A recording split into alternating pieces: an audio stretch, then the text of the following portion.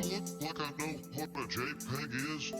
I just want a picture of a goddamn hot dog. Hot dog. Hot dog.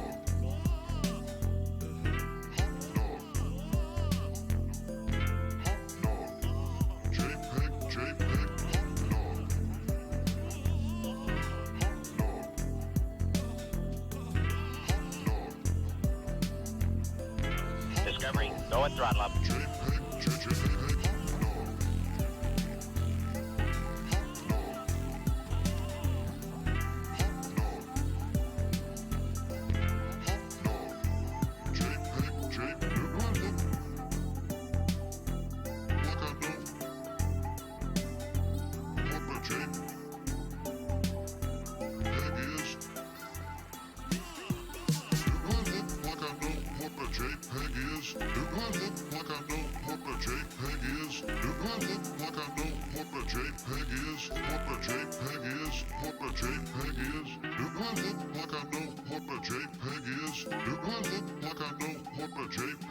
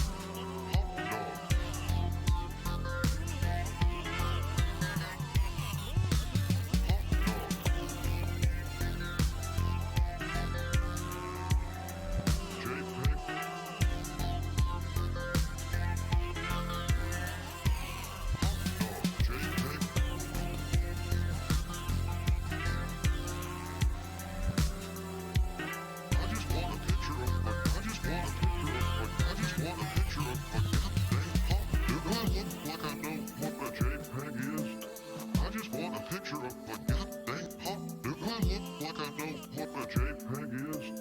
I just want a picture of a goddamn hot dog. JPEG. Discovery, go and throttle up.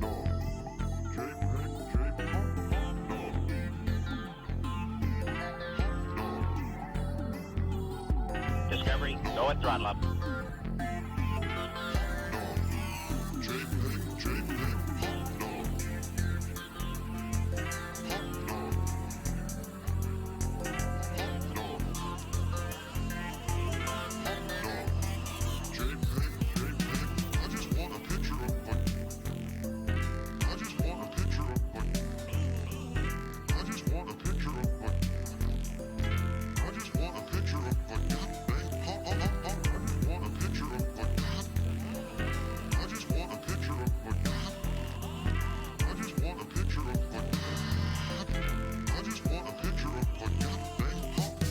Discovery, go and throttle up. JPEG is. Do I look like I know what the JPEG is? Do I look like I know what the JPEG is?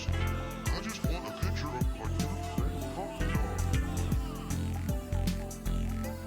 I just want a picture of a goddamn hot dog. I just want a picture of a goddamn hot dog. A picture. A picture from a goddamn hot dog. Hot dog. Hot dog. Hot dog. Hot dog.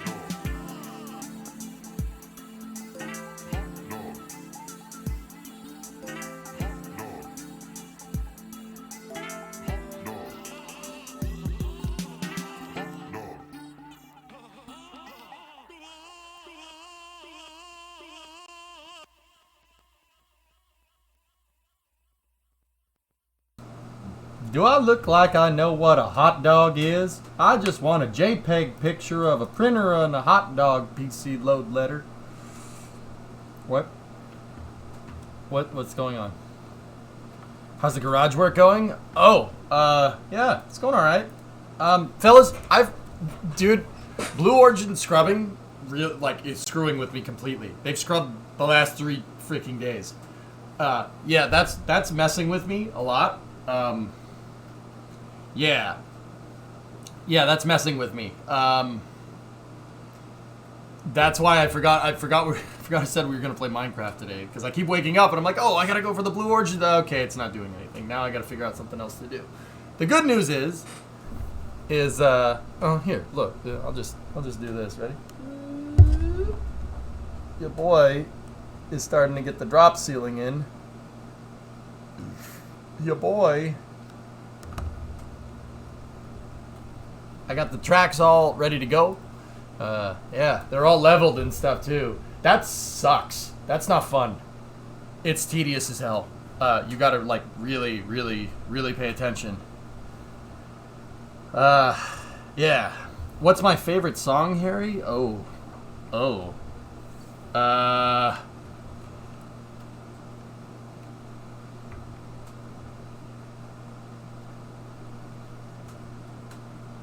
Did you finally get into the house? Yeah, Salty, I'm in the house right now. I'm in my office. Here. Yeah, this is the office that's attached to the back of the garage. Mm-hmm. Countdown is probably up there. Yeah, Countdown by Rush. Hey, Wolfie, what's going on? One time Brian heard her loved a woman. Wait, what? Hey, I have that shirt in red and black. Oh, yeah. Yeah. Yes. Very nice. Very nice. How's their plan? Hire Daniel Ricciardo. 2, 3, hire Latifi for the sponsor money. That shirt sucks. You know something? You suck.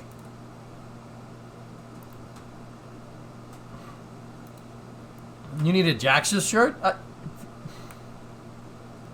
I've got real F1 practice on. Oh, alright. Anyway, is Yuki worth it? Yeah. Awesome, man. It's awesome to see your growth since I started watching. Right on, Salty. Yeah. The bracing is deflecting some of the echo? You think so? Yeah, I guess that's possible. I want to start putting the tiles in. I'm probably going to do that before the stream tomorrow. I'm probably going to get the tiles in to really get them nice acoustics, at least between me and the green screen. Like, behind the green screen, whatever. I'll get that done when it gets done.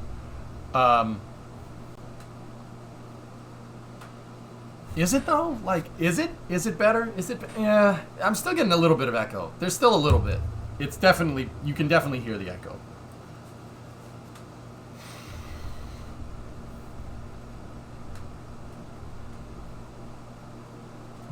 Chonto. Anyway.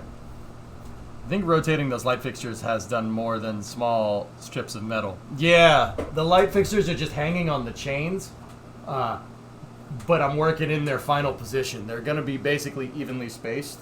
And now keep in mind, I know I'm on kind of one side of the room. If I go into the center, they're nice and evenly spaced. But yesterday we were not legends, but today is a new day. But yeah, Salty, yeah, I'm in... I gotta get a USB cable long enough so I can like show you, but through the wall that you guys are like up with your back up against is a 1,000 square foot garage, and the 59 is in there. Now, I haven't been wrenching on the 59, but I will be. Right now, the garage is kind of messy because I've been using it as a staging area to finish this. So there's like doors and door jambs out there next to the truck, and all the channel and all the tiles that I need for this. Once we get that all figured out, then I'll start cleaning up the garage, and we'll, I gotta get the streaming rig down here. The auto streaming rig is still at my parents' house. I gotta go get that. When I get that, yeah, that's when you guys will see. Yeah. So, yeah, yeah, we're gonna play F1. We'll do one race, and then we'll play Minecraft, and then we'll do Space News, and then Friday Night Racing. Today, I think that's what we should do. Yeah.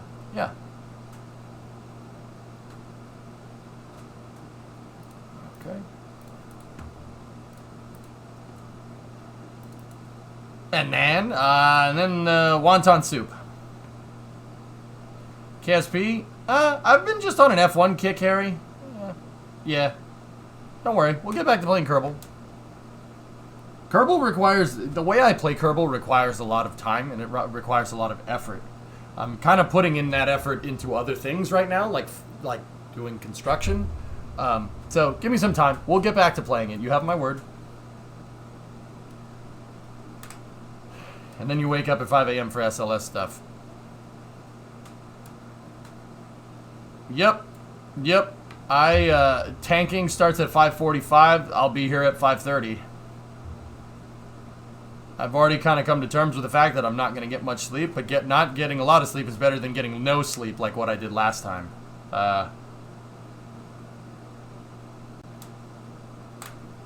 Yeah, so let's jump into F1, and then we'll go from there. Are you more of an engineer or a pilot on KSP? You kind of have to do both of those things. I like putting the spacecraft together. Designing is my favorite thing to do. Hey Jack, what's going on? How's the baby? What? No Minecraft?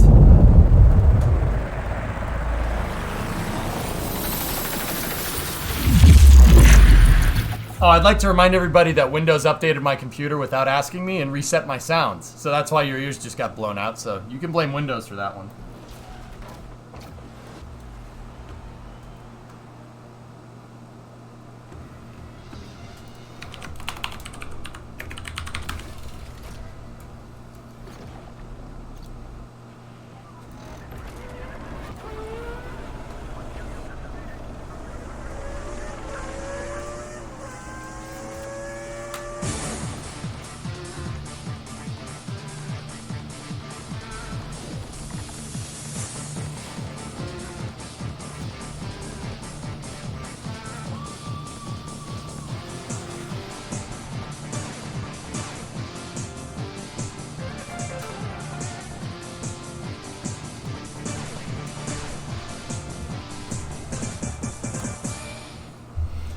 You know what?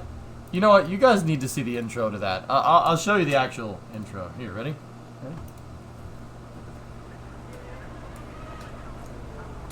Ready? You're gonna hear it again.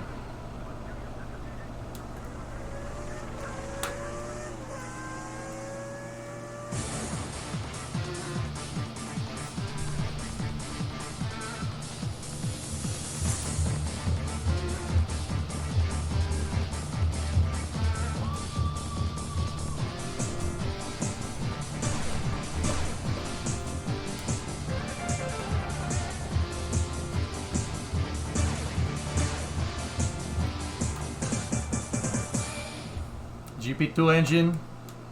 GP2. Ah!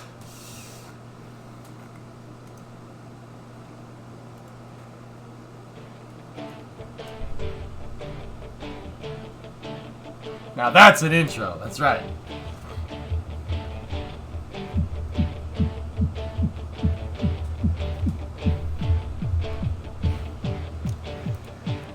Alright, we will continue with the Master plan.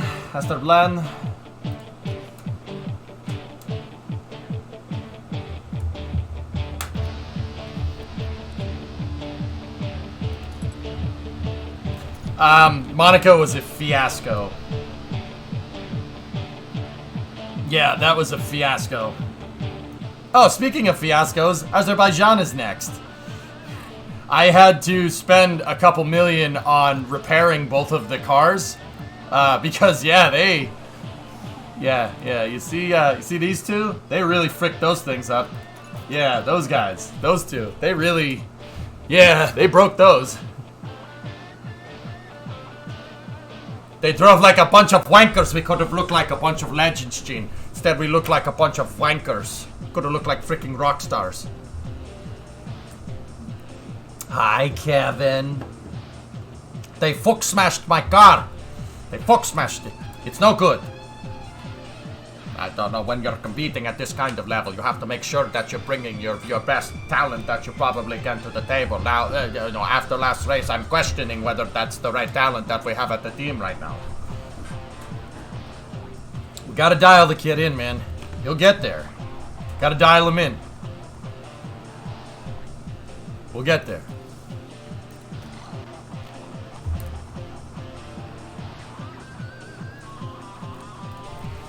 I wonder if, depending on what you level up, if these stats right here change.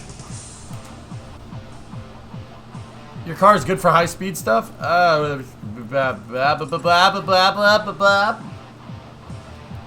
Anyone have thoughts on where Danny might end up? Haas. Haas. Who's the reserve driver? Pietro.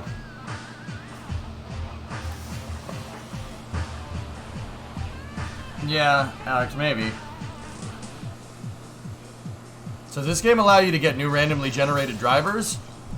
No, but you have a list of pretty much everybody that's in the pool possibly being a F1 driver here. Logan Sargent's in here if I'm... And I scouted him.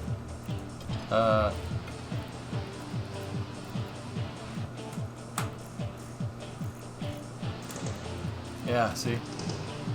My boy Logan right there. How does Logan Sargent compare? I have to scout him? We're scouting him right now. Any NASCAR drivers in the pool?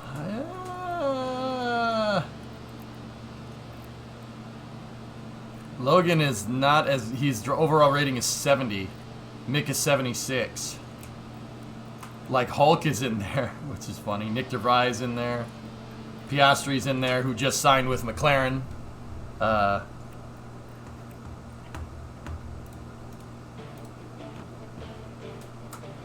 Pierto's my third driver. Kubica's in there. Oh, hell yeah. Is Colton Herta in there?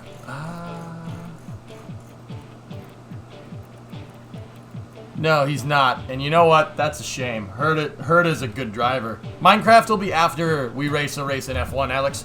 Between this and Space News. Yep. We're gonna do Baku today. Well, we'll scout him out, Moto, and we'll see. No ladies in the pool? There is, but I don't know their name. Enzo Truly. Hey, Yarno's kid is in here. That's cool. Drugovic is, if I'm remembering that, he's good. Jake Hughes is in there. Correa is good. Yeah, but a lot of these guys need a lot of dialing in.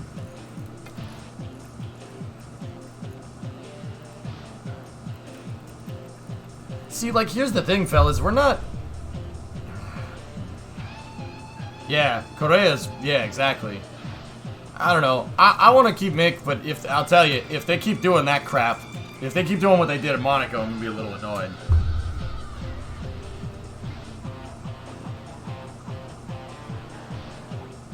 Hurt is really good, but Palou would be better in F1.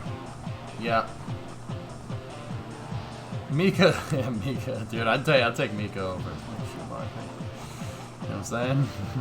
Freaking legend. Yep. All right. So let me make sure that these cars are good. Those gearboxes have seen better days, but we can't keep belting through gearboxes like that.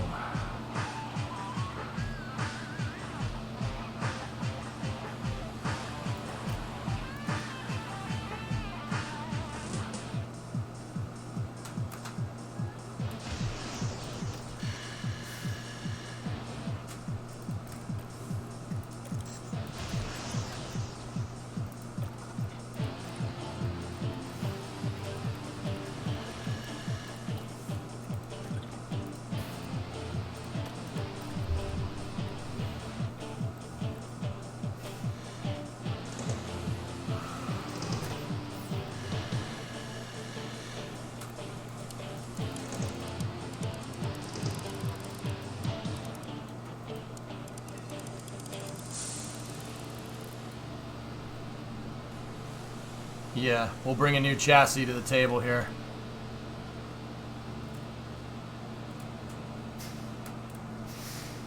We'll be taking advantage of the glitch of moving all the focus sliders up.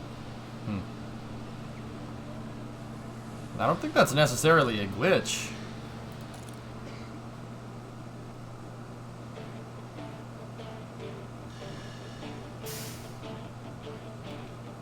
Yeah, I scouted Logan Sargent, JDG. We're gonna scout out Logan.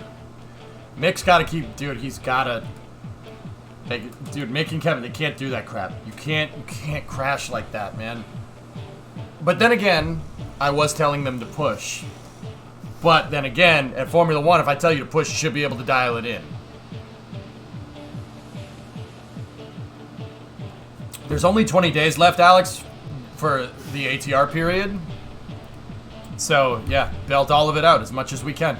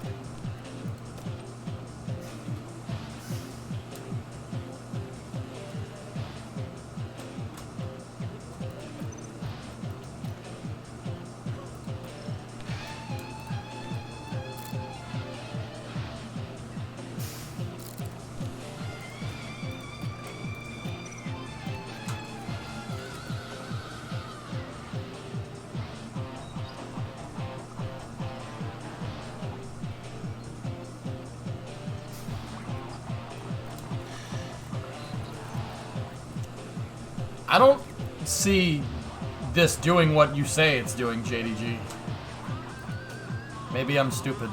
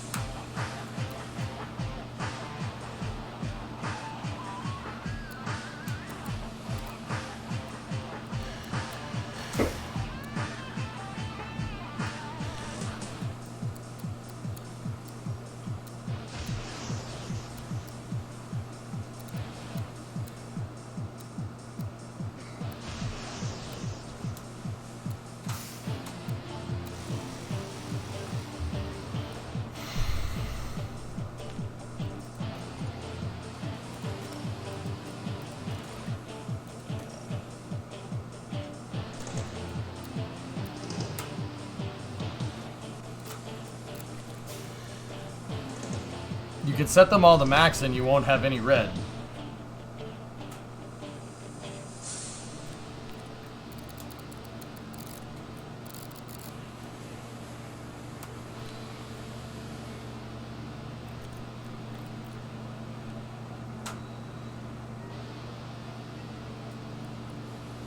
Huh.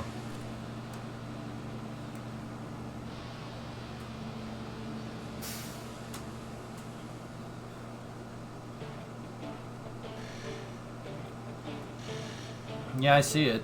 Alright.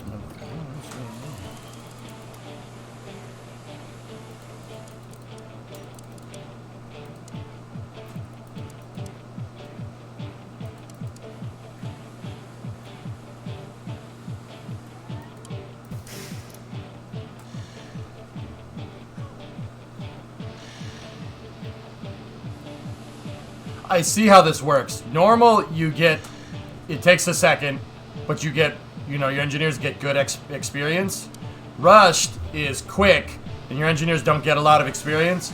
Intense means your engineers get a lot of experience and you get it quick, but it costs a lot more. Yeah, let's do it. Especially on the chassis. You don't want to spare any expense on the chassis.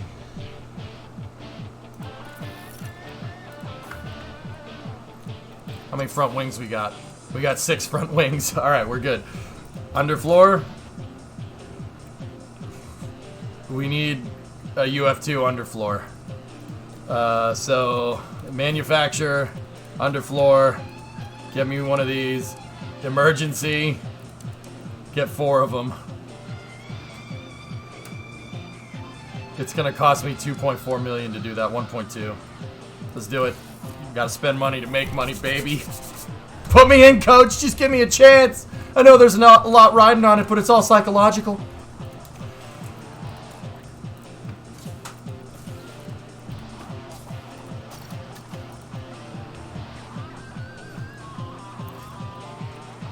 Oh yeah, very good.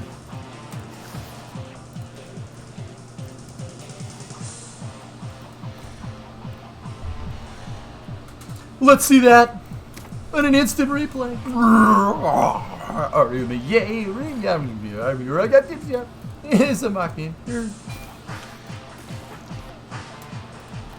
We got that rear wing focus coming. We need one more side pod. How about you, side pods? You want some of this milk?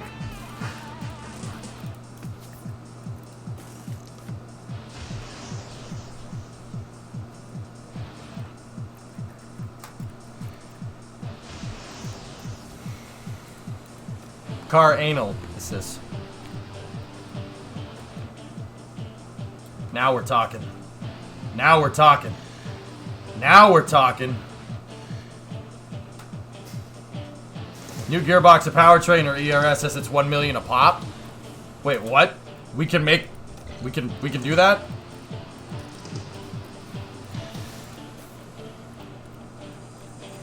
How do you make new? No milk will ever be our milk.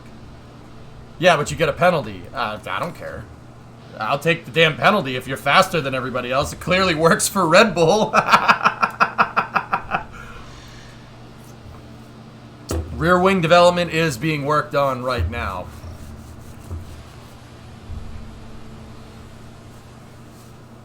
That prediction was showing your averages versus the grid. Oh, I know. Yeah. Oh, yeah, baby. On Baku, this is going to be really helpful.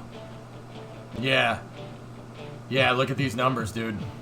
If they don't frick it up, frickin' Ericsson's fault. You want to develop a wing? Can I ask a question? Certainly. That's always the first step in app development. 2 more S3 suspension in case of DNF.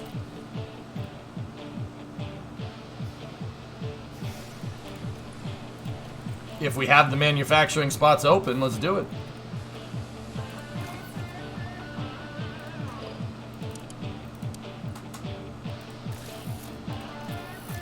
Gotta spend money to make money, boys and girls. Yeah. Yeah, dude. Yeah, we do. Yeah, no, we have a good car. I'm spending cash like crazy. At first, I spent cash on facilities. Now I'm spending cash on all the cars. We upgraded a bunch of stuff, especially like the CFD simulator. Doing a factory upgrade right now, and then I beefed up the race simulator, and that's giving huge experience modifiers to Mick and Kevin. I'm curious to see if we can get Mick and Kevin a lot better with upgrades to this thing. I might do it again. The board needs new chairs. Also, yeah, I gave the board a better boardroom, and despite some poor performances, they still like me.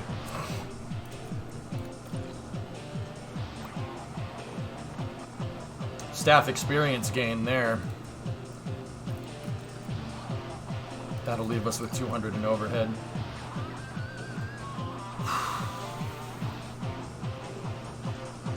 Does the scouting department help you get engineers? No, I don't think so.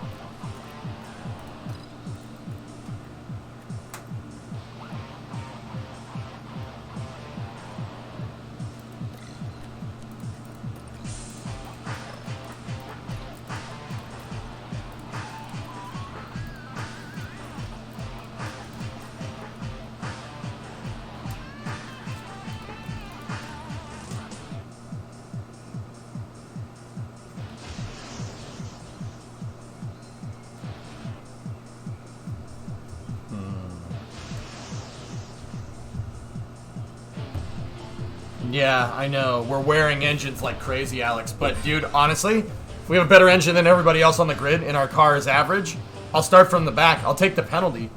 I just... Fellas, where do I build engines? I'm dead serious. Where do I build them? I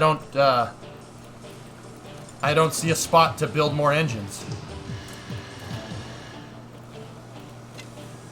Oh. Oh. Wait a minute.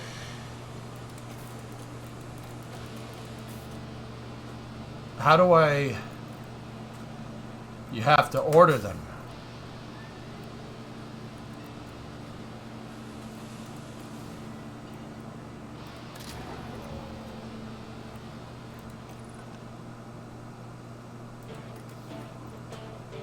Not right, it's on the change button. You cannot buy a new engine for this car because one or more is currently unused. How much do those things cost? New powertrain, $1 million bucks. What about the ERS?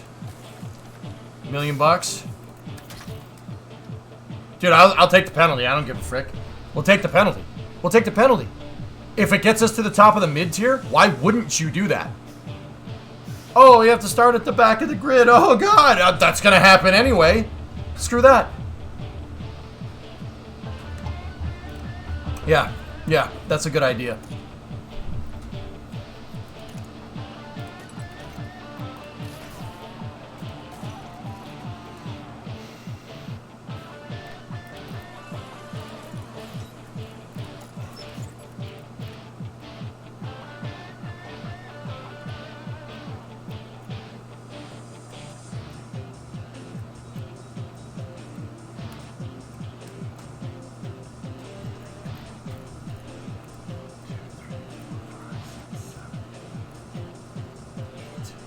Man, there's a lot of races. There was a lot of races this season, or there still is. Like, man.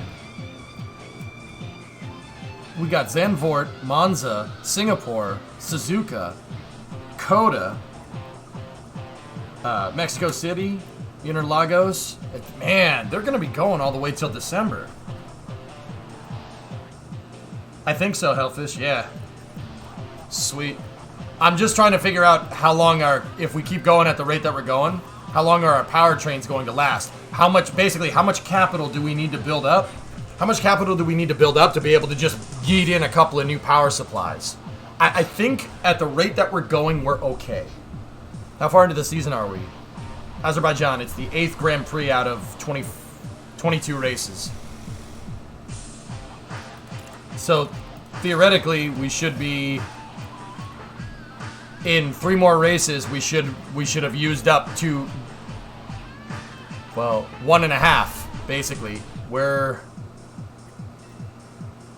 kind of close to that. Hey, Flykin. I'm burning through gearboxes, though. Okay. Let's check the car analysis. So only 1 more power unit per car. That's 2 million. Hold on a second. You got to include the ARS. 3 million for a totally new powertrain. Feeling like butt today. I don't know why.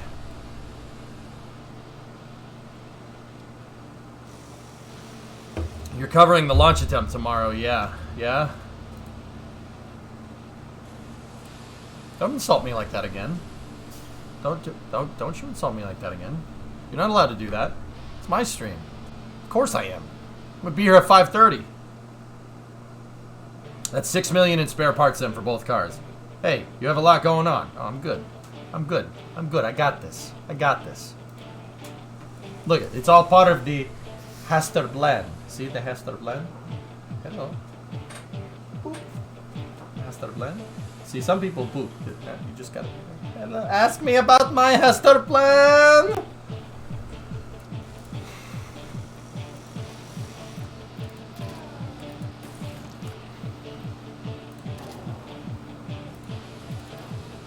We're gonna go on E4 in Engine 1 and Engine 4 for both of these cars for practice at Baku. ERS 1 and 3. We're gonna keep those. Oh. I might save these for practice from now on and Gearbox 3 and 4 for quali in the racing.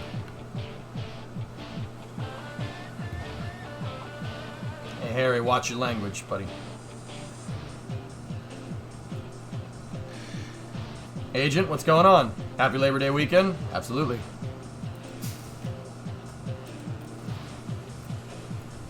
Alright. I think we're as ready as we're gonna be. You bums better be ready. Calendar.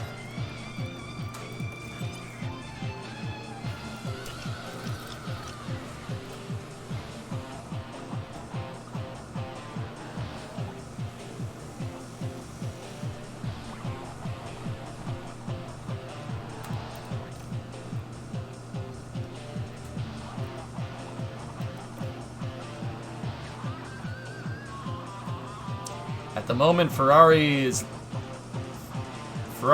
leading the pack. Ferrari is leading the pack in the Constructors' Championship by 40 points, with Legorg on top in the Drivers' Championship by 26. This game's literally unplayable, totally unrealistic. Oh, sorry, yeah, Harry, I mean, you could swear if you really want to. We're just gonna time you out. I mean, I swear sometimes during the day too. You don't sound good when every other word is a curse. Like, some streamers are just, oh, frick this, frick that, frick you, frick that. Like, it's like, okay, that's a little too much. Doesn't make you sound cool. It makes you sound really stupid. Blue, I managed a Miami race yesterday, and I can see what you mean. You could fill the track with dumpsters in all 3 spots, and we'll race the exact same.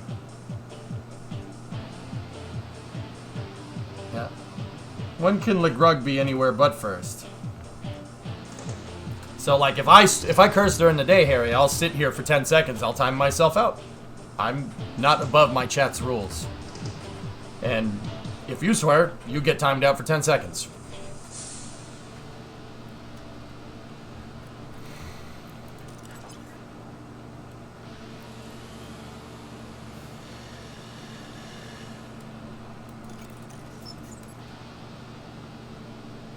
It's all good, man.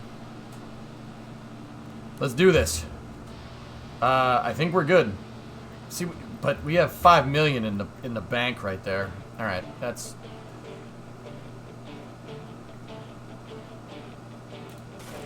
Let's go.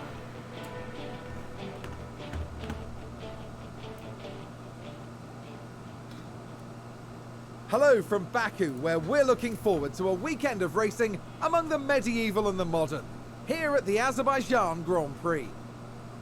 Drivers will be battling it out on the streets of the Baku city circuit. Not a in real here. contradiction Not in here, dude. of a track. From the Let's talk about Formula One, where okay? the less drag the better, to the tight turns where downforce is a necessity. Teams are going to have to work hard to get that balance right. The season is about halfway through, and it makes me wonder what else is in store for the teams. Well, there's only one way to find out. There's nothing like a race weekend in Formula One.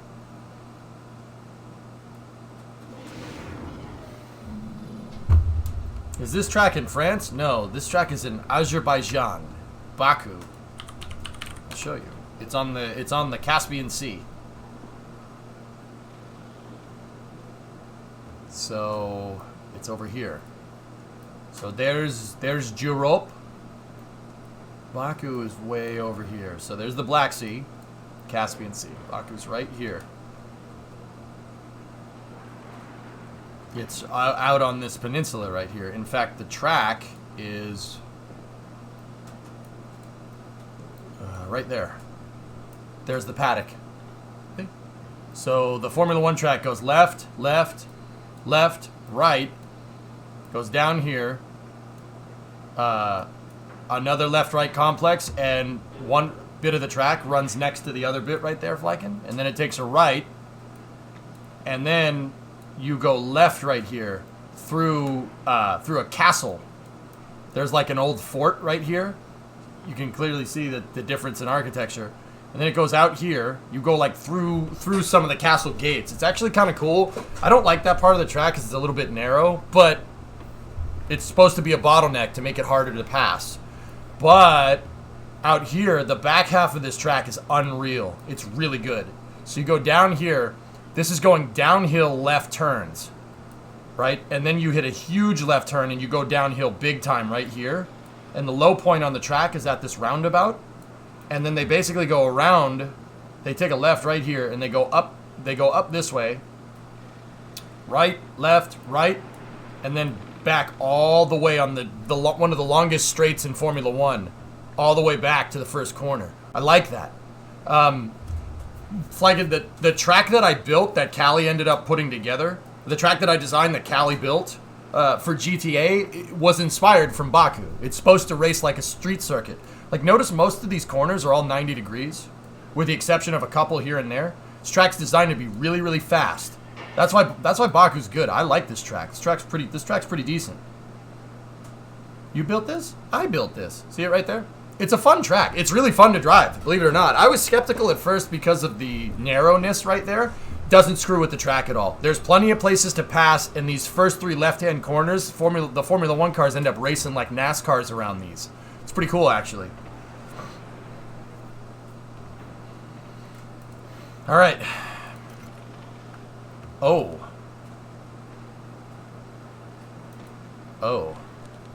We should be able to do that.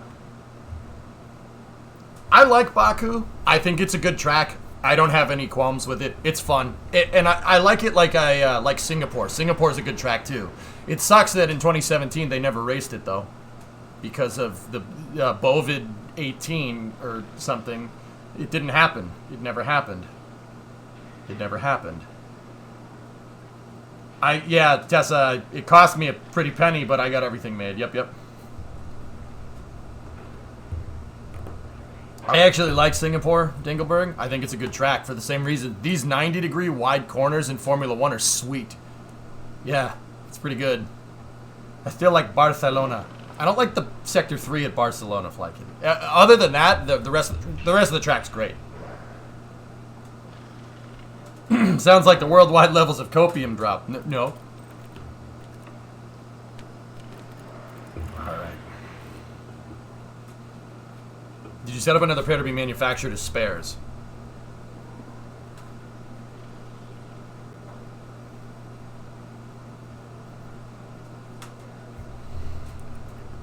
In my dreams. Alright. So I'll do it. In your dreams! Master, I was hoping that one day I could be the chosen one. Be quiet. Master, I don't like him very much. Let's kill him. Sit down. Ah!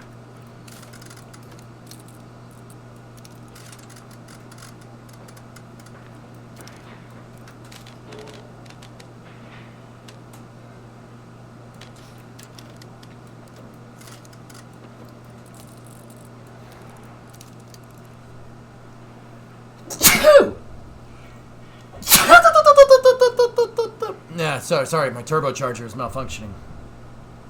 Face to foot style, how'd you like it? I'm sure on some planet your style is very impressive, but your weak link is. This is Earth. I'll do it in your dreams! I'm bleeding, making me the victim. Gentlemen, from this day forward, you may all refer to me by the game Betty. Did I say game? Driver questions. Where do the drivers sleep during race day? And is it like baseball or football where they race 4 to 5 months out of the year and then take the rest of the year off? Yes, it is like that, Flykin. All racing takes pretty much December, January, February, March off. It's like baseball. Yeah. In terms of where they sleep during the race, dude, there are these trick freaking RVs that they have. They're like, this doesn't even, dude, these things don't even like, you could call them an RV. It's more like a building that gets toted around on a trailer. So Formula One has these awesome trucks that they drive around everywhere, and like every team has these. They transform.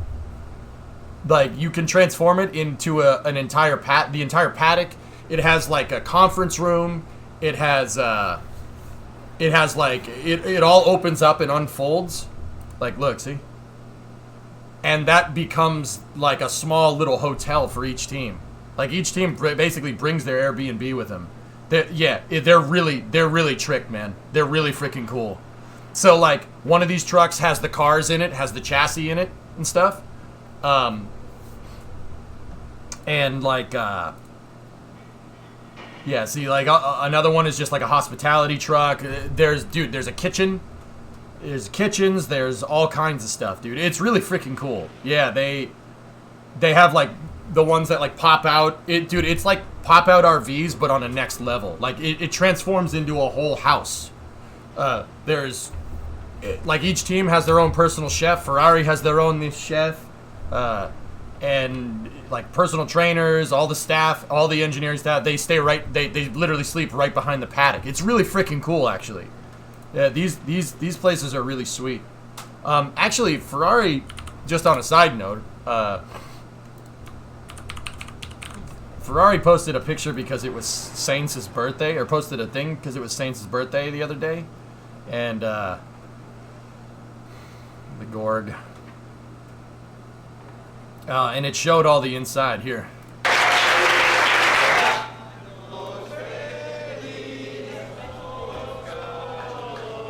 Like, that's inside of it, dude. Yeah, Charles hid in the closet with a popper.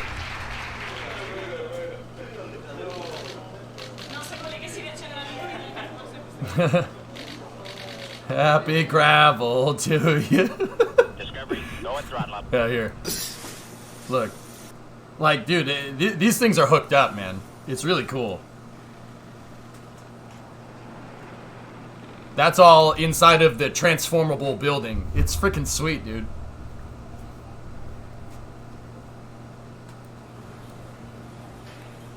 Okay, but put the TV for me.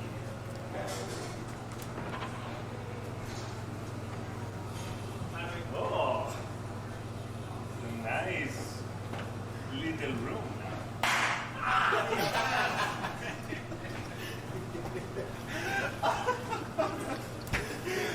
Oh, my legs are dead. Oh,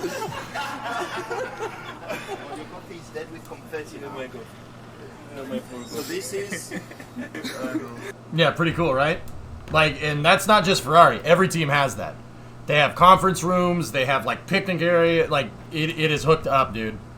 And the crazy part is that all those trucks and everything, they can all fit into a 747 cargo. That's the bottleneck. Because think about it. How do they get those trucks to the U.S.? How do they get them back to Europe? How do they get them to Japan? The cars, the trucks, all of it is designed to fit in a 747 cargo. Yeah, it's really freaking cool, dude. My boat. Here, show the building in time lapse. Oh, okay. And dude, every weekend, well, almost every weekend, every weekend they're setting everything up. Williams sleep on the street. Well, Latifi doesn't. See? Generators. See, look, dude, it's a freaking transformer. Look at this thing. It's all modular. Everything comes apart. It's like a big Lego kit.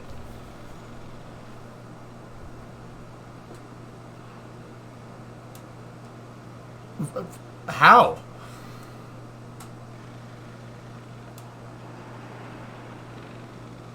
They do that. They pick up and take these down every race weekend, man. Can you imagine being like a roadie for an F1 team or something? I also really like this truck with the crane built into it. That's really cool. Yep, I want it. If I recall correctly, they only have those trucks in Europe. You think so, Capcom? I'm pretty sure that they can move all this inside of an airplane, but I'm not sure. I'm pretty dang sure, though. Yeah, it's like taking double wides to the next level, Flagging. It's pretty freaking cool.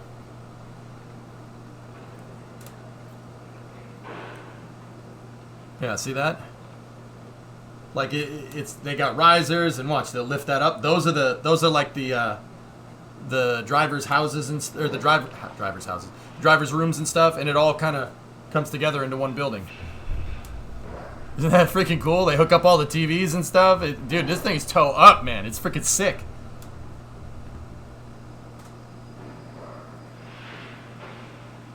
Yeah, they're freaking roadies. They're stage crew, exactly. I don't know what you guys call them. We call them roadies over here. It's the stage crew. They do this every other week, man. Sometimes every week. I've taught, dude. When I was in Montreal, I talked to one of these guys. We were walking the track, and the guy was out walking the track, and I'm like, "Do you work for this team?" And he was like, "Yeah, I work for this team."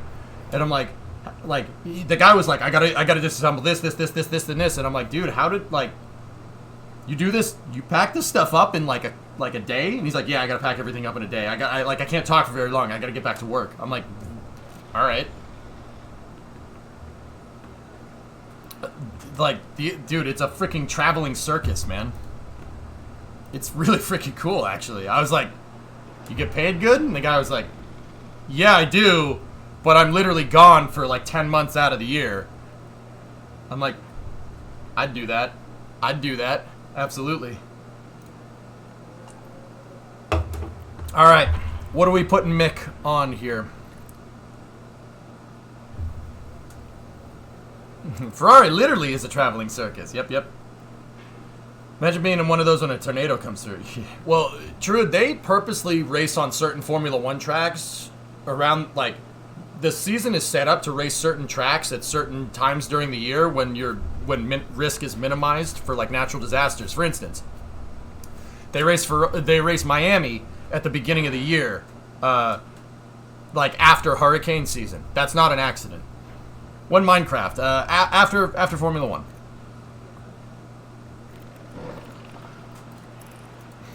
Okay, that gearbox ain't gonna last too long. Let's put him on the crappy engine. This car part has damage, which is likely critical if used on the car. Yep, yeah, that's fine. If it breaks, it breaks. So what? Okay.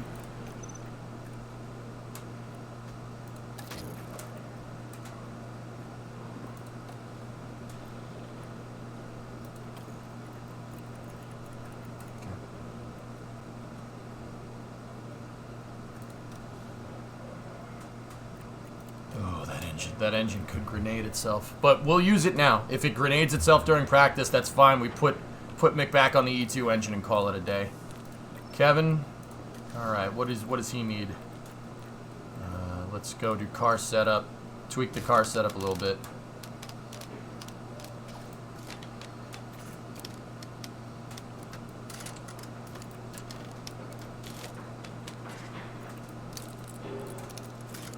Let's go right there with him. Get it into the optimal setup range. I want them on 20 laps so they can get a full driver feedback.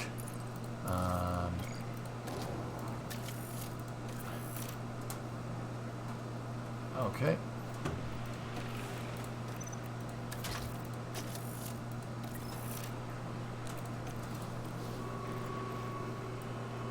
If it grenades, will it damage other components? Don't know.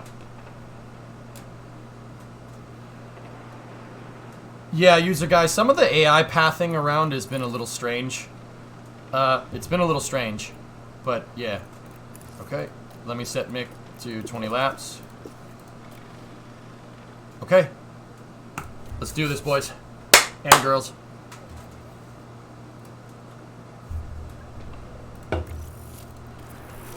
Does Japan have any tracks? Yeah, Flykin. Suzuka. Suzuka's my favorite. Suzuka's a figure 8. It's a figure 8 track. Want to see it? Yeah, we don't talk about Fuji, Tessa. That track blows.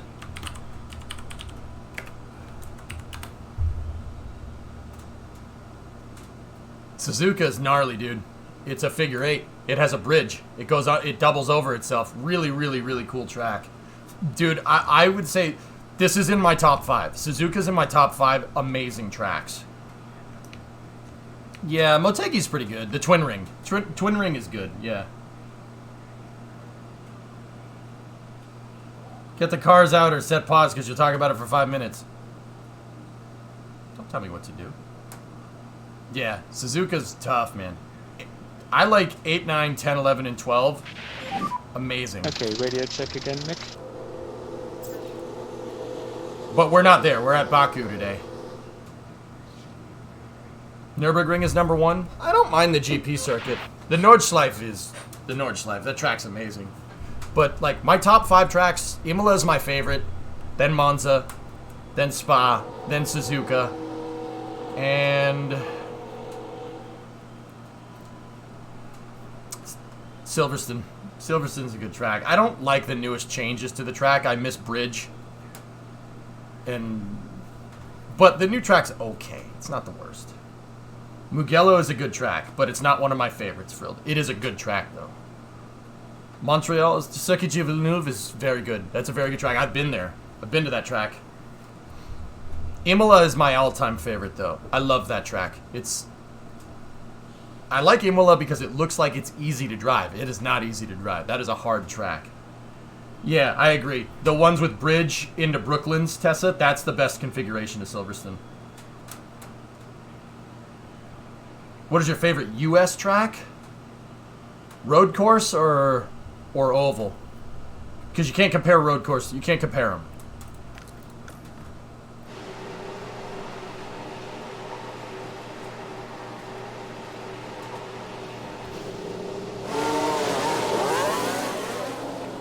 We'll do both.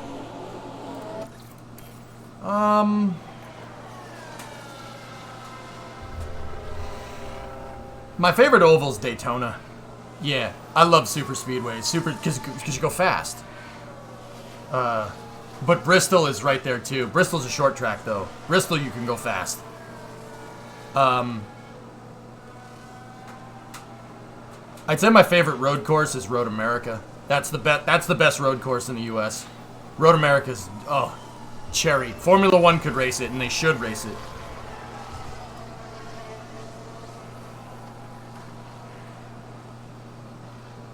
Excuse my dumb. Is this track used in Cars 2? It looks similar. No, I don't think so. Favorite ovals Dega. Dega's awesome. Yeah, that's in my top 5 ovals, dude. Easily top 5 ovals. But Road America is in Elkhart Lake, Wisconsin, is one of the best tracks. Formula One should race it. They should race it, but they won't. They won't do it. It's not up to spec. Tavo Hellman designed Coda, not Herman Tilke. Bleh. Tavo Hellman is the guy that designed Circuit of the Americas. I like Coda. Coda's a good track. I think Road America is a better road course. How's your read on the balance and things? Car felt quite good. Okay, understood. Not bad. All right, come back to us. Okay, you're coming back to us, mate. How's the balance?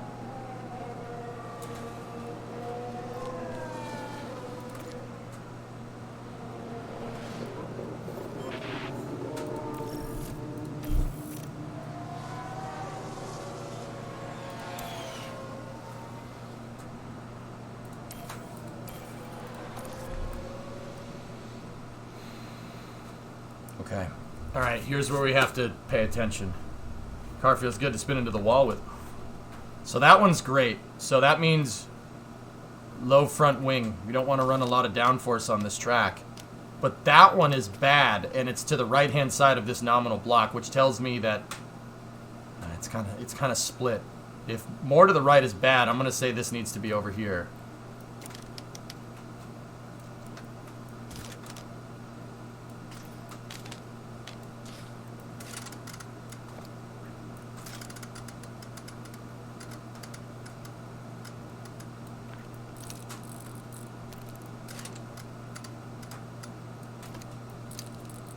And then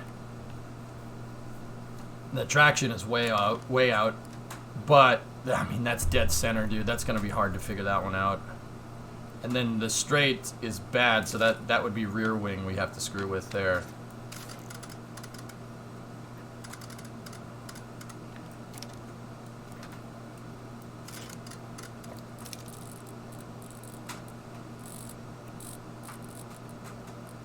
You don't want a lot of toe for this track. The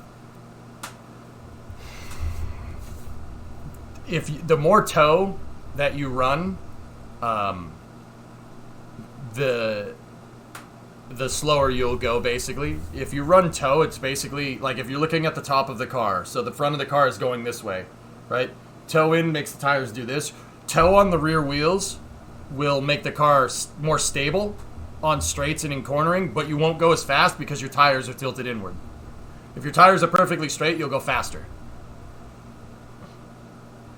Your driver's feeling cute. Might hit the wall later. Oh, dude. If Herta's in there, Herta will do good. Dumb question. Does the previous setup from the last race work with this one or no? I wouldn't do that, anime fan. They're different tracks. Baku and Monaco are two very different beasts. Baku is a lot faster. Way faster than Monaco.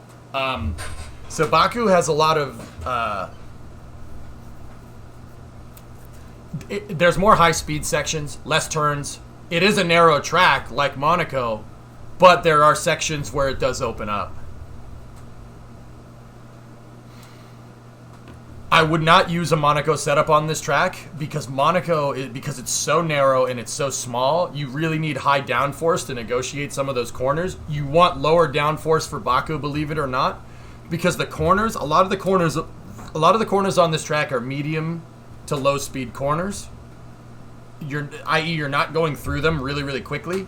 Monaco's corners, you're going through them very, very fast. I know. I just said that, Baku's a faster track. Baku has more straights, but the cornering actually, believe it or not, is medium speed corners. Like I can show it with the track configuration. You can see it in a second here.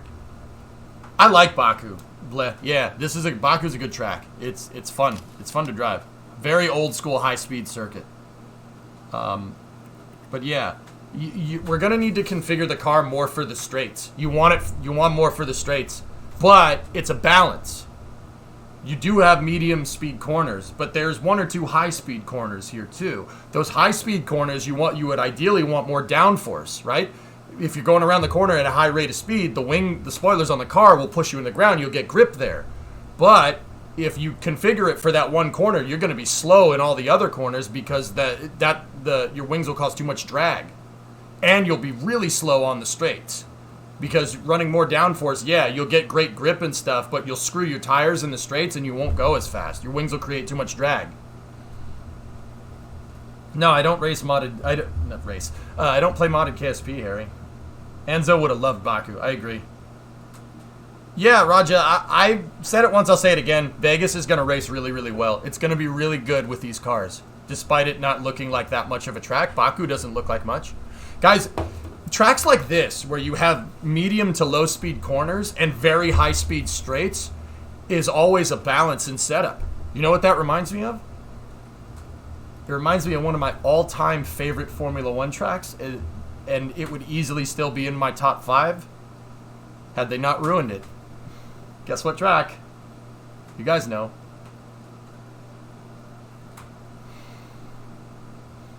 That's right. That's right, Tessa. Hockenheim. Hockenheim was my all-time favorite Formula One track. It doesn't get better than that. Le Mans. Yeah, Le Mans is like that too, Subsonic. Yeah. Hockenheim is the GOAT. I love that track. Anyway, that one's near great. That one's bad for braking stability, but we would ideally want that over here somewhere.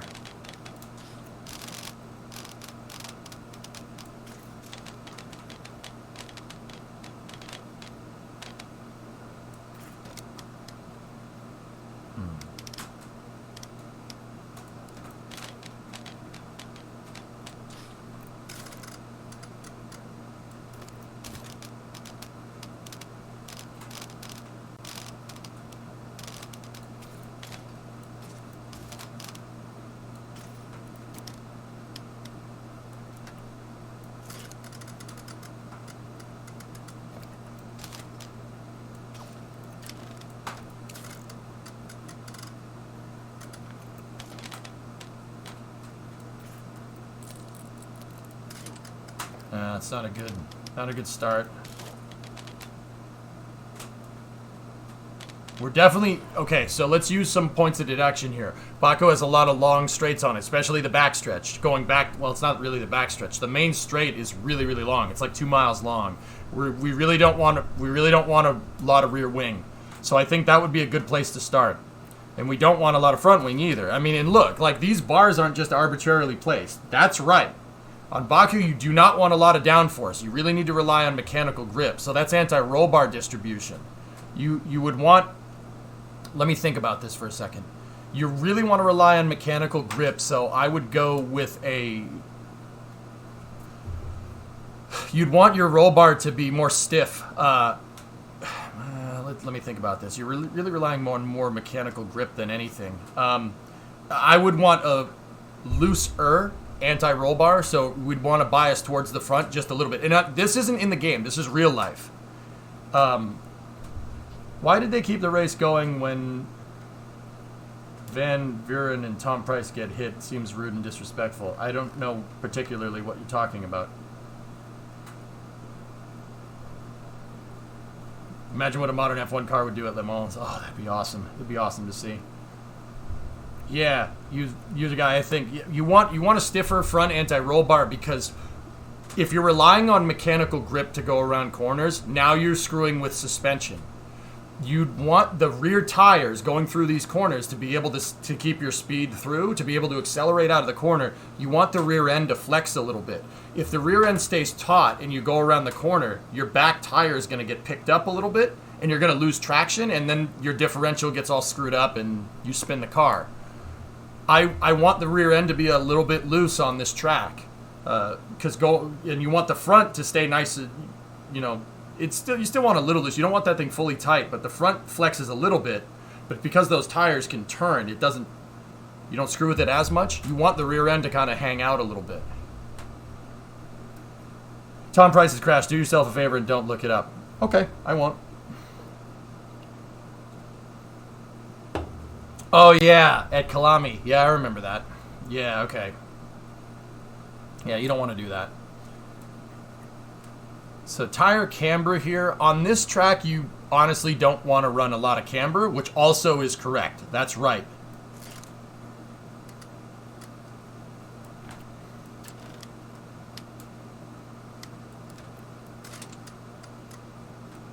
The reason why wouldn't you want to run a lot of camber? Anybody know? The short story is that you would want more camber if the track has a lot of corners. However, you don't want zero camber either, because we do need to rely on that mechanical grip through the corners. I.e., the corners are fast, but they're not fast enough where the aero is going to be doing much. Think about it. Think about aero on these cars. Like, picture an airplane going down a runway. Does the airplane just, whoop, does it just take off? No, it's not VTOL. You have to get some airspeed over the wings to be able to take off, right? The car's aerodynamics don't work as well at low speed. So if you have low speed to medium speed corners, you're going to have to rely more on the suspension and the mechanical aspects of grip instead of relying on the aero to force the tires into the ground.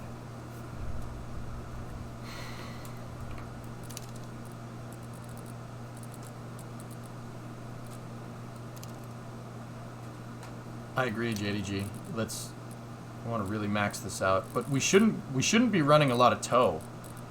You shouldn't run a lot of toe at Baku.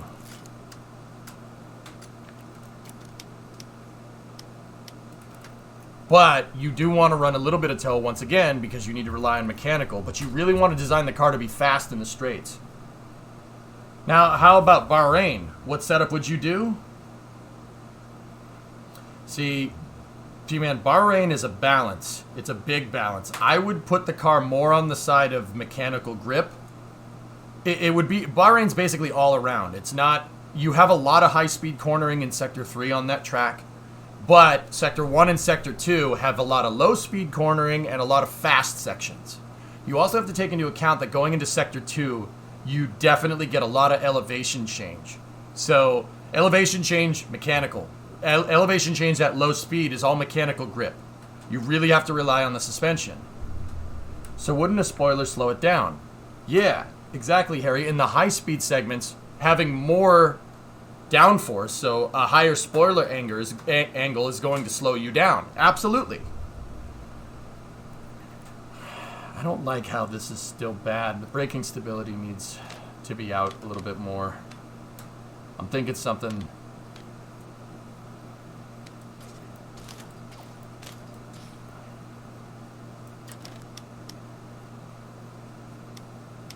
Could go full front distribution there.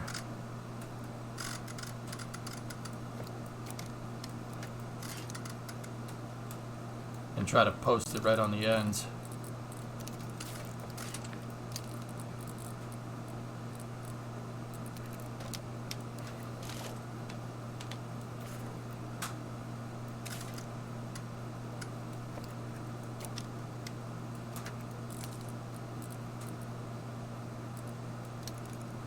cornering is front wing. So, if, like, the reason why I'm sitting here and I'm thinking about this so much is because the more you can get this dialed in, the better.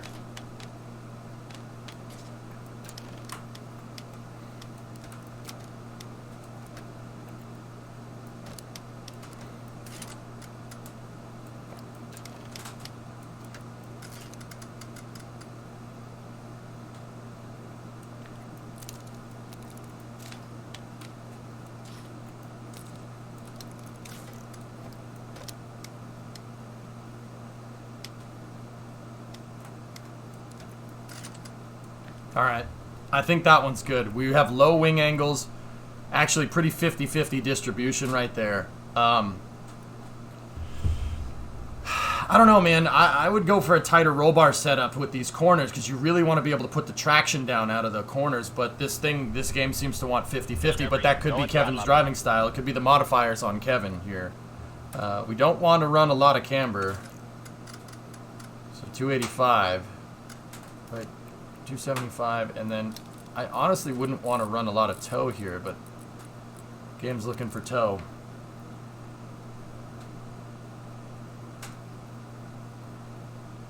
I like roll one click to the right.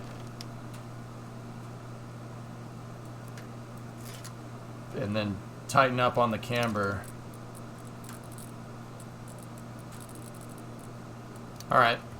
Let's see where that gets us. The three ones that are set to bad are as far away as they can be, because that's the right way to do it.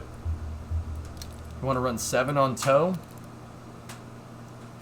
You really, if that's bad right there, you really want to be as far away from it as possible. So I'm gonna max these out to the ends, and that, since that's great right there. Yeah. Okay. All right. So. 2, 10.5. Hang on.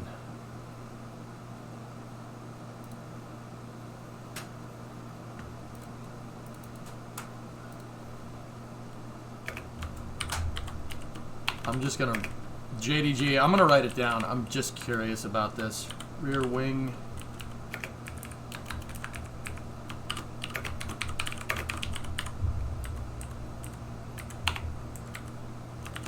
The rear wing is 10.5. Anti-roll distribution.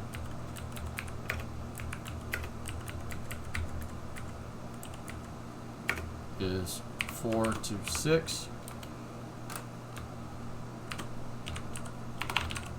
Tire camber is minus 2.8.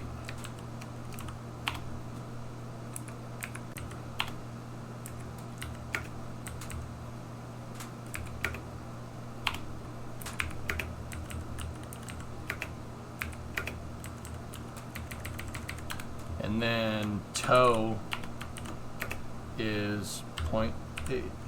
So we'll see. We'll see where that gets us. This is for Kevin. And then we'll do the same one. We'll do the same thing for Mick here in a second.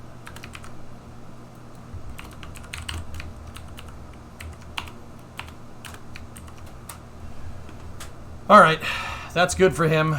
He could stay on those softs. Bland is good. He's gonna run out of tire, but that's okay. Good. Hello?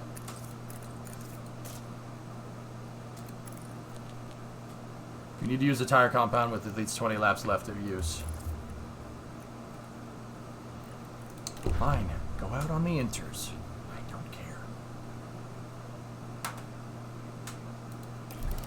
What would happen if you had no rear wing on the F1 car? You try to go around a corner and it would spin out, T-Man.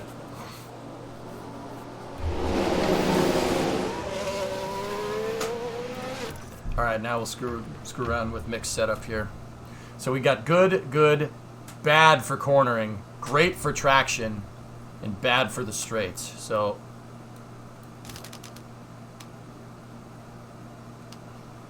Kevin's was set to 2.0.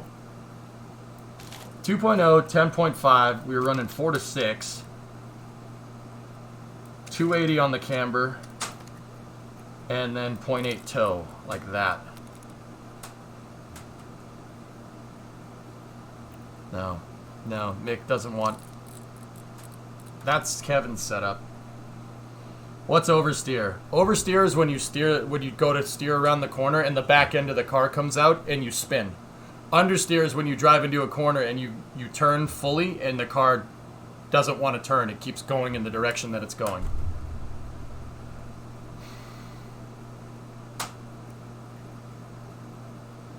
So, like, if you're going around a corner, here's your corner, right? Still bad. If you're going around a corner and you're coming into the corner like this, oversteer is when you try to go into the corner, you get to the apex, and then the back end of the car spins around and your car rotates this way and you spin out. Understeer would be if you go into the corner and you try to hit the apex and the car just keeps going that way.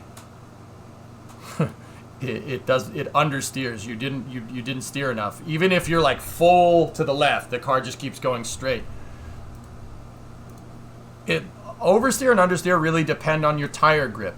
There's a lot that has to do with that, like, and it's like how much weight is over the front wheels versus the rear wheels. So a front wheel drive car with the engine basically over the front wheels, very likely to understeer, because even if you're steering those tires, right, all the weight is pushing down on them to the point where, like, even if you're trying to go around a corner at high speed, the momentum of that engine, just the engine being up at the front, just wants to keep going in the same direction. You'll just basically turn it and the tires will just go. So, comparatively to like a rear-wheel drive car, say like a muscle car, like a Mustang or something, or a Camaro, those have the engine up at the front on the front tires, and then there's a drive shaft and a diff on the rear tires. You go to drive that around a corner, the front tires grip, and because there's no weight over the rear tires, they don't. So the car oversteers. That's why old American cars have a huge reputation of not handling very well. Honestly, they weren't really designed to be Euro touring sedans. They were designed to drive in a straight line down the highway and give you a comfortable ride for long periods of time. But there you go. So that doesn't mean that every front engine rear wheel drive car has terrible weight distribution. To be honest with you, you take something like an MX-5. Let's say NA. Let's look at an old Miata. See that? That has the engine in the front. It's an engine in the front, rear-wheel drive car.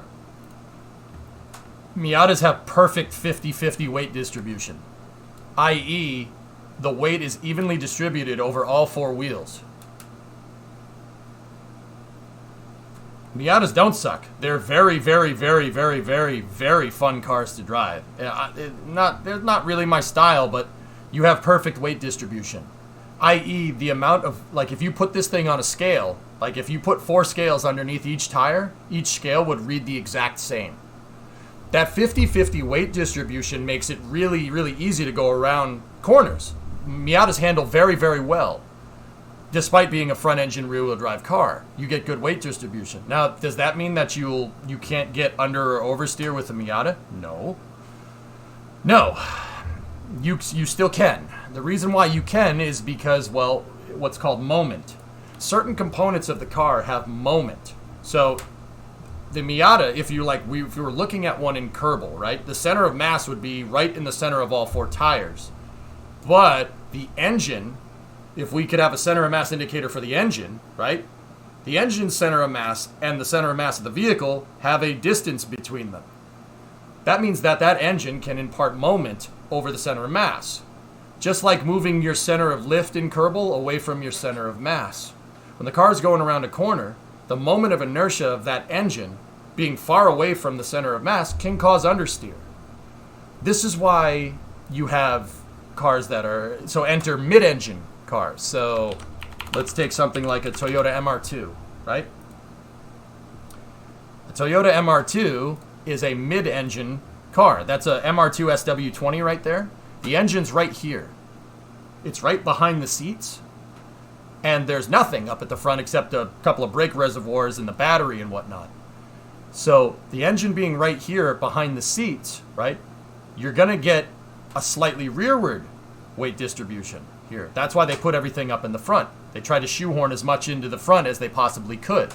Because if your center of mass on the car is far back, what do you think it's going to do? Think about it. You know, it would be insane if F1 cars had their engines on sliders so they can just slide the engine forward and back to change the weight distribution. Yeah, you could probably do something like that, but how are you going to connect it to a drive shaft? What's the weight distribution like on a Humvee? I'll get to that in a second. What do you think? MX-5s are 55-45. The RX-7, that's 50-50. I've never heard anybody say it's 55-45, Tessa, but...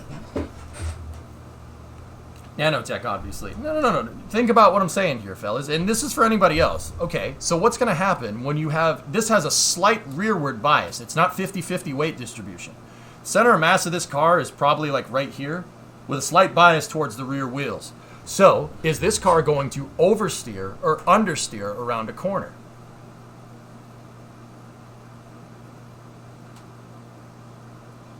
It's going to oversteer. Why? The engine...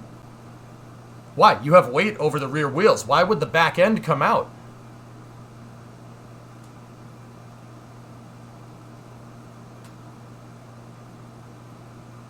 Inertia?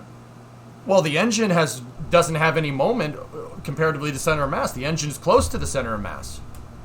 Why would it oversteer? This is another thing to understand here, guys. This thing oversteers because when you're braking for a corner, the car is naturally going to compress the front suspension. You compress the front suspension, right? You're pushing those wheels into the ground. When you're braking, all the weight from the inertia from deceleration gets put over the front wheels. And then it gets taken off of the back wheels because the back suspension's decompressed, front suspension compresses.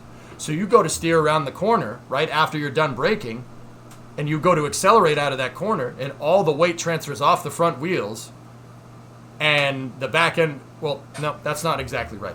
You're braking for the corner, right? All that inertia gets put onto the front wheels. You get full weight transfer, so the weight distribution goes to the front.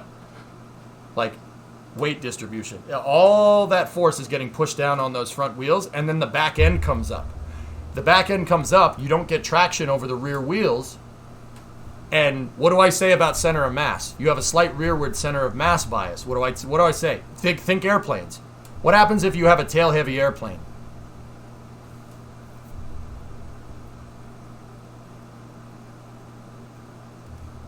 Center of mass wants to go first all the time. Think about a bow and arrow. You have a heavy arrowhead on the front, then you have a wooden stock, and then you have feathers on the back, right? Or some type of stabilizer to make it fly straight, right? Center of mass always wants to go forward. You can get snap oversteer with these cars. Despite them being a mid-engine car and having really nice weight distribution, right? Weight distribution isn't everything. You can still have cars that oversteer despite having very good 50-50 weight distribution. This car will handle really, really good, but you got to be careful because you have a slight center of mass bias. Ideally, you'd want the engine and the driver kind of sitting on top of each other. That's the best weight distribution that you can get. So what they tried to do with the MR2, what Toyota tried to do, they put the radiator, they put the battery and everything up in the frunk, right? They put the radio, they put the battery, not the radio, they put the radiator, they put the battery, they put all the brake fluid, all the fluids are up in the front to try and combat this. But these things are still susceptible to snap oversteer. So a bike, motorcycles handle very well because you're basically sitting on the engine. Yeah, there you go. Now, somebody asked, how would a Humvee handle? Humvees aren't really designed to corner at high speeds. A Humvee's weight distribution is towards the front. It's on the front wheels, more or less. There's a big, heavy freaking diesel engine up in there.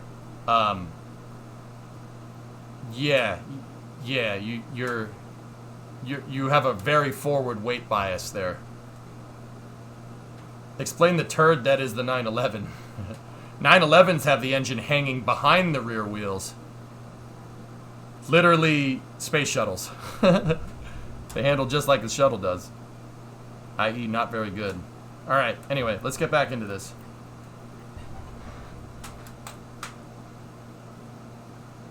Yeah, there you go. But yeah, just because you have 50-50 weight distribution doesn't mean that the car handles really well. It's all about weight transfer. It's all about how you, like, where your inertia goes when you step on the brakes going around a corner. You have to make sure that when you're going to a corner, you step on the brakes, that the inertia doesn't screw up your balance, because then your car can spin out. And this is like especially true with Formula 1 cars, because the engine is in the back. You can snap oversteer these things. That's why I said I wanted the rear end loose. So when you're going around the corner, you go to brake and you go around the corner, because the rear end can flex, you still get some traction on the rear tires, just not as much. Longest pit stop in history.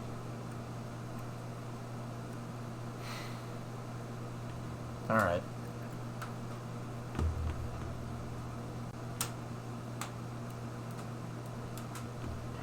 Let's go.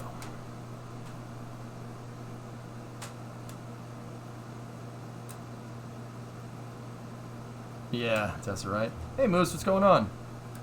When are you going to lift that Ferd? Which one, Bailey? The 97? I want an F350 axle up in the front. I don't want to lift it.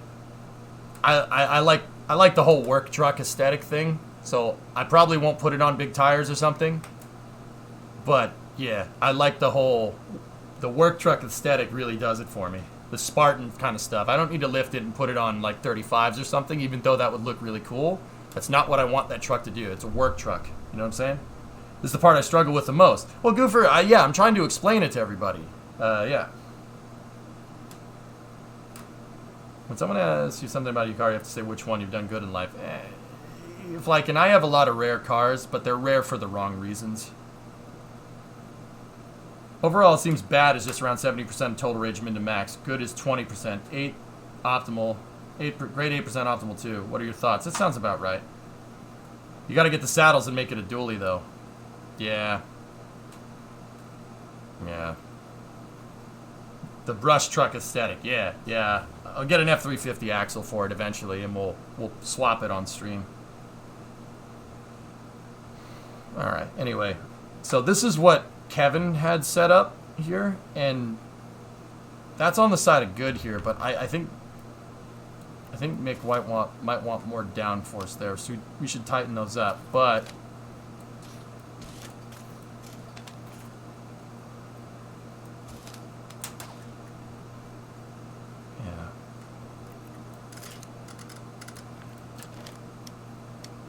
something like that.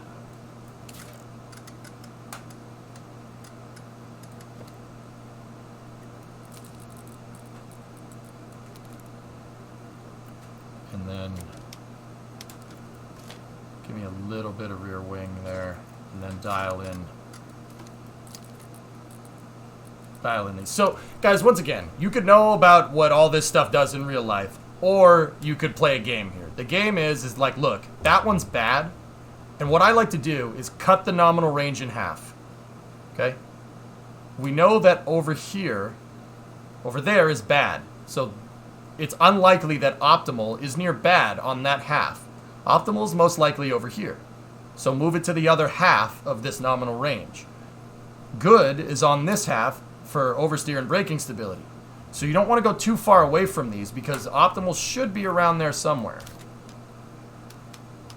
Like that. See what I'm saying? You want to keep the good ones closer to good. If it's bad, you want to go far away. But I like splitting these in half and say, oh, if bad is on one half, optimal is definitely not over there. So go to the other half.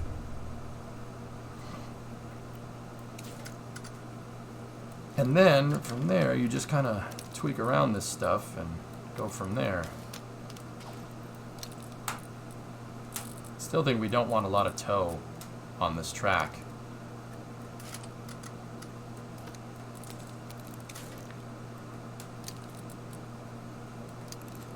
That one's great, so we really want to, yeah, something like that. And then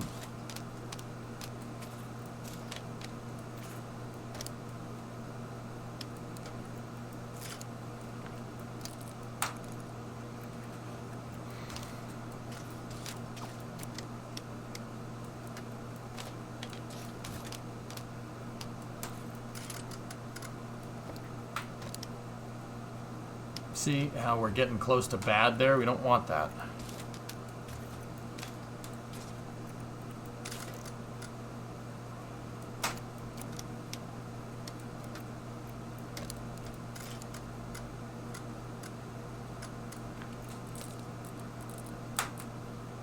Alright, let's try that setup there.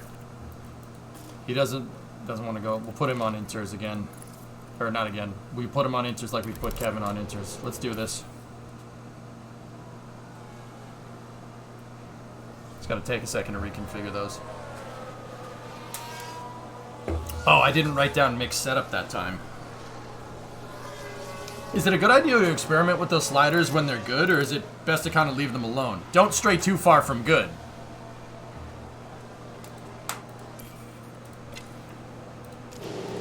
Alright, send him out again, and we'll get another test run here. I'm sorry about the spin. Let's take a look at the replay. Right, watch this. There's Schumacher. And that spin is undoubtedly going to... You lock the rears. See what happens if you lock the rears? Back end comes out. That's going to be a big blow to the... That right there was oversteer. You don't want to lock the rear tires when you're going into a corner. That's very bad. Yellow there, yellow. Copy. So that tells me that mixed car has... We gotta mess with the cornering a little bit.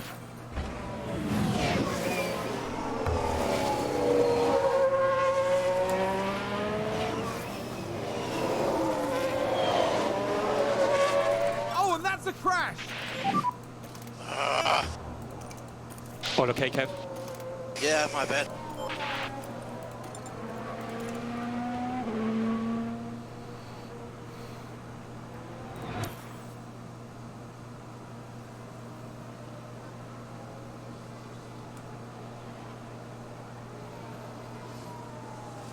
Does the rider or the race engineer impact how fast you get the feedback? It's a combination of both.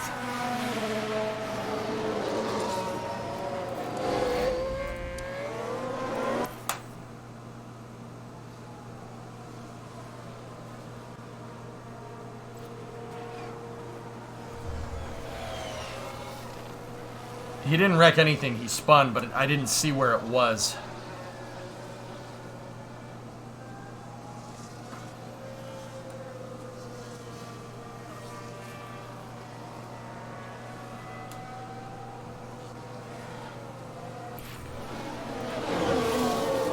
I got it, Alex.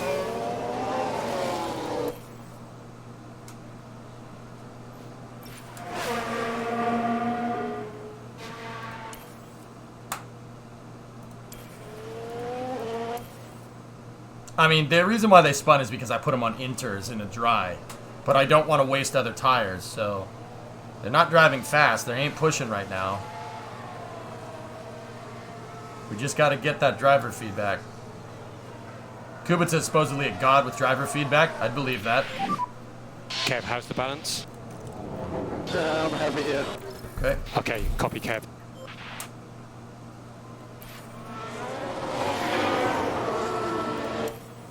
Come on, Mick. How's the car like feel and stuff? Okay, we got 5 out of 5 from him. Get him back into the pits. Yeah, see? See? Spend a little time with this. Do it right. Look at that. 91 out of the box. Well, not out of the box, but you get the idea. So those are great. That one's good. So this good is on the right side of that nominal range. That's optimal in the straights. So I'm going to add power improvements.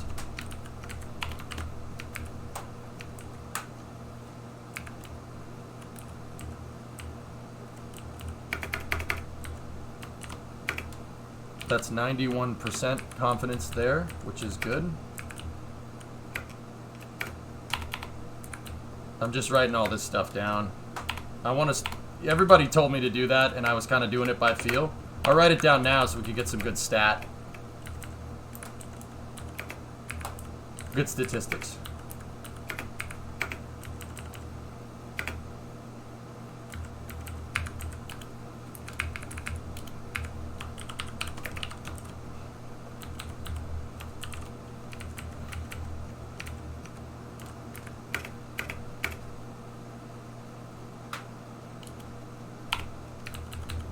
Just kind of making a little table here in Notepad. Give me 1 second. I could show it to you guys if you want. You want to write it and make sure you add if it was good. That's exactly what I'm doing right now.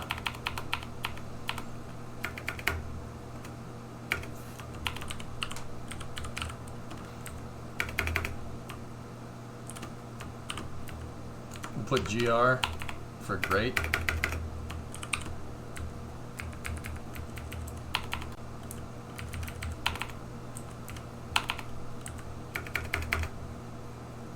We got 3 grades there. Good. And then on the last one we have opt. Optimal.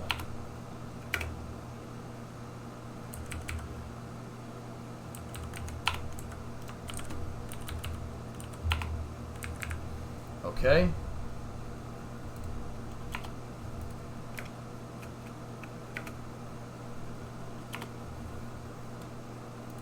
Save that file. Alright. No option to save the setup? Eh, more or less. It's just Notepad, Tessa, on the other computer. And then mix setup, I don't know what it was, so I'm just going to copy Kevin's table over to mix and go from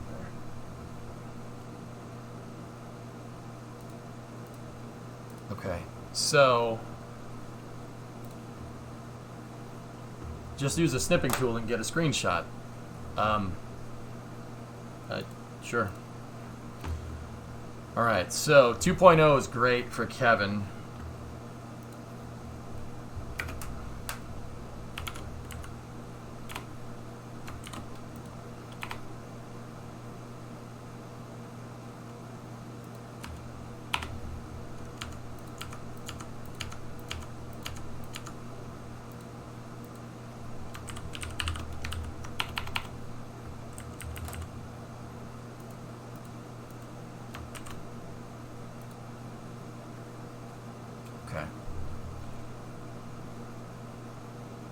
It will tell you under previous for Mick. Yeah, I got you.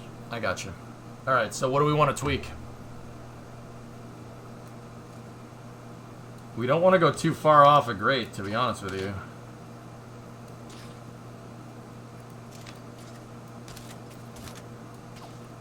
I'm thinking a little bit more front wing. That just slides them a little bit there. Stream dropping? Not for me, Kirsten. I don't have any drop frames on my end. Now.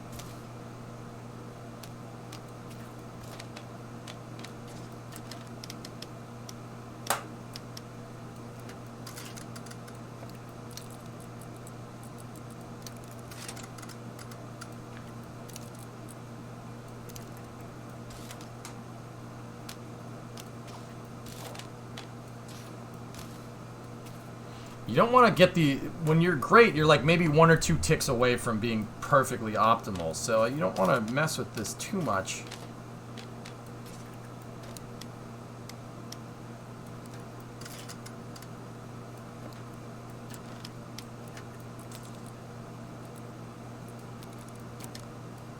Right there is really where we should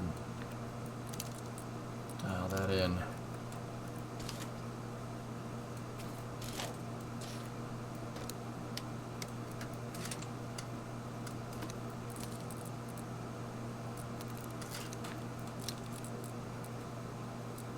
Try to get these all really near that.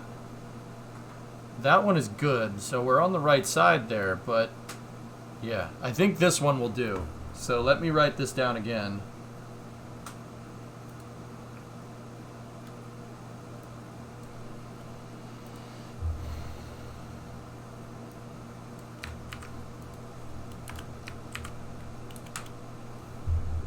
So we went 2.5 on the front wing, 10.5, and then we changed the rear. We changed it to a slightly front roll bar bias, a slight roll bar bias to the front, and then went 0.75.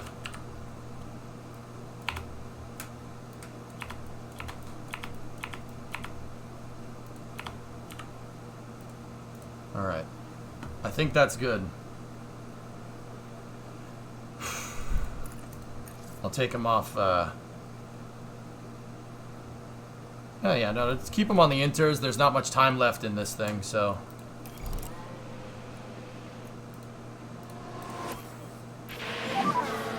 Anything we can help you with? Felt very good in the car. Yep, understood.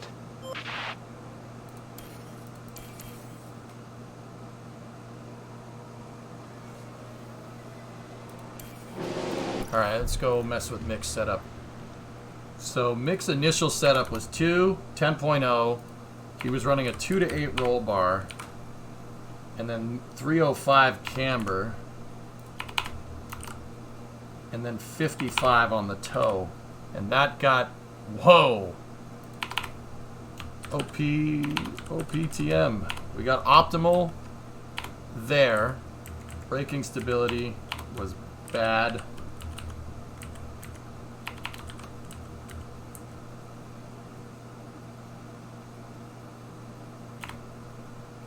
Corner distribution was great, and then we got 2 optimals down there. Setup confidence was at 84%. There we go.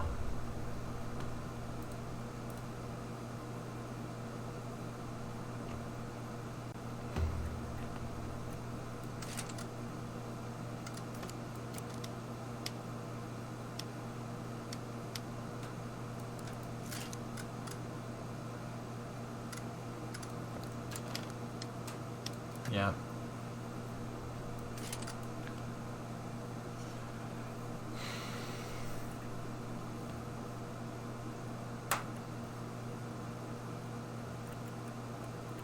So bad. So that means that optimal is over here somewhere.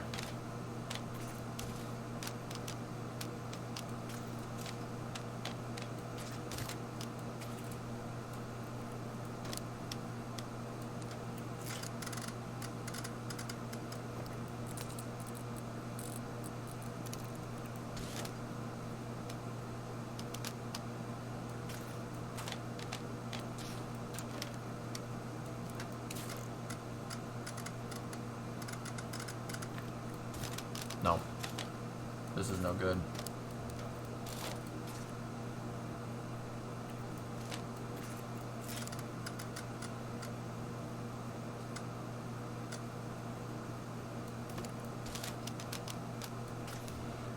So 2.0, 10, 2 to 8, 305 is where we were before, and then 0.55 right there.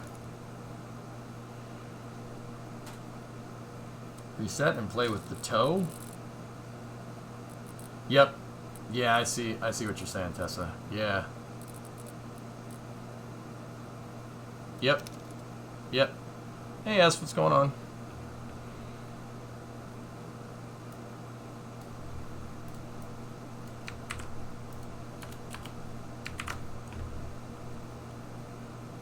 So this is setup 2.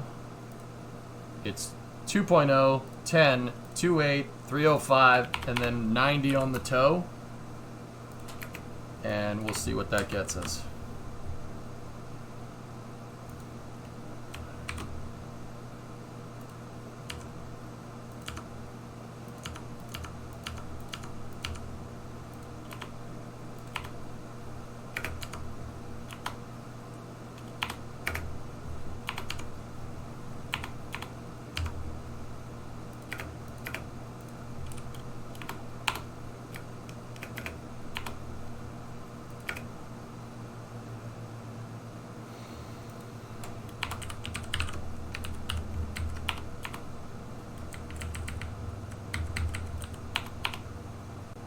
Okay. I'm just cleaning up the tables here for this. I'm just writing everything down. Well, writing. All we did was change that toe, didn't we, Tessa? That was it. 0.90. It's the same. See where that gets us.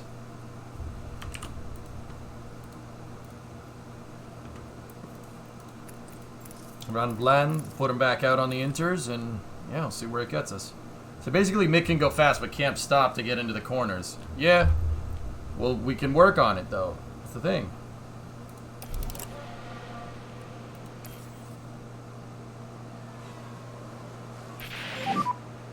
Okay, you're coming back to us now, Mick. All right.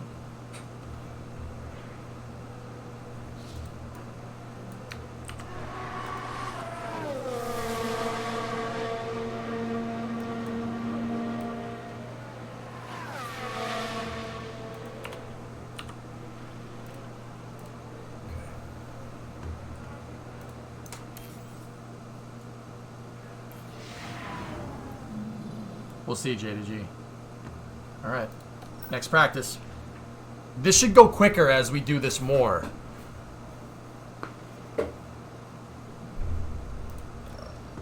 Because it's very clear that after last race, we need to really make sure their setup confidence is high to maximize them not crashing. We still have the same setups.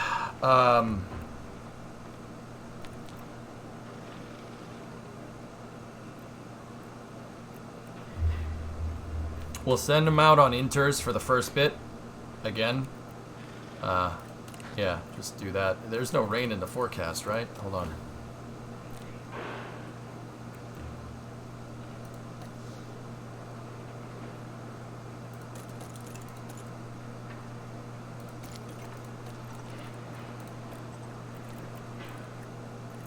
Yeah, okay.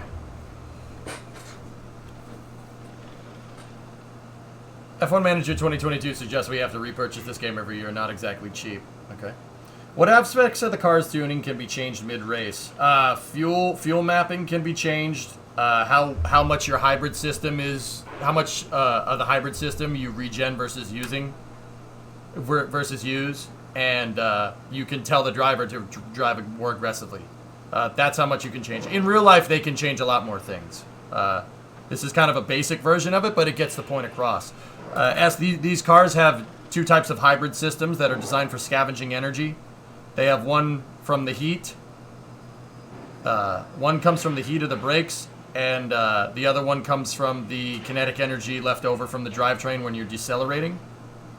If I'm understanding that right, you have an MGUK and an MGU, motor generation unit kinetic, motor generation unit heat. Fuel map has been locked since 2020 at Park for May. Why can you tell? Why? Okay, never mind.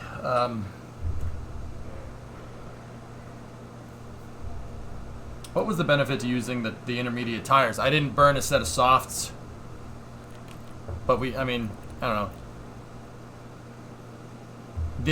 The heat one is spinning from the spin from the turbo. That's right. It's not drivetrain. Yeah, that's right. I'm sorry, guys. Yeah, it's a lot to remember. So as this thing has like an electric motor hooked up to the turbo, and basically that electric motor eliminates turbo lag.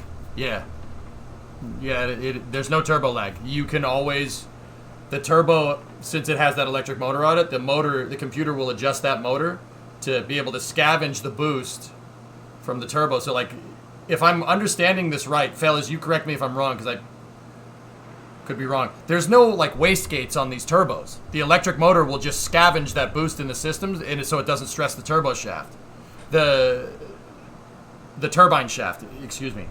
That means there's no blow-off valve or a wastegate or something. There might not be. It should be able to move that boost around and go into the electric motor. No, they're hydraulic actuated wastegates. Interesting. It can, yeah, it'll spool up the turbo, Dog Trainer. Yeah, that's part of the energy recovery system. You can basically eliminate turbo lag, so you can get a huge boost right out of the gates. Remember the whole Mercedes party mode? That's why engine mapping is locked. Yeah, it's cool. It's a cool idea. I really, you know what? Like, as much as I want V10s back and everything, this is actually pretty sweet. The thing is, I just want something like that with a V10. Yeah, instead of a 1.6 liter V6. How many pistons are in these cars? 6. There is a blow-off valve, but it's set real high. It's a last ditch to save the thing. Yeah, because instead of stressing the turbo shaft, right, and having blow-by on the turbine, the electric motor can just compensate. It'll just set the speed on the turbine. That's freaking cool, man. What about inline 4? What about it? All right, let's. These guys are set. Let's set them out.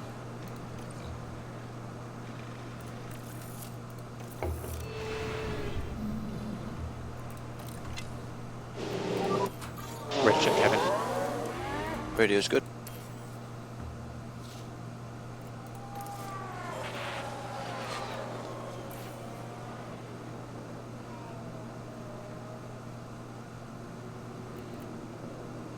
Only 1.6, my Jeep has 2.5 times that. Yeah, but your Jeep isn't turbocharged and it doesn't have an electric motor on the drivetrain. These things have an electric motor in the transmission. See, I'm not generally a fan of hybrid systems, but this type of hybrid system I don't necessarily mind. I think there's better ways to do a hybrid system than just scavenging heat from the brakes. Like the MGUH with the turbo lag. That's actually really cool to eliminate turbo lag. But these things basically have an electric motor built into the transmission. So,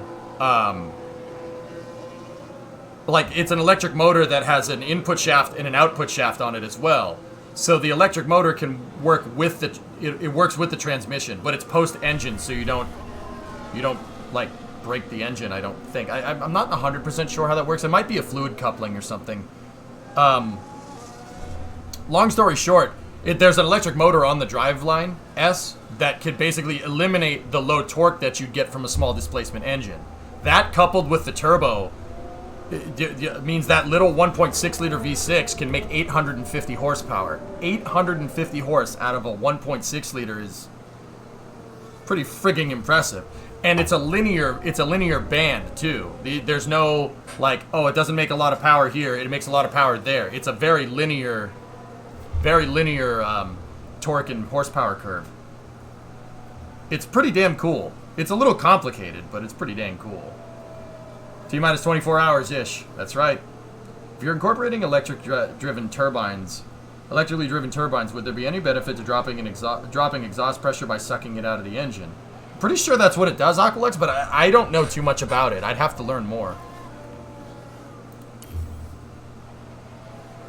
Anti-lag is a little bit different, Dog Trainer, but anti-lag does the same thing. So what an anti-lag system does is basically combust the exhaust. So you see the anti-lag, you see the tailpipe, bum, bum, bum, bum, bum, bum, bum, out the tailpipe. It basically runs super fuel rich, and you get auto combustion in the exhaust.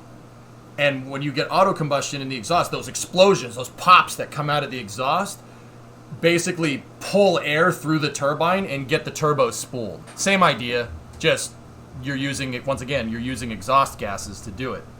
Anti-lag's really cool, but anti-lag also sounds like gunshots. I remember once I was at an auto show and some dingbat in a Subaru hit the anti-lag when he was leaving, and it was just like pa pa pa pa pa pa pa pa pa pa pa pa pa pa. And yeah, the cops showed up. Yeah, they were like, so someone's shooting a gun around here, and they're like, no, it's anti-lag. Yeah, it's pretty cool. Basically, run normal, it just doesn't set off the spark plug. Yeah, yeah, anti-lag's cool. That's really neat. But personally, I think the electric motor on the turbo is really cool. Can you imagine something? So you would ideally want. I suppose if I was going to like make a Formula 1 engine, what I would want is that MGU-H and the MGU-K, but I would want it with an inline 6, not a V6. I would want an inline 6. Inline 6 with the anti-lag hybrid system with an electric motor on the drivetrain, on an inline 6 motor. That probably would be the best. Or a V12. It could be an inline 6 or it could be a V12. There's a reason for that. So if you're relying on the electricity to make torque for you because you get instant torque with electricity, right? You would want the motor to rev as high as humanly possible. Inline 6s are the best engines to rev to the end of time. The reason why is because you have an integrally balanced design with an inline 6. So if you picture kind of a V8 or any type of V engine in your mind, the front left piston and the rear right piston are doing this. They're opposing each other. So when the front left piston is all the way up, your back right piston is all the way down. That's off balance. That causes vibrations in the engine. So that means that some of the force of the engine is being used to shake the motor and not being used to power the drivetrain. With an inline 6, you have 6 cylinders in a perfect line. And when your front cylinder is up, your back cylinder is up. When the number 1 cylinder is up in the air, the number 6 cylinder is up in the air. Right? And then when the number 2 cylinder is up at top dead center, the number 5 is up at top dead center. And then 3 and 4 are also in sync. That means the engine none of the force from those pistons moving up and down is causing basically vibrations. It causes vibrations. The motor is completely balanced. And when your pistons are in sync like that, more of the pistons, basically, the force that gets imparted onto the piston isn't used to rotate the motor. It's trying not to. The motor doesn't precess for the most part. I guess that's the best way to say it. So an inline 6 turbo, like a 2JZ or something from a Toyota with that hybrid turbo system and an electric drivetrain, you could make like 1,500 horsepower, and it would be a linear curve. You don't have to worry about turbo lag, and you don't need an anti-lag system. That would be insane. Like, if Formula 1 did that, like, oh, we're going to inline 6 with MGU-H, MGU-K, I'd be like, sweet, awesome. Awesome. Technically, inline 8 is the ultimate, but they're long and suffer whip. Inline 8's too long, Tessa. You're going to get thrust on the crank with i8s. That's why they stopped using them. They should use a 4-liter inline 6. I mean, as the thing about it is that you want relatively low displacement for your inline 6. Your 4-banger, or the 6-cylinder, the 4-liter. I mean, we could do that. We could do all that to your engine, but your engine won't be able to rev high.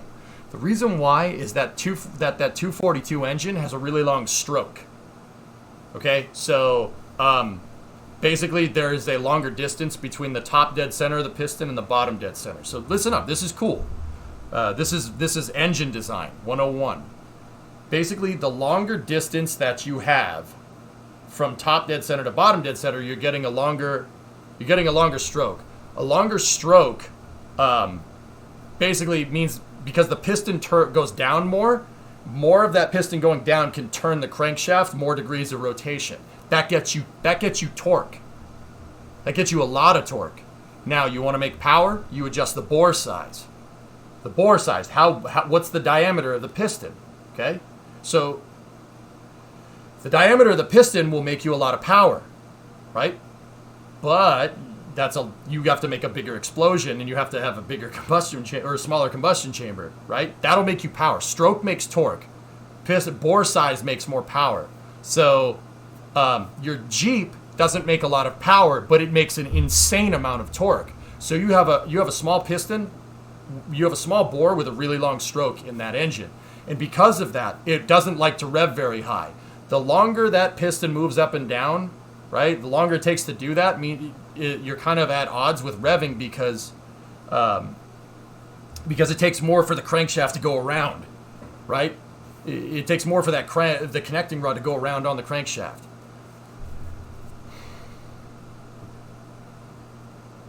Lots of torque for low RPM, that's what the transmission is for. Yeah, there you go, Flykin. Yep. You ideally want a very, very, very big piston. Like, if you want to make power for the type of engine application that we're talking about here, you want to make power on the high end, you need a low displacement, wide bore with a short stroke. That's like, what I just described is why Ferraris sound the way that they do, that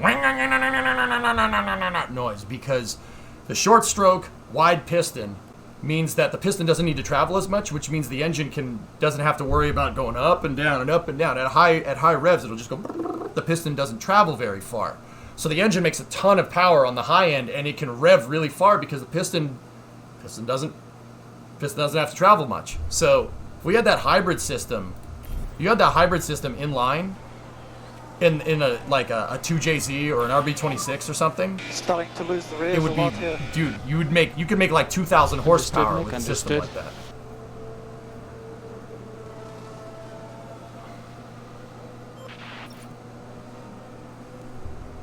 So Aqualex, my father, Albon crashed, turn 3. VSE.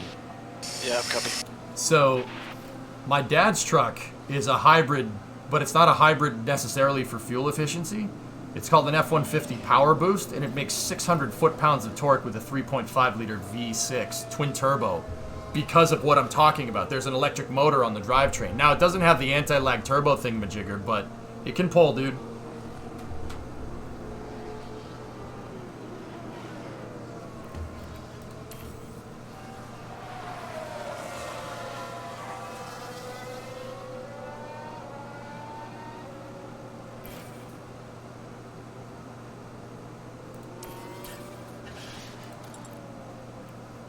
We need more driver feedback, dudes.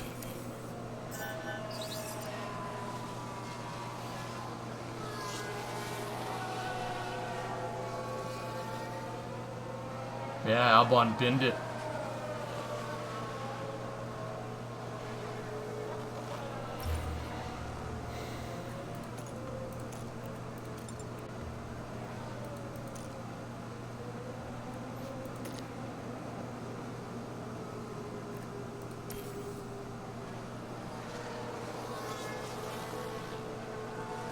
He outbinned it. Got him.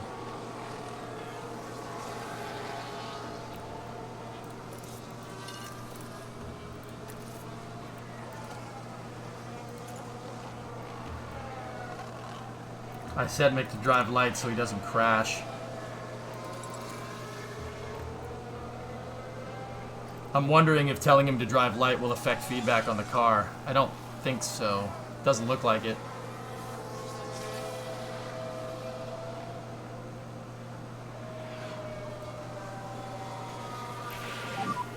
How's the Crashed. balance? Damn it. I'm happy here. Okay, understood. Frick. Copy. He crashed. Stop the car, stop the car. Copy. Damn. That apparently didn't make a difference.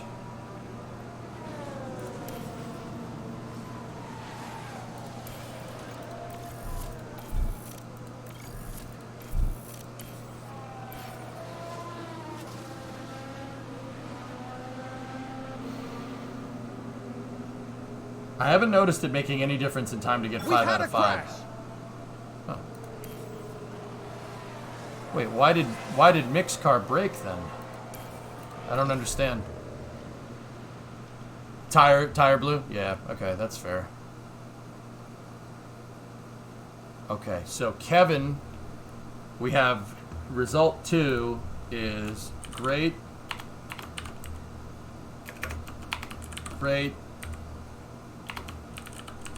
optimal, Optimal. Great. Confidence 95%. Okay, so we did better slightly.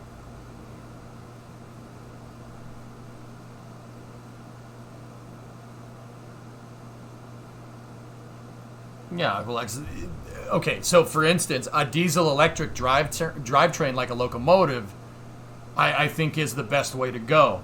Either that or just rip the Band-Aid off and go full electric, but diesel electric or gasoline electric, my personal favorite, turbine electric would be the best. Turbine electric wouldn't be the most efficient, but it would be the simplest. It would be the simplest way to change things.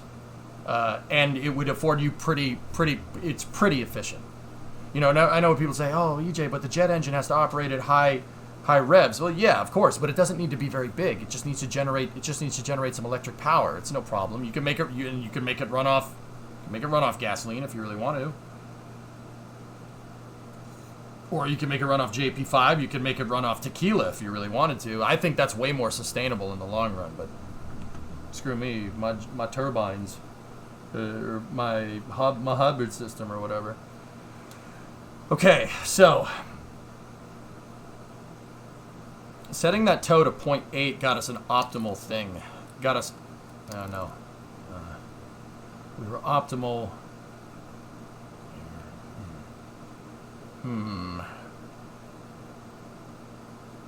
We set the camera to 2.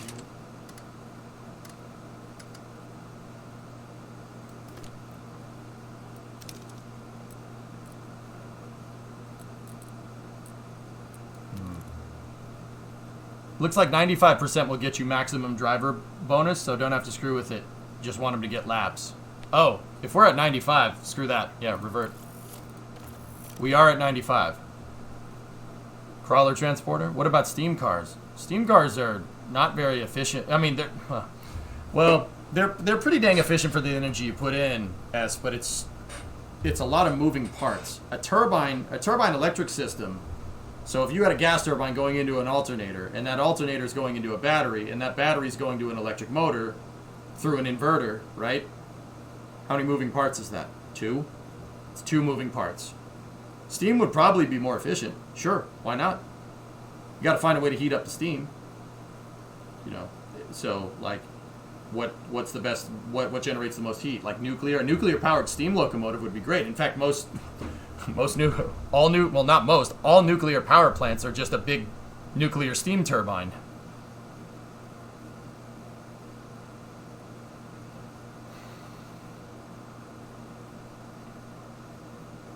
More than 2. Turbines have a lot of moving parts. You have your compressor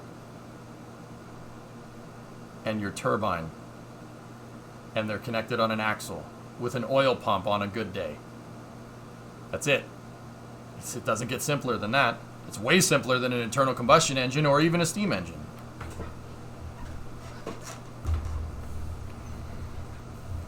You don't need to gear the turbine if it's going into an alternator. Alternators like being spun at high speed.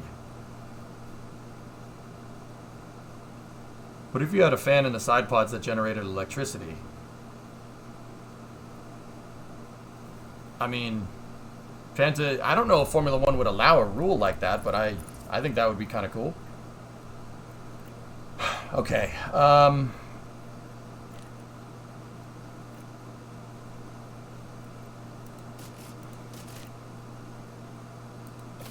I'll put my boy on the hards here and basically just go. You're dialed. He's just got to get the seat time.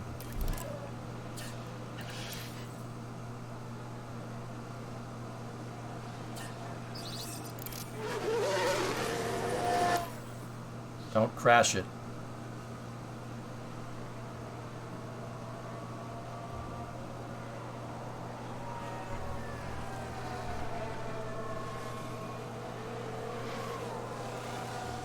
Yeah, Kickster, that's cool.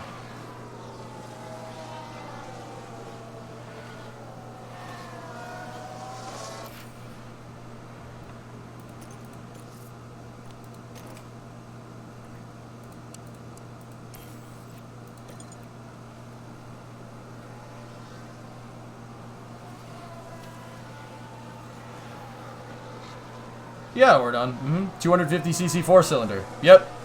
Big piston, big bore for the size, very short stroke. I mean, if anything, Ordon, that's the Japanese contribution to like automotive engineering. The reason why everybody was all about Hondas, and stuff, like in the 80s, 90s, and 2000s, is because the Japanese, when they designed their engines, like Honda, we'll take Honda for instance. Soichiro Honda made motorcycles post-war out of spare parts that from the Imperial War effort, from World War II. He made motorcycles out of spare parts, and he started building his own engines.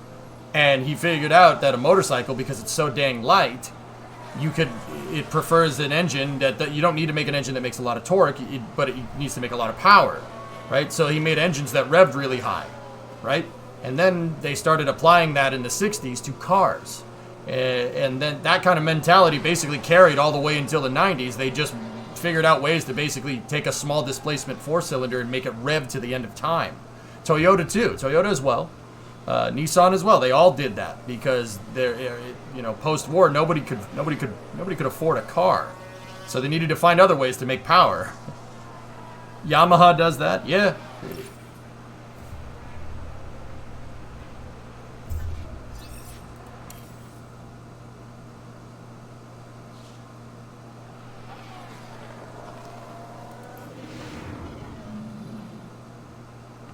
Yeah, that's why like Japanese cars can make a lot of power on the top end, and that's why they like, turbocharging and stuff, because, they're all derived from motorcycle engines. Lewis got a grid penalty. I wonder what he did.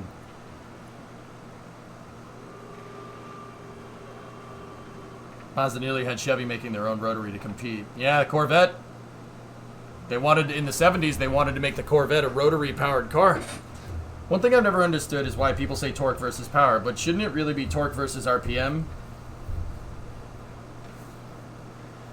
Because power is a function of torque multiplied by RPM.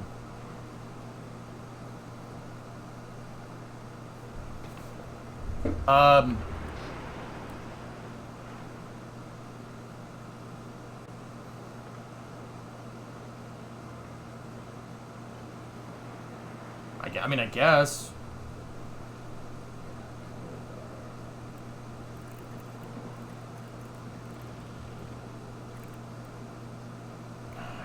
Yes, that has to do with how they determined like what 1 horsepower is and stuff.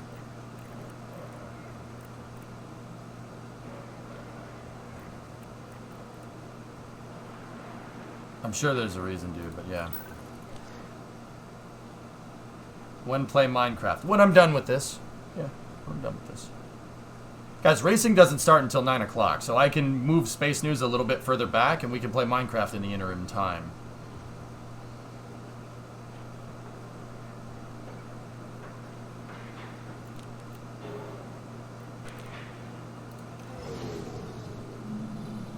After a day of Shut up.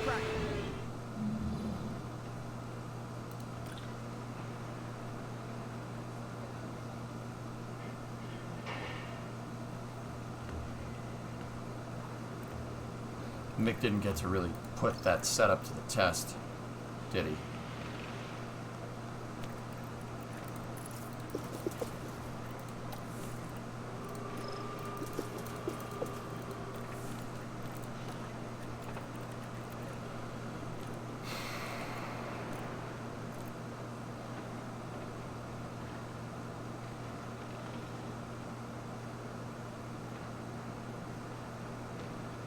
Remember to change the engine? You want me to do that now? I don't know, Aqualex. I'm failing to remember it off the top of my head.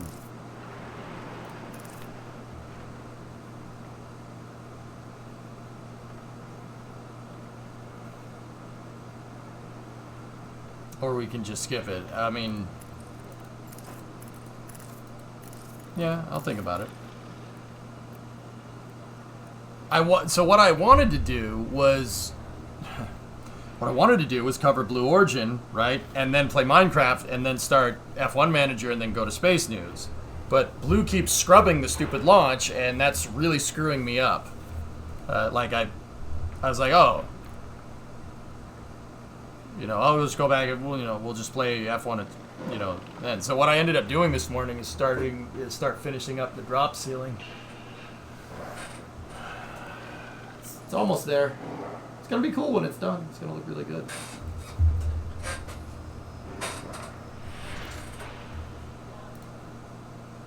Mad at the shuttle again?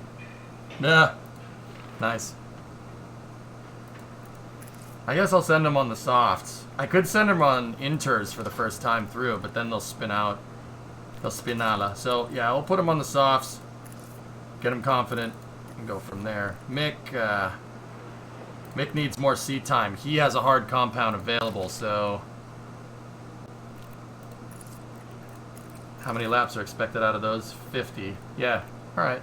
We'll just keep Mick on the softs here and go from there. JDG, you think I should change the engines now, or you think we should change it going into quali? I think we should change them going into quali.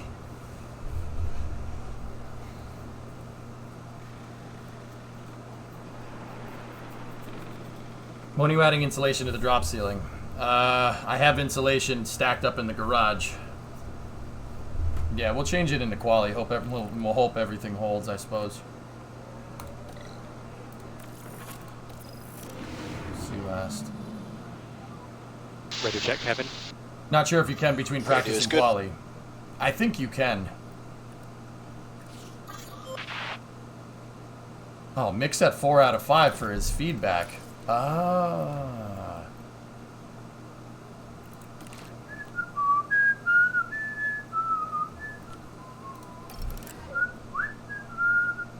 Do the engines have a break-in period? No, not really. I mean, JDG, worst case scenario, we don't do it. We get into Q2, and I'm pretty sure you can change it, though. And then we use the engines to get a really good racing result. I'll take the grid penalty. That's fine. Kind of come to terms with that. Clearly it works. It worked for Red Bull at Spa in real life. Okay.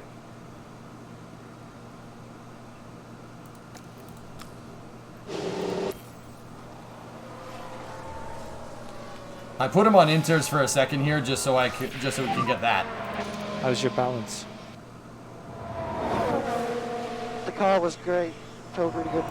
Okay. Okay, understood. Come back in.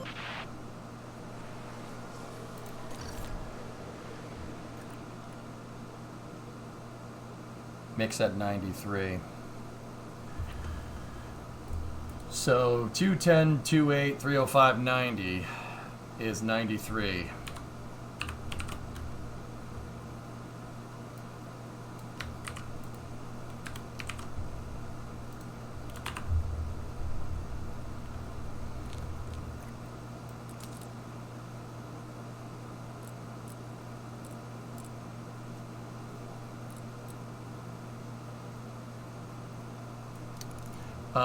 Let me check setup 1. Mix setup 1 here.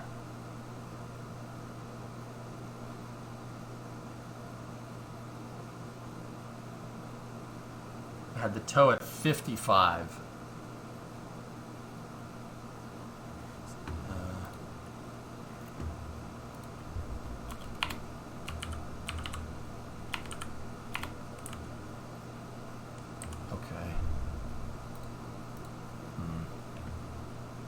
Play with the tow. I'm just trying to see what our prior tow adjustments were. We started at 0.55, we went to 90. We're still at 90 here. I switched it around to 8.5. It's good. It's good, man.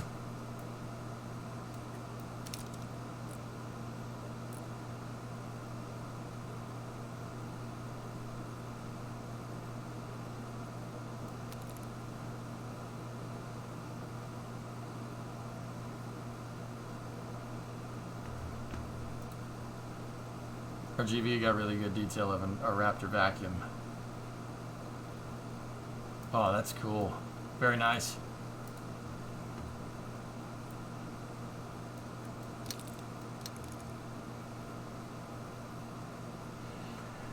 Okay, and now we'll send the kid out on a set of softs. 20 laps. Confirm.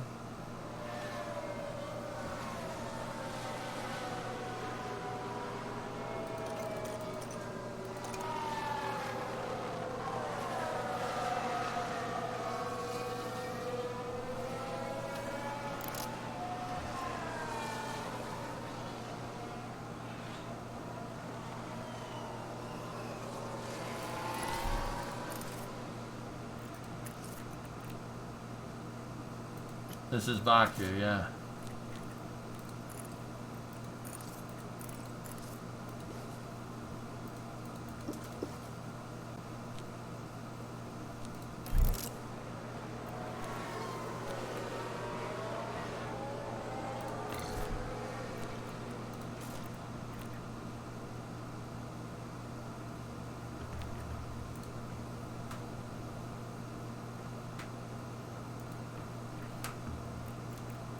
That's an awesome paint job we're done.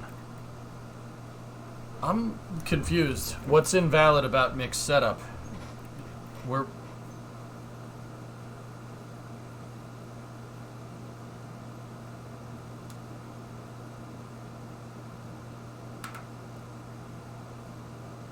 Yeah, I got you. Lack of fuel?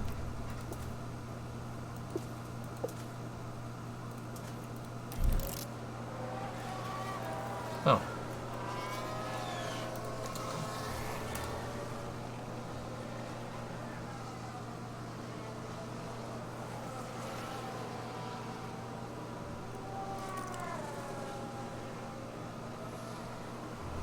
Yeah, the screenshots, JDG. Yeah, you really want the optimal points.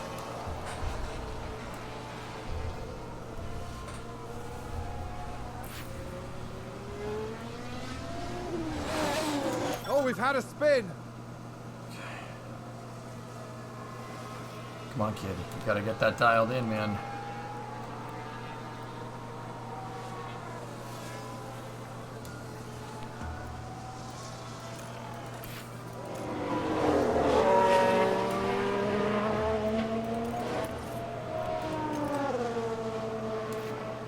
They've crashed out. Oh, Danny binned it.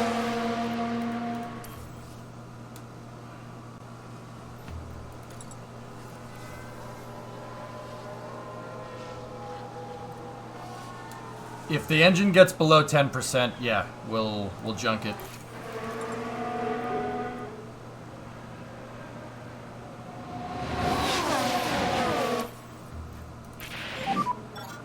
VSC, VSC. Chow crashed.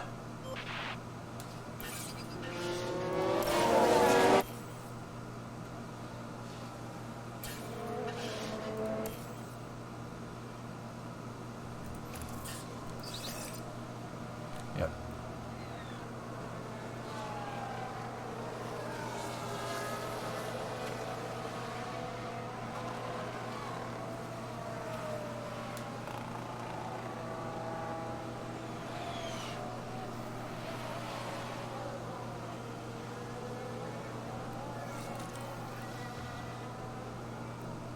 Kevin's coming in.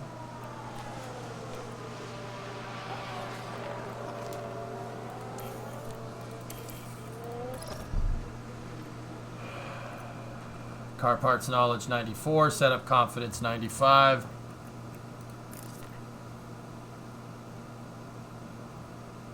I think Kevin's done. Kevin's done for this practice. We'll give him the new engine for qualifying, get him on a fresh set of tires, go from there.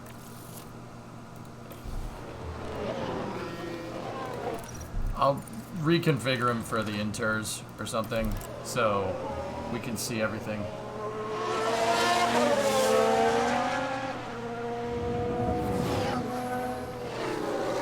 Start to change now. I don't think you could screw with that during this.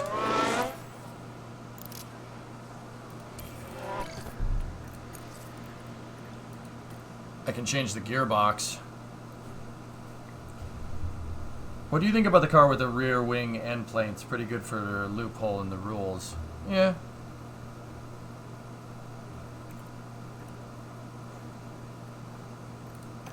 We can do gearbox, no engines though. Tesla. We'll do all the changes you know, in the background.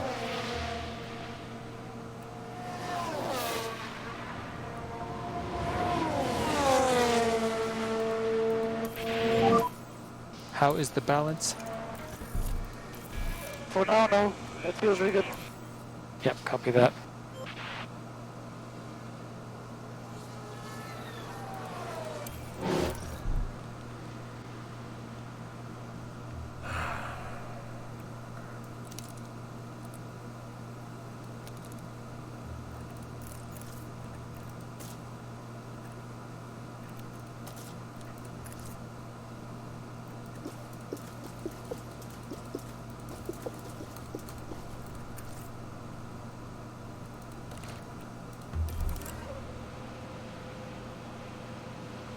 Yeah, Tessa, it's got to go the other way.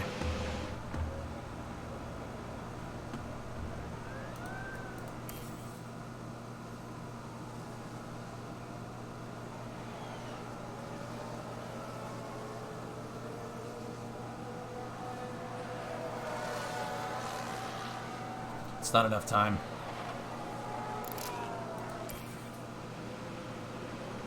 We're just gonna have to hope that that's good enough. I mean, we could send him out, maybe get some feedback, and go from there.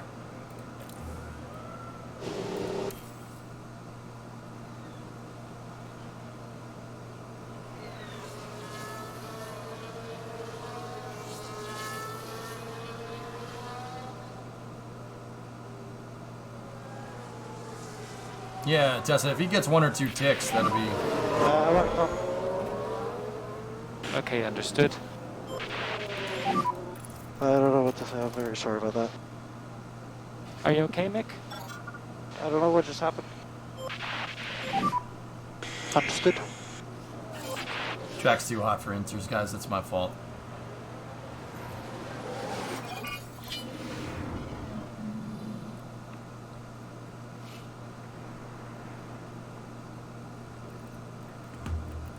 I sent him out on inters. The track's too hot for it.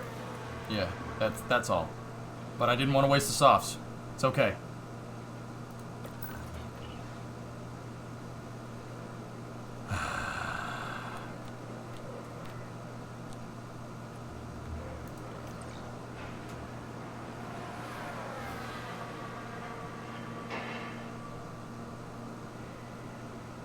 Could have used the medium or the hards. I should have sent him on the mediums.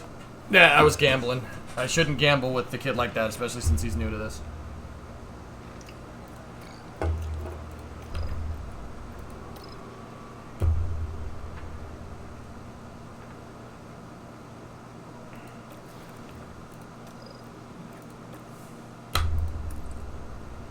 Well, yeah, he's pretty screwed.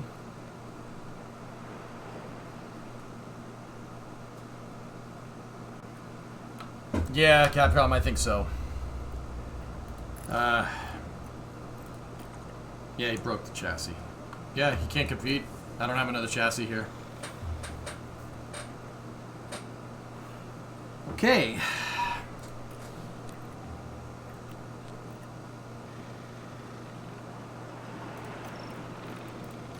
I mean, I'll fit the engine. I don't know if we can get away with that, but we'll try.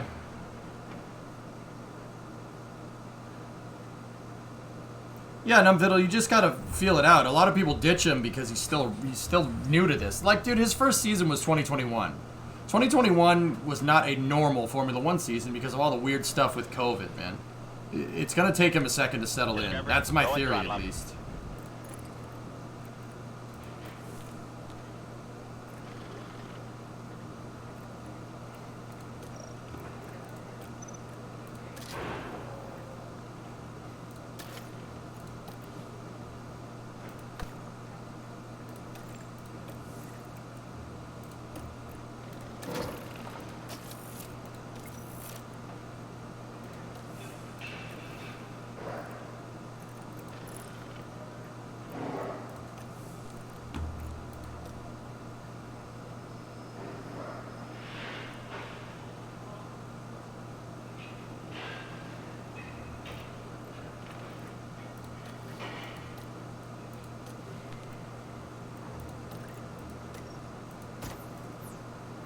Ah.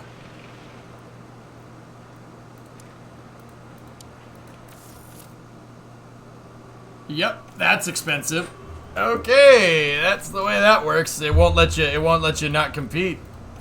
Wow, we just shipped one halfway around the world from Kannapolis, from frickin' North Carolina. You miss Grosjean? He drives an IndyCar, dude.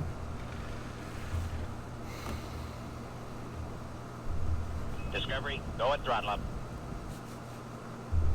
Yeah, but you're talking real life. Well, let's see. Everybody abandons Mick. I'm not gonna do that. His father brought me way too much joy. His setup is untested.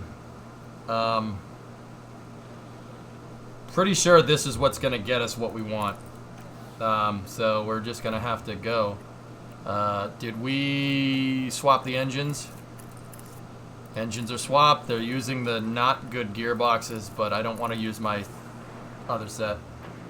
His father, not him. Yeah, I know, Katra. That's what I said.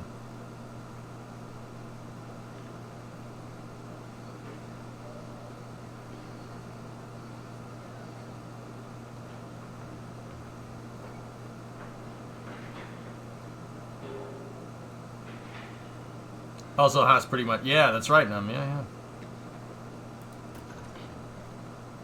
Okay. Let's go. Radio check, Mick.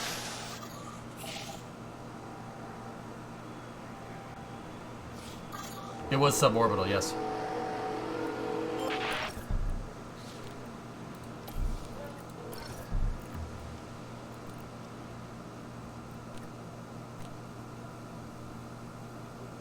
Where's my other set of softs?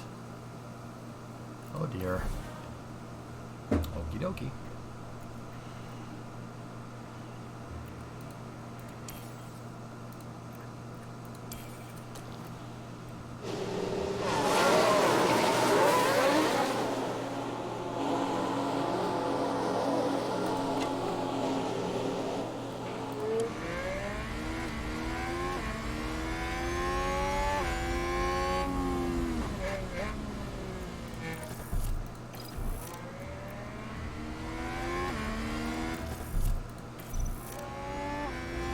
No one could crash F1 cars like Grosjean.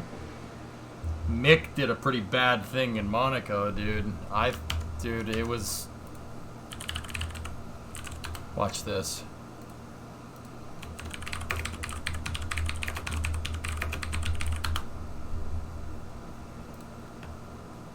In terms of budgets, but it let go, hit the Arco, spun around a couple of times and then into the Tech Pro barrier. Yeah, he'd lost quite a lot of speed by the time he got there, fortunately, but it's just plucked the gearbox off, hasn't it? And the rear suspension there at the back. So the Tech Pro and everything doing its job. So the actual impact there. So that, for me, they're going to... Yeah. It sheared at the transmission. The transmission sheared out. That's the transaxle. The engine's still attached to the car. Jetta was bad. I don't want... Yeah. Yeah, man. Like I said, COVID was so screwed up. And Haas was not developing the car in 2021 because they were designed to develop for 2022. I would call this season Mick's rookie season. And if you think about it like that, his rookie season with a midfield car, he's placing into the top 10. Like, I know it doesn't seem like it, and maybe I'm just giving him too much. Maybe I'm giving him too much credit. But also, for a driver in Formula One to get the car into the points fairly consistently in his second season is pretty friggin' good, dude. Give him some time. Give him some time. He'll be good. Trust me on that one.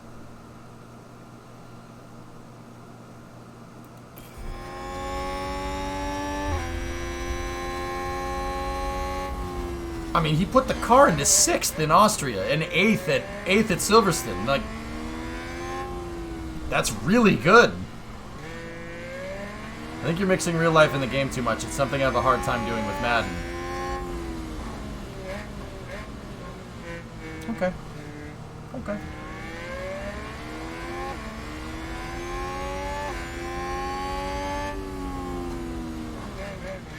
How many backup F1 cars do teams have?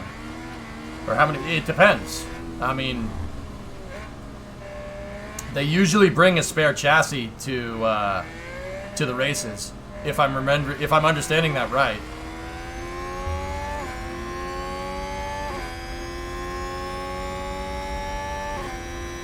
No, you're not crapping on Nick, just to be clear. Okay. We're happy with you pushing. Okay.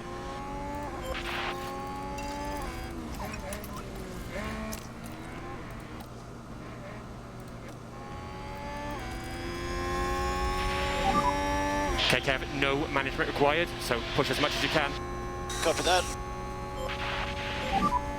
Mode push. Copy that.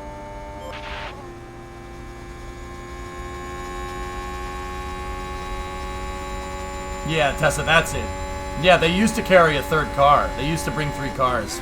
Yeah, that's frowned upon. Yeah, Moto, I'm with you.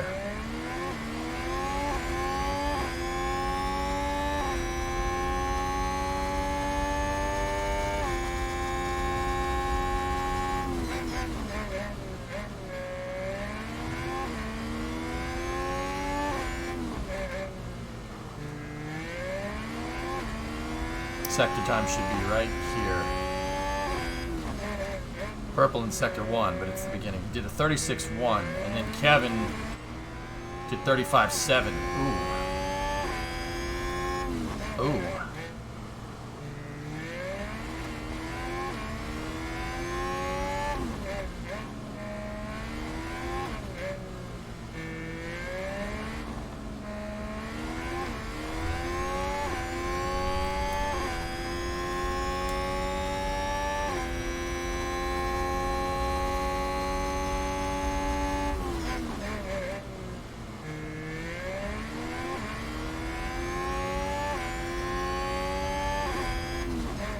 .42.1, he's gonna get, yep.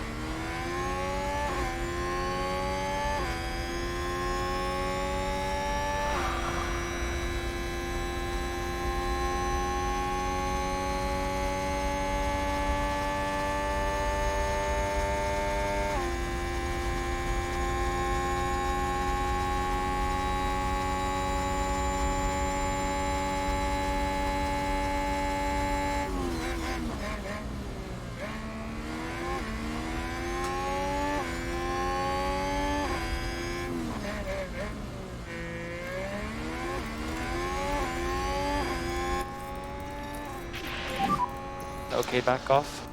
Copy.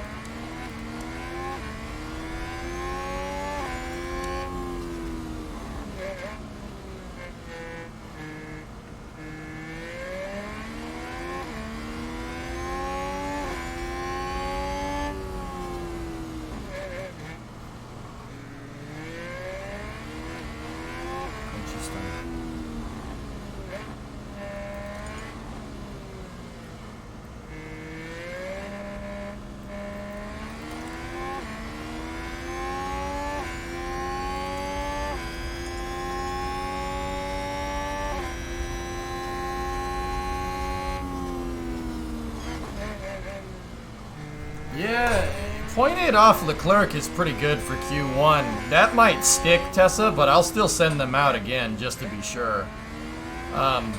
Yeah, that could do it.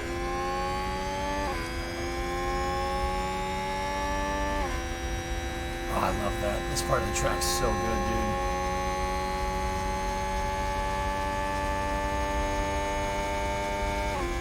Who is Leclerc and why is he at the top a lot? That's Charles Leclerc.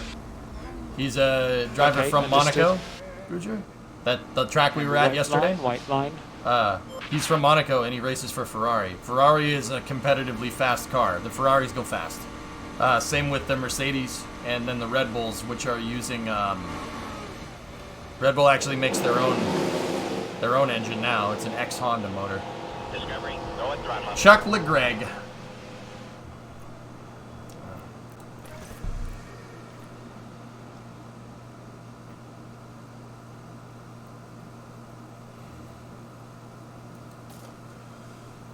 Oh dear. Oh dear. I said the car is on pace, Jim. Nothing else. Why did they... this is going to get difficult.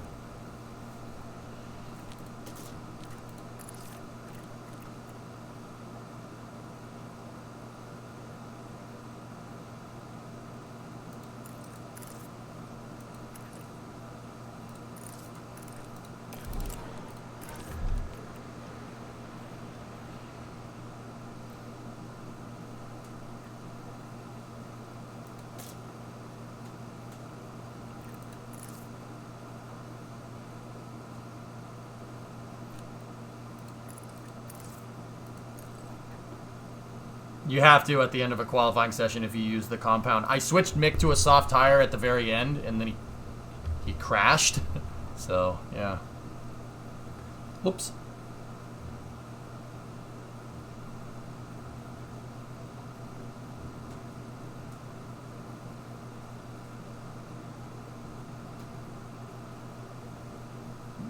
Numb, yeah, I know, right? I don't know. I'm gonna keep Kevin on the scruffs, dude. His time's pretty damn good, dude. Let's see where this takes us.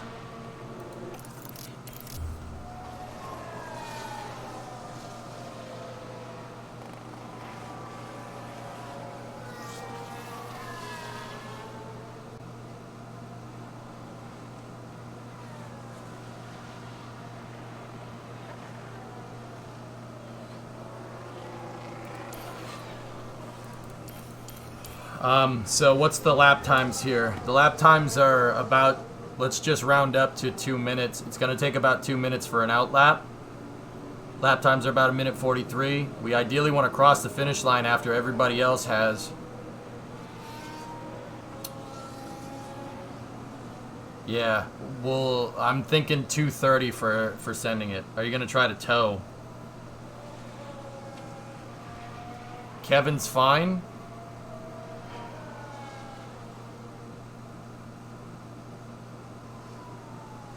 What about it?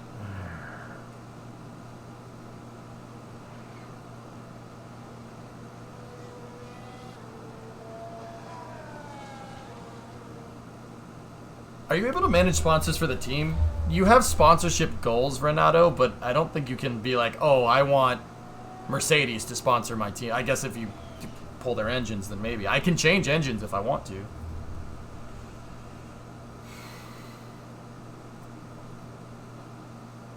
Why does it always say untested? His set, because Mick keeps crashing and I don't have his setup dialed in. You have to get feedback. You have to get feedback during practice. And his setup is never dialed in because he always crashes.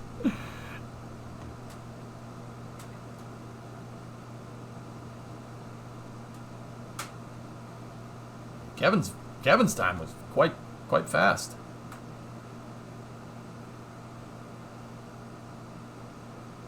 That's pretty fast, man.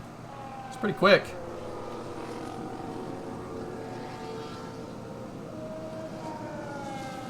No, not now. Wait a second.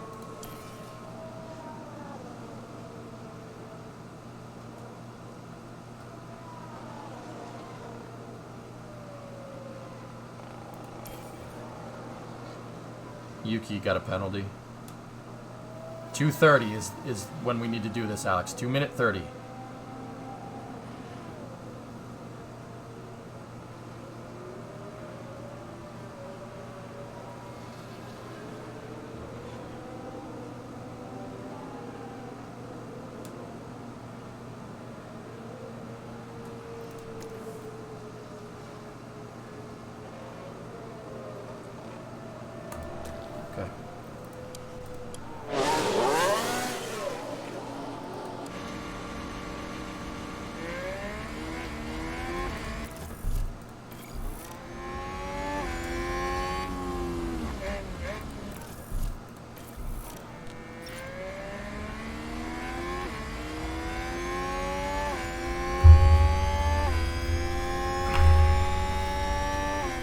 He's on the scrubs. I didn't put him on a fresh set, Tessa. Kevin's on the scrubs right now. I'll put him on that fresh set for Q2 in the hopes that we get a good set for Q3 because he can make it. Oh yeah, that's right, Alex. Yeah, on the bubble. I forgot about that.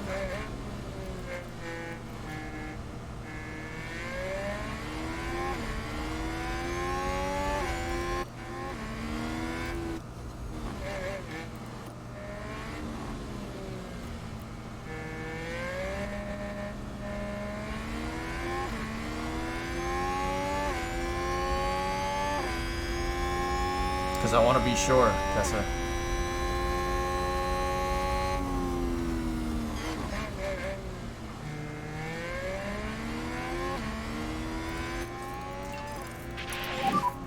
Kev, if you've got some margin, try to increase the pace a little bit. Okay to push.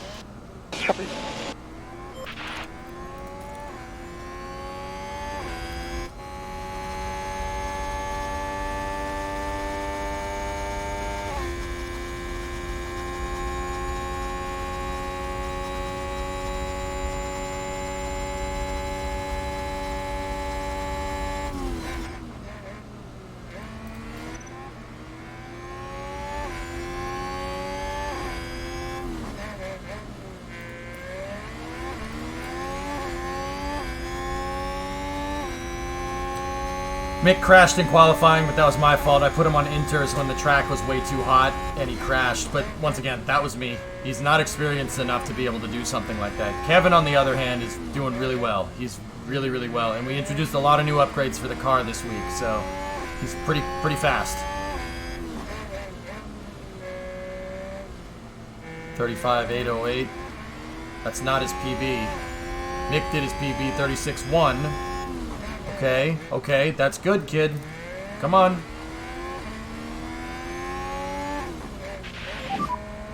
Okay, you're coming back to us now, Mick. Yeah, the hell you are.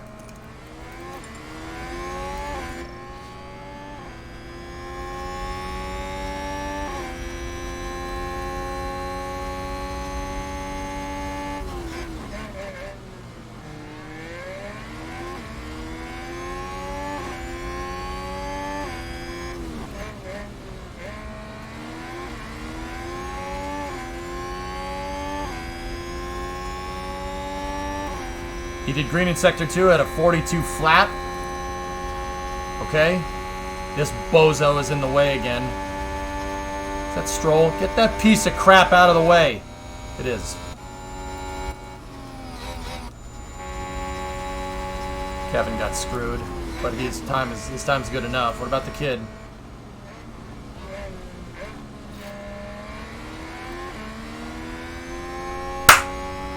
Good job, guys. Good. Good.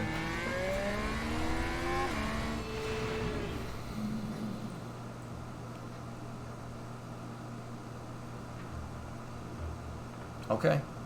Him crashing in practice didn't get him fully acclimated to the track, but we made it into Q2. That's good. Lewis still has a grid penalty for something.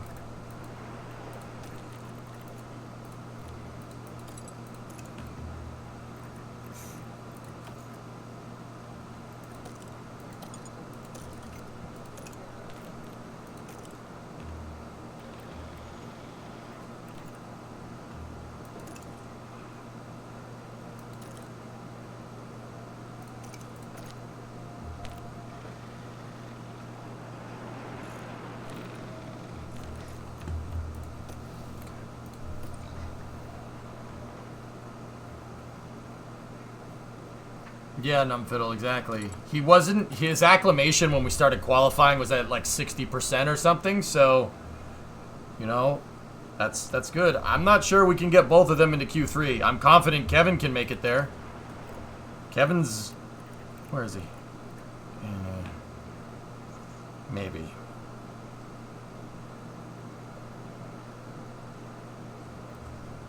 He did get stuck in traffic, though, so he was never able to put down a really good time here. He basically stood on his first stint time, so...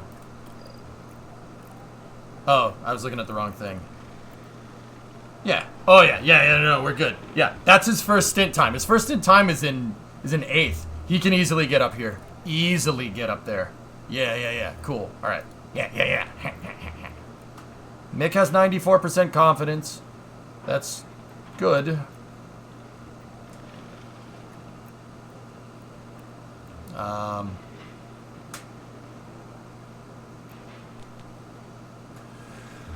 Okay, sorry for asking, but anyone got a clip of SLS how much it's shrinking on fueling? Tristan Moody is the Twitter account, Noswolf. Tristan Moody. Yeah, go look on his Twitter account. Sorry for lurking. Nice. Okay, don't worry about it. Turns out that a viewer knows him, like personally, and he told him about me using his screenshots as an example. He was pumped about it. Okay. Put him on fresh.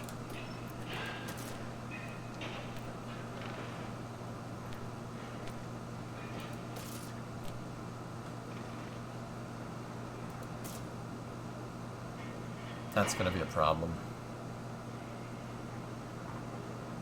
Settle down, Beavis.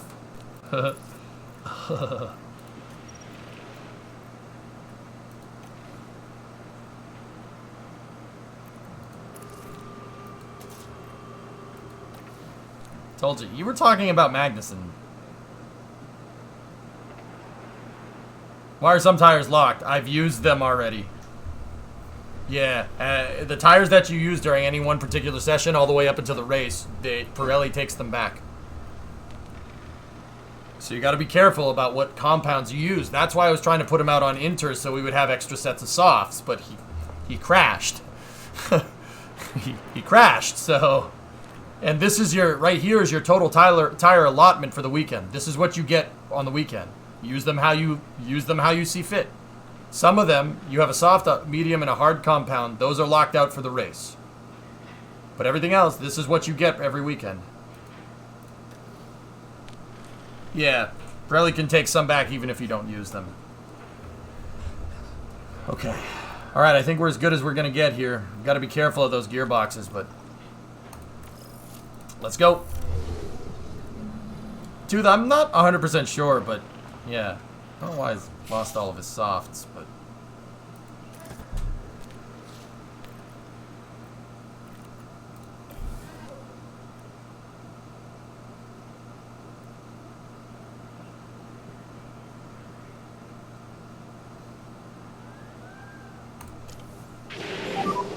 Ready, check. Radio's good. you get a new softs if you get a new set if you reach Q3.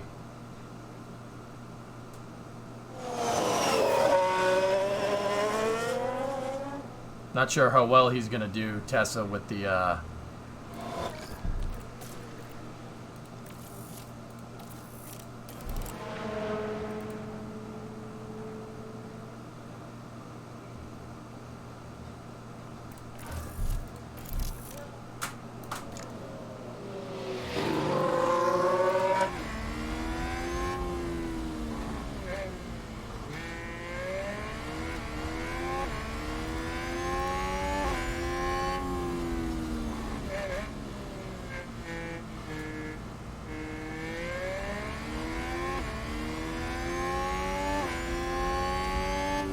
Who is this Pirelli guy and why does he take your tires? I don't know if you're joking or not. Pirelli is a tire manufacturer. Buger. Like, I don't know if you're kidding or not, so I figured I'd say it. Yeah, Elios, Oscar's going to McLaren. Yeah. Interesting. You're not. Pirelli is an Italian tire maker.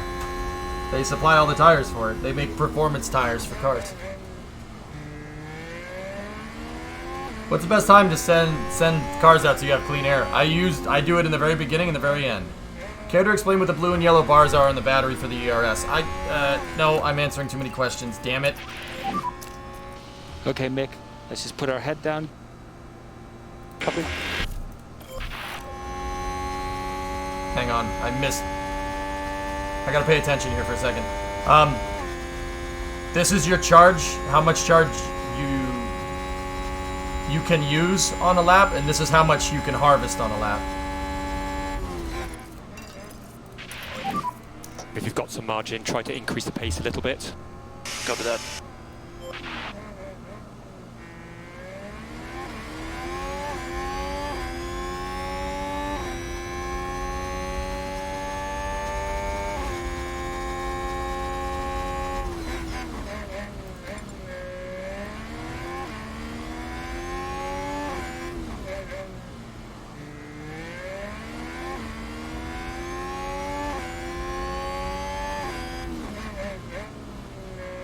$36.1.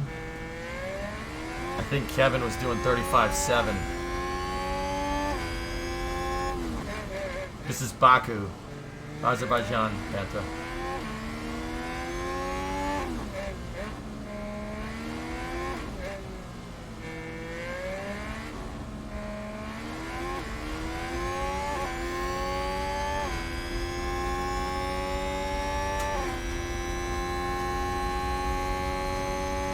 Yes, Jigsy.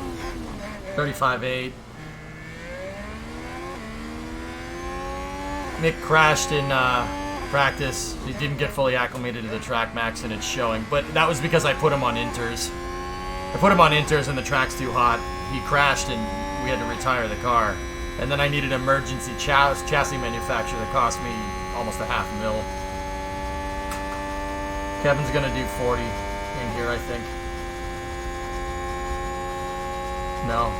Nope, not 40.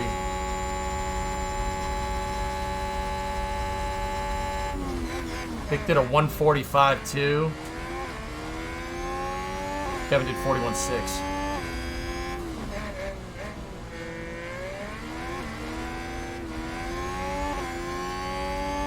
Mick did a 45.2. No, I'm looking at that wrong. Yeah, Perez bumped him. So 45.2.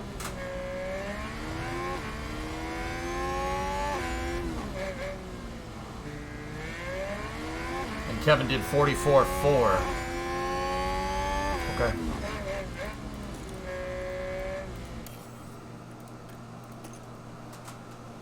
Oh,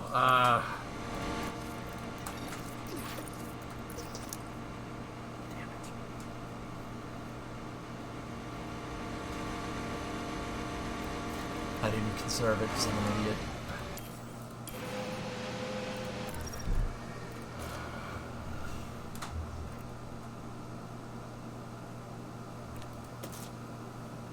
That's the best a kid can do.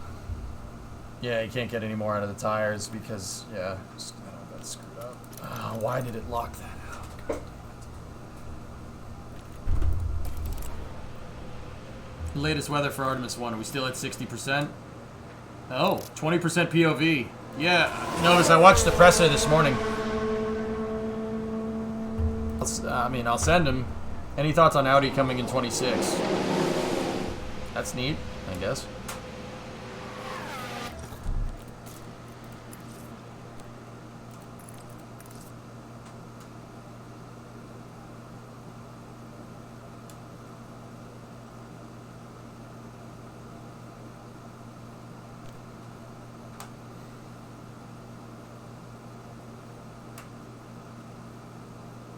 Time is SLS. Tomorrow, 2:17 p.m. Eastern Time.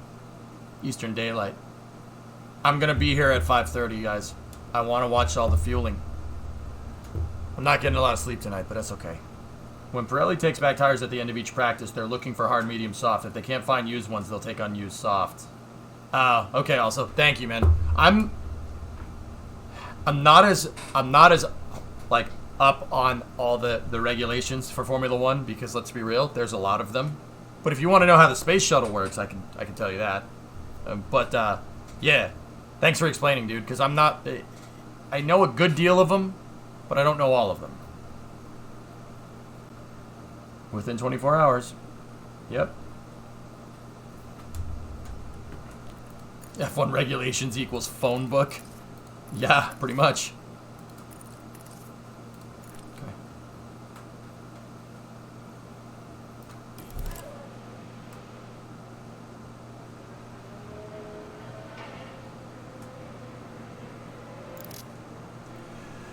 There's less cars out on track, so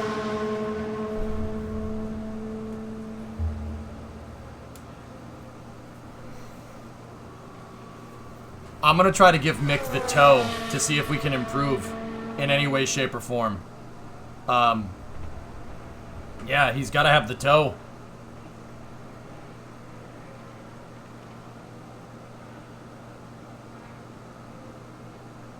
Yeah, Max, it's a lot. Yeah. These guys are about as good as they're gonna be.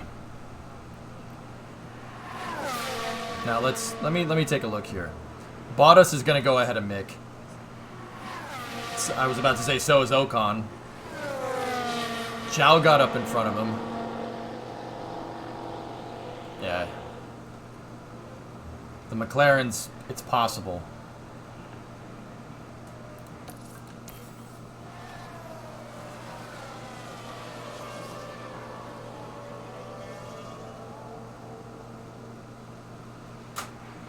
Okay, we sent at 2:30 before.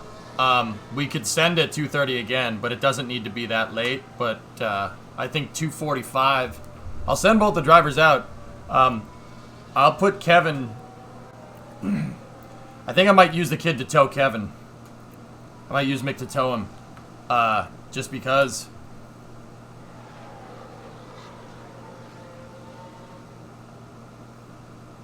Oh, there you go, SKS. Hamilton's going to park into the top 4. Maybe.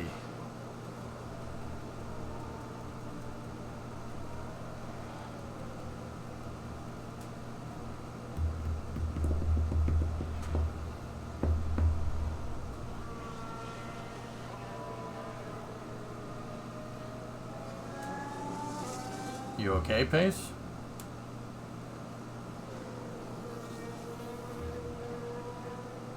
Yeah, I also agree. That's not a bad idea. Top speed on this track, Iliad, 320 kph. Having a strong... Your keyboard is ruined. Oh well.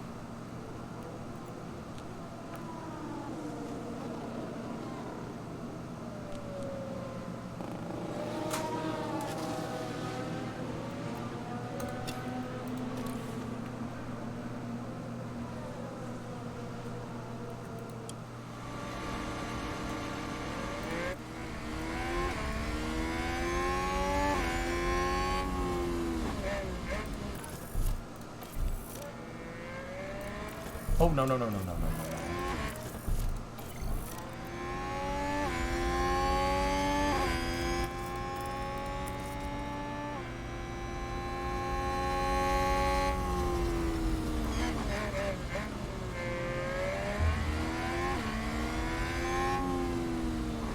Oh, there you go, SKS. That's cool. He spilled the drink. He spilled the drink. His keyboard.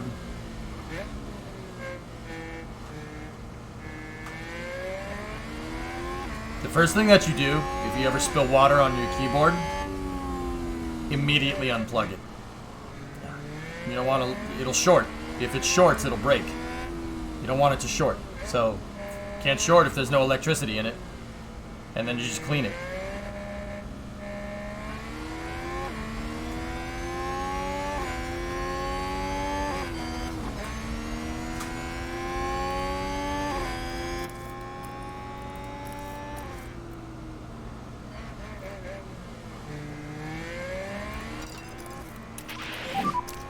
Okay, Kev, no management required, so push as much as you can. Got it. Okay, perfect, Mick. Let's get back up to pace. Copy.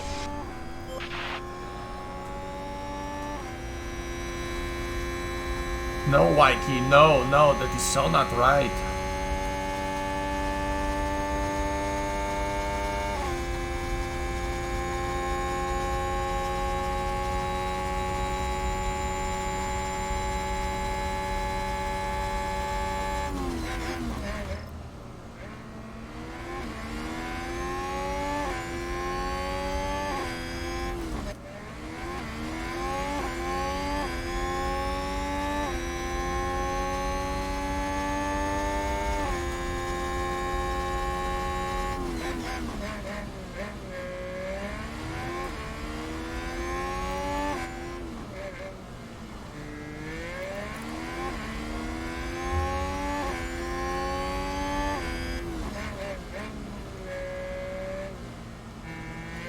Why is he slow?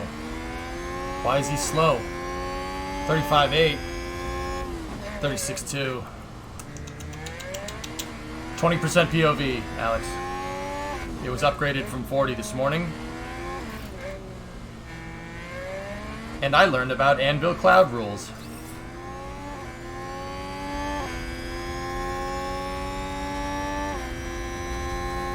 Come on, Kevin.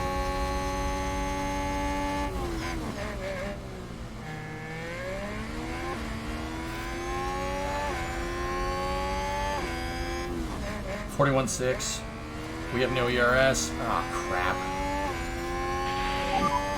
Okay, we're out of the ERS. Copy.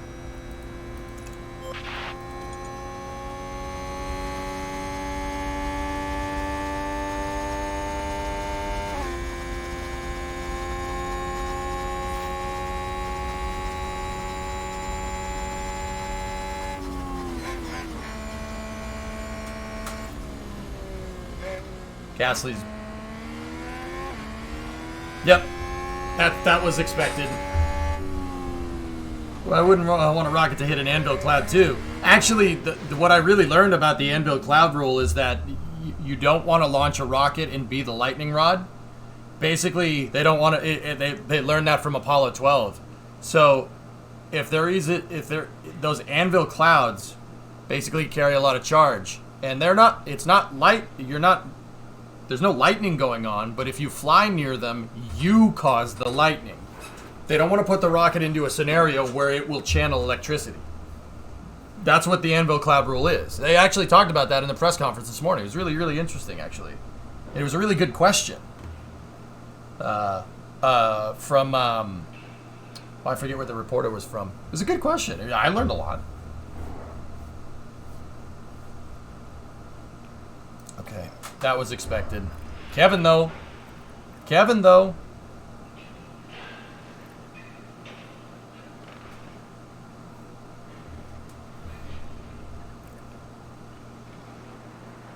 Yeah. I wish we could see what that penalty is, but guess not. Yeah, Jock, it's actually really neat. All right, let's get into it.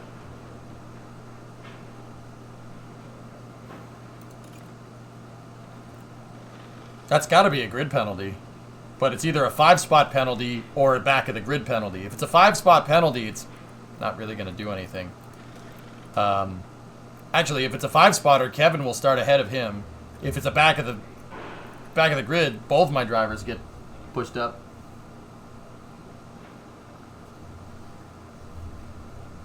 Yeah, if it's it could be 10 for a gearbox. Hey, DJ. All right, let's go. Kid's out, and that sucks, but new set. Actually, I'll put him out on the scruffs for the first one. Run blend. Come on, Kevin. Let's see what you got.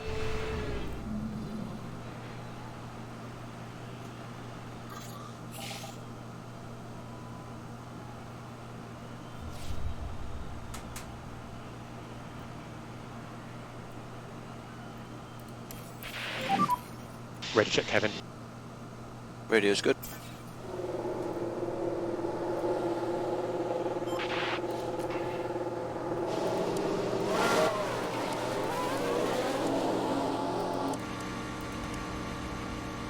Of course, DJ. That's right, Yanni.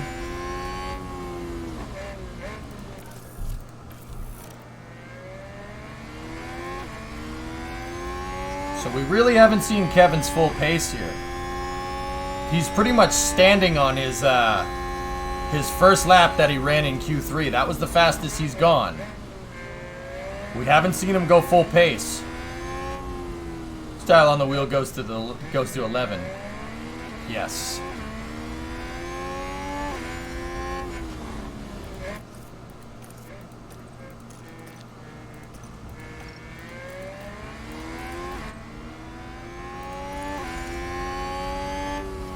Top right said what the penalty was.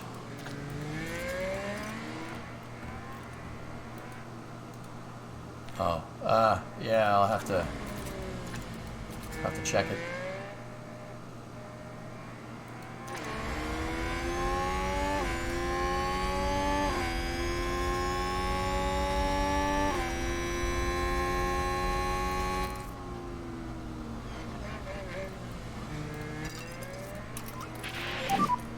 Kev, if you've got some margin, try to increase the pace a little bit. Copy.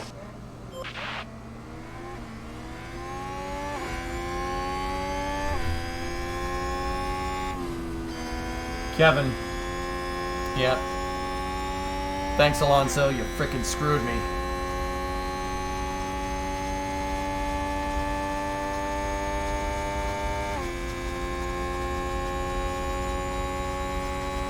He's gonna have a terrible sector one time. But it's okay. This is the scruff time. In qualifying, like, at the beginning, you generally just want to put down a time to get a time on the board. And then at the end, that's when you really push it. That's why I have Kevin on bum tires right now. They're not fresh. They're scruffs.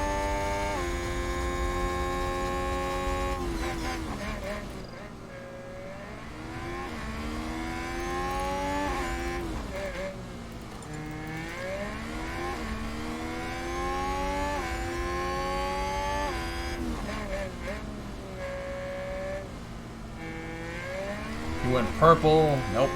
Alonso right behind him. He's 35.8. That's on par. It's not the fastest he could go because we still got screwed up on that straight, but he may have hit top speed.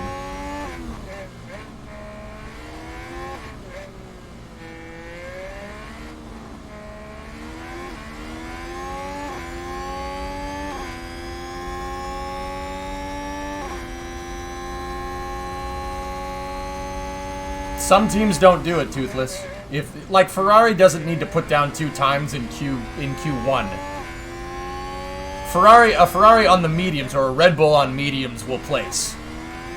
41.6. Nope. Alonso took it right behind him. Or no, Perez. Verstappen and Perez. Okay. He needs to get like 143. That would be ideal.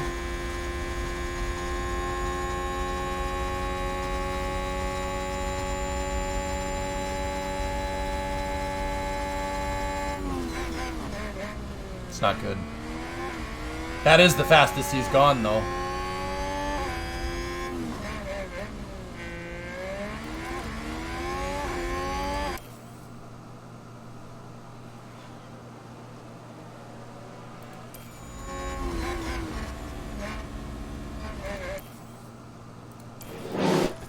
So he did that. He did, what did he do? Hold on. 144.323. We're about a second off. That was on a crap set of soft tires, so let's put him on a good set. I don't think we're going to get pole, but he could definitely... Dude, Russell, Bottas, Hamilton, definitely on the table. Definitely on the table. Yep.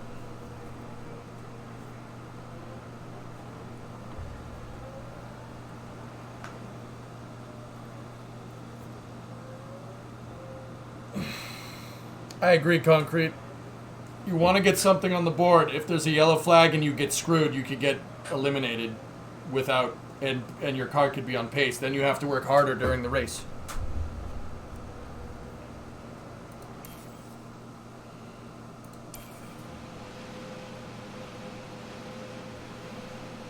Go now in the empty air? No. Everyone's going to be on the out lap when I'm on the hot lap. Tess, I'm waiting till the end.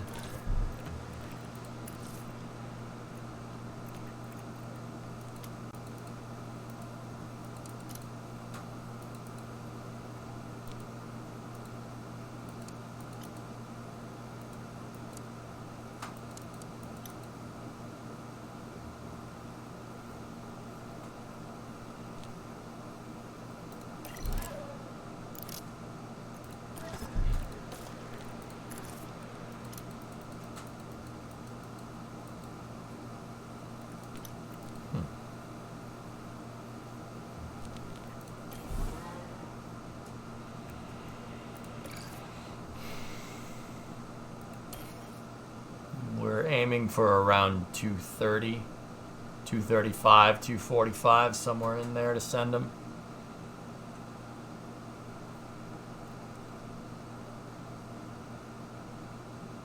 Interesting, them fiddle.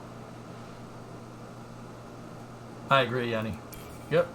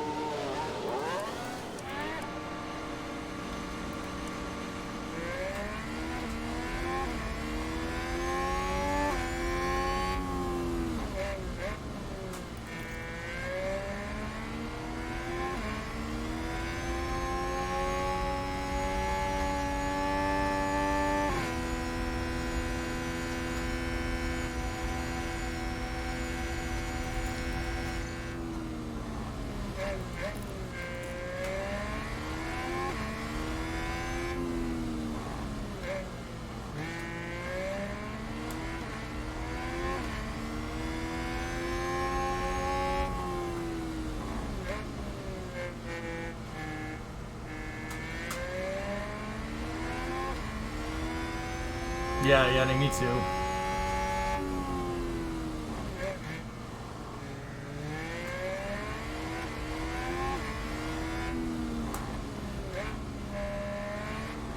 Don't worry about it, no. It's all good. It's trying to get heat into the tires, Clayton. Doing this will heat up the tires. You want to get them to a good temp. Watch, the temperatures are... Every time he skitches around. Ah, see? On this long straightaway, they're cooling down. Oh, good. Okay, take him out of automatic. If you've got some margin, try to increase the pace a little bit. Copy that.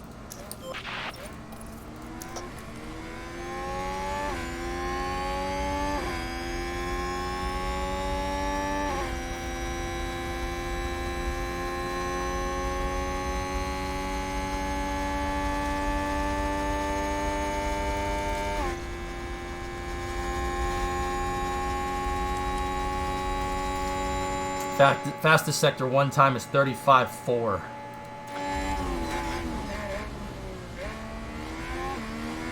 Verstappen's purple S1 with 35.4. I'm good, Biff. How are you?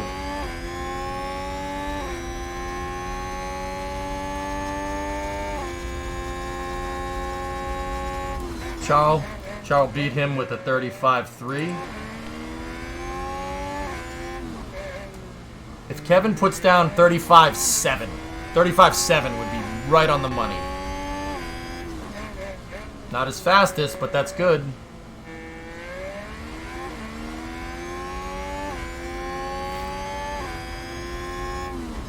What about Sector 2? 41.1, 41.2, 41.3 seems to be where we need to be.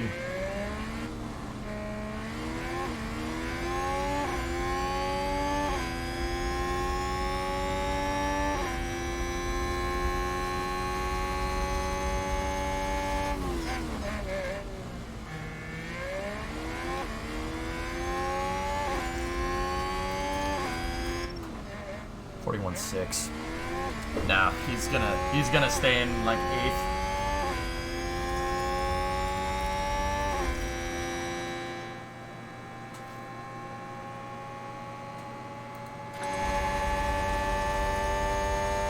And he ran out of DRS. Beth, you just finished up moving? Thought I'd tune in, relax, and lurk before I start sorting my stuff out. Yeah, I got you.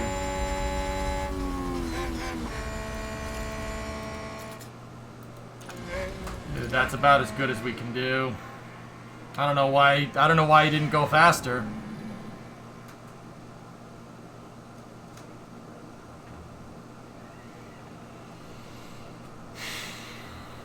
Damn. He didn't go faster. That was he went, if I'm looking at this right, he definitely, that was not his fastest lap that he ran. He ran a faster lap, and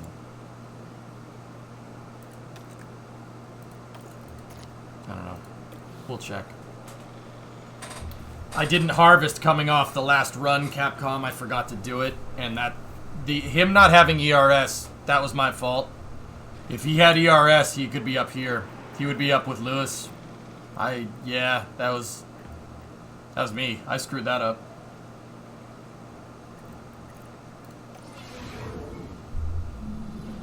Here we are, folks. We're back for another day of scintillating F1 action. It's race day. Haas proved quite resourceful during qualifying.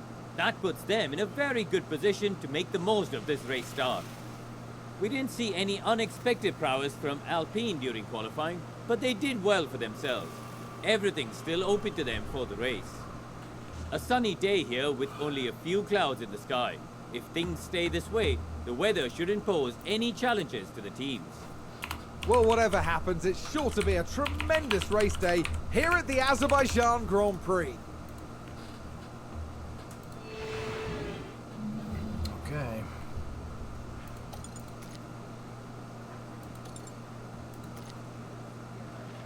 So we got partly cloudy.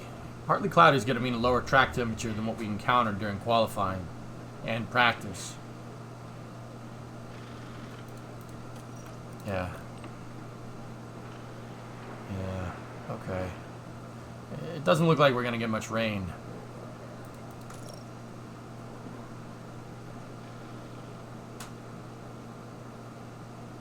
Yeah, Kaurunjan Hawk is in there. Yep. Perhaps next time, first into Q3 with an extra lap to top off the ERS for the final run. Finn, that's not a bad idea. Especially for the bum lap, you know? Yeah, that's actually not a bad way to do that. That's a good call. Alright, what are our times looking like here? That's going to give me 1:32.27. 1:32.47. That gives us 1:32.27 on the soft to hard one stopper. Interesting.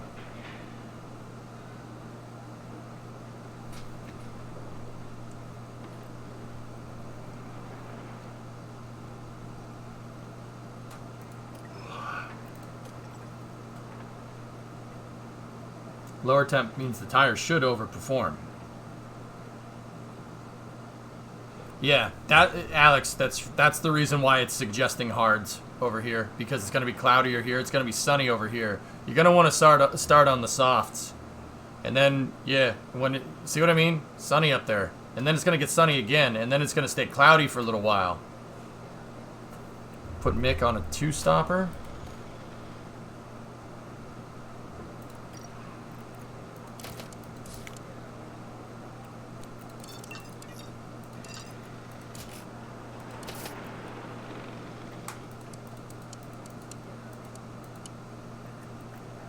Yeah, see, the sun being out there is really going to screw that scruff. But wait, is that a scruff set? It has to be.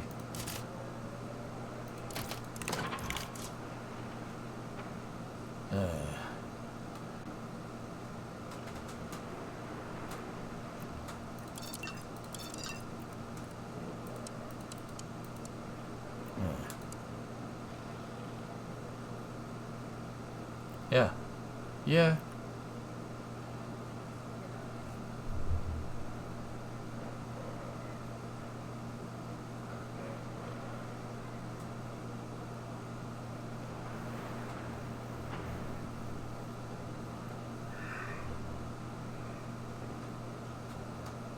Tessa, I'm not exactly okay with pitting the kid on lap 7. That's just setting him up to fail.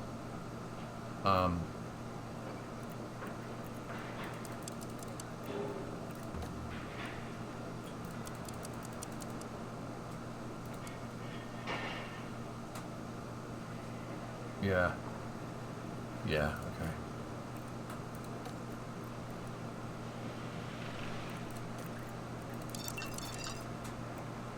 Yeah, that's the strat.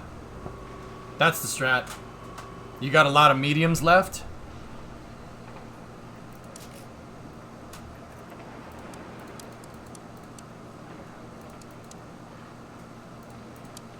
Medium hard like this means he can push like crazy, but if we're gonna do that, I'll be 100% honest with you. This is what I would do.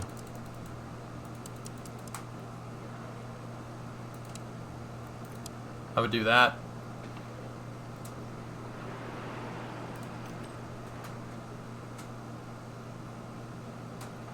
And then if he gets a safety car in here, then we throw that set of softs on there, you know? This is a good strategy, because remember, I have these set to 5 push. They're pushed the entire time. If he pushes this is like worst case scenario. The hards could go even further. But then again, if we're going to do this,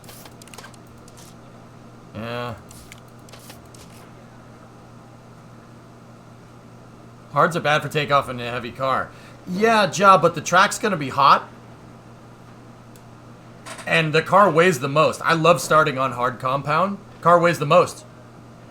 You're going to get good traction because it weighs the most. Soft tires wear out with a heavy car. They wear out a lot quicker. So you want to... I like saving the softs for later. What's the temps for the race? It's 42 max, but it's gonna cool off. It's gonna cool off.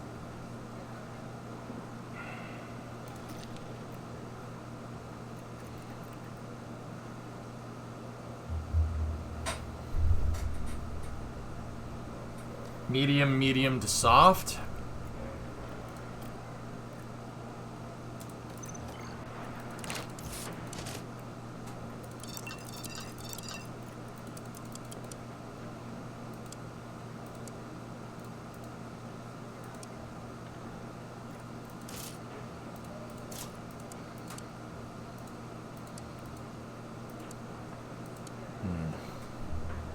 So that gives us 132.8. I'll update that. And then I want... That's medium to hard. And that's giving us an estimated race time of 132.30. And then... That's 131.57. And that's 132.08. That's the slowest strat. Hard to medium is the fastest one.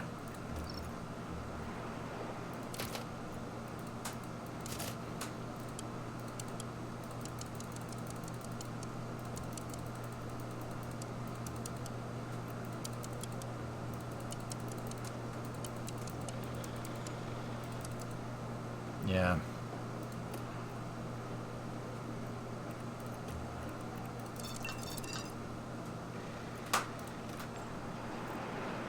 It's 131.57.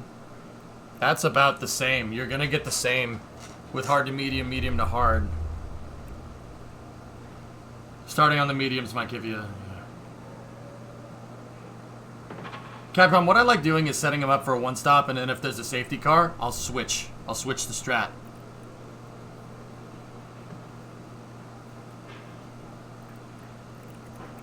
I mean, since these are both basically the same, I'm going to set up strategy B like this.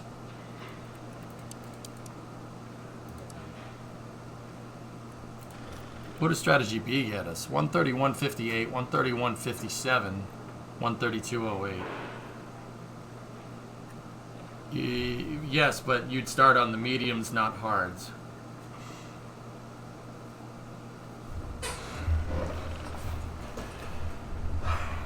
Okay. Well, what is...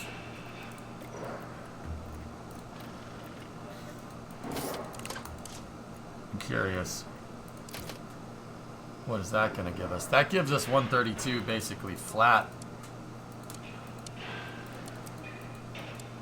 131.58 soft to hard.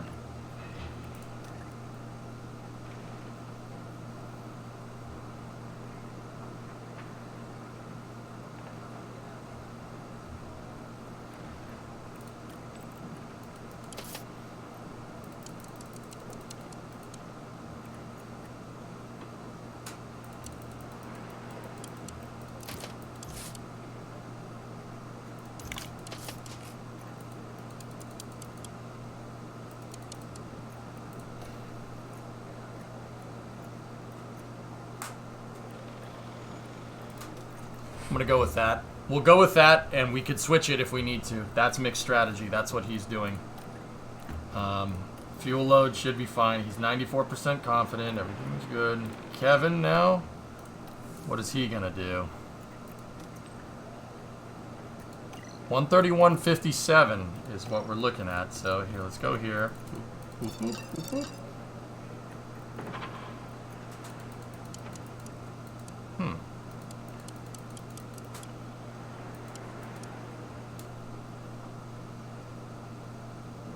Doesn't matter, he's gonna spin. He's spending too much time with it.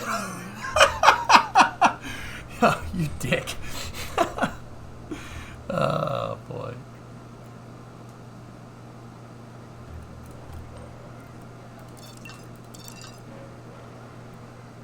Yeah, 131.57, medium to hard.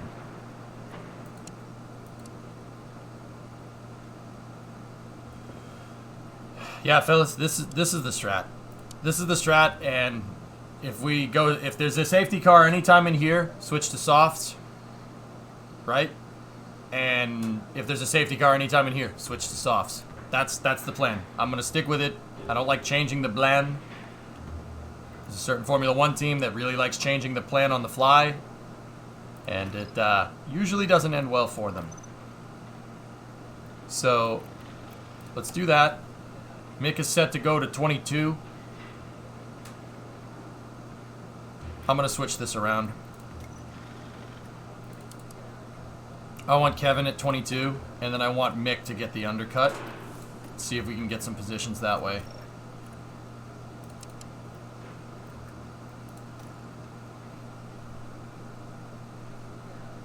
Kev will be fighting too. Hamilton is behind him, isn't he? Yep. Yep.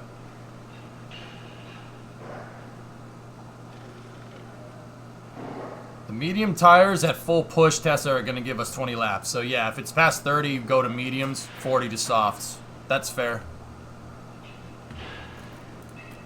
What do we have? So Mick has a fresh set of softs, he has a fresh set of mediums, and he has fresh hard.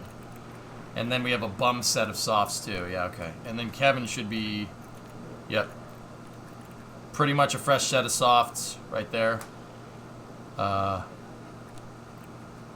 Kevin has a lot of medium tire, medium and hard. Okay, cool. We can put him on that. That's fine. Just, Tessa, we got to keep in mind, literally 10 laps for that. Let's do this.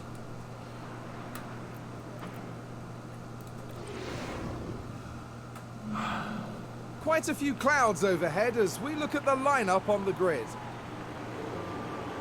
There we see Kevin I didn't set him to Magnussen. push out of the gate. With a top 10 position on the grid, Damn it. this race could really go either way for them. Here we go with the Azerbaijan Grand Prix. They're going to lose positions. It's lights out and away we go.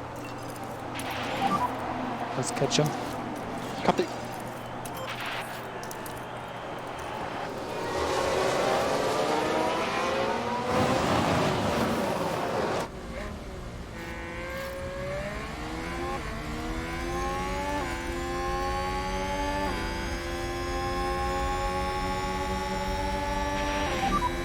Good job.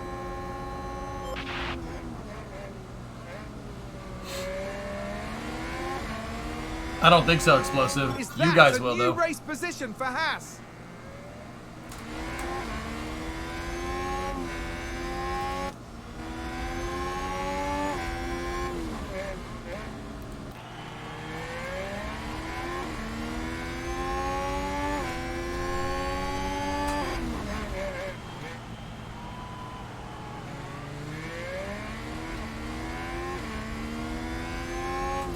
There is Dingleberg. Yeah, we'll burn him on the straights, Tessa. We're faster.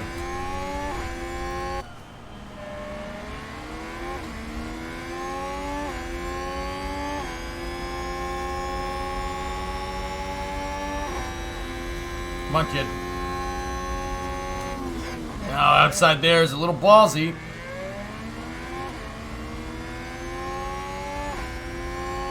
He's still got the inside line. Careful. He's got it. Good job, Kev. Don't step up. Discovery, go and throttle up. Kevin got George. Sebby, Haas with you an have to the sub to overtake there.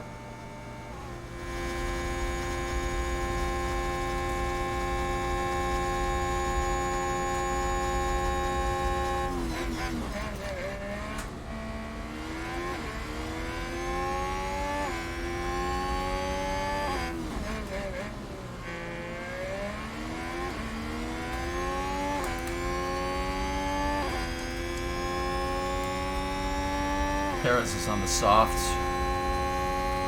So is George. So is George and Pierre, and Alonso and Ocon. Good for us.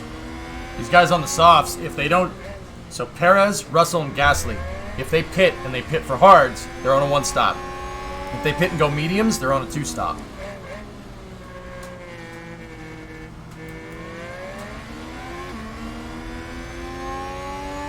Kevin's looking to make a move on Valtteri.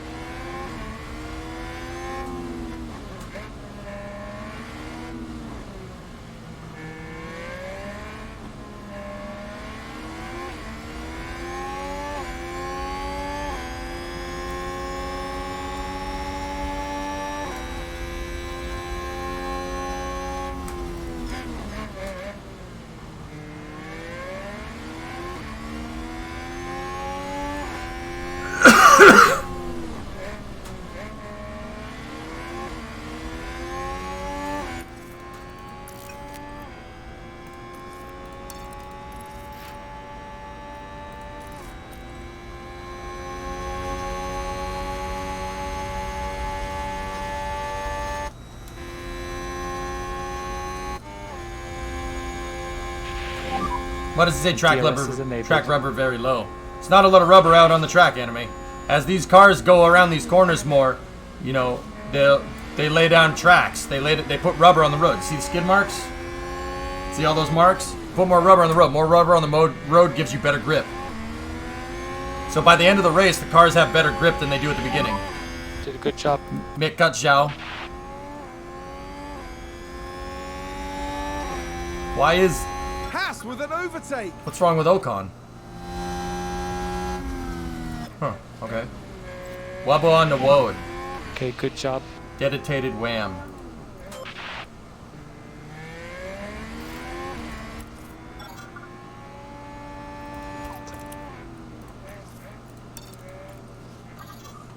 Oh, what? Kevin! All okay, Kev? Yeah, my bad, sorry.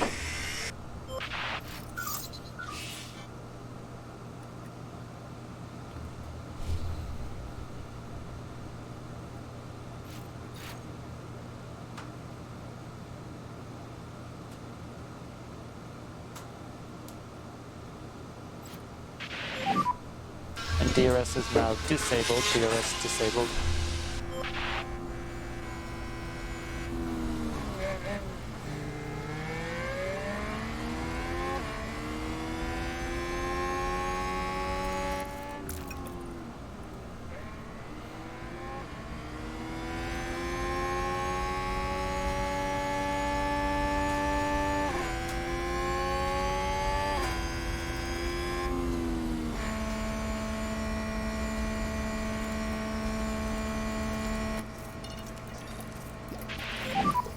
Okay, back off. Copy. Charge on, charge on. Copy.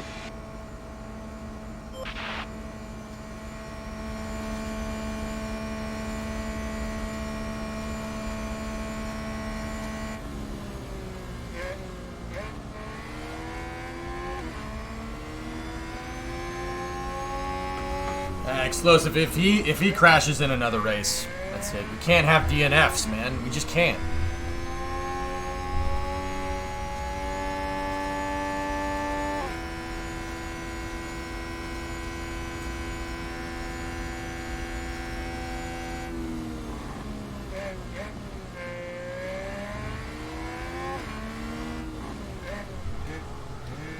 Can't have DNFs, dude. Dude, I'd rather you come in last before you crash. You know what I mean? I'd rather you place behind Latifi than crash the damn car.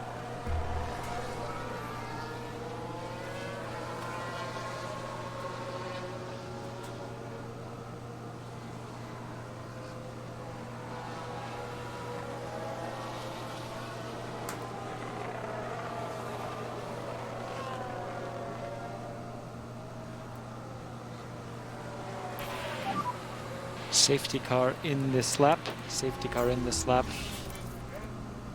Copy. We'll catch these guys. Let's catch them. Copy.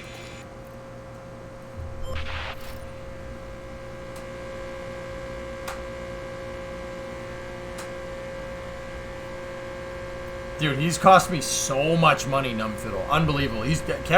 Kevin's literally cost me millions of dollars. He's cost me more money than Mick has.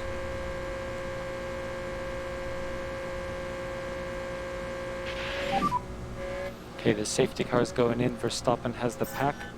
Copy.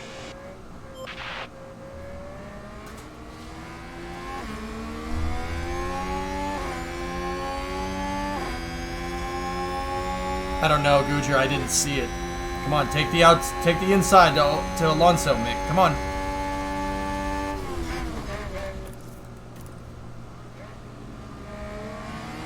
Alonso took the inside line. Good defensive position going into turn 2 here.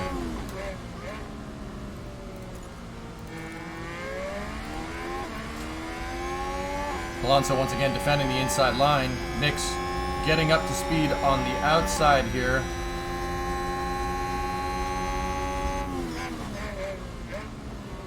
Mick can hold through the apex, so get him on the next corner. Good pass.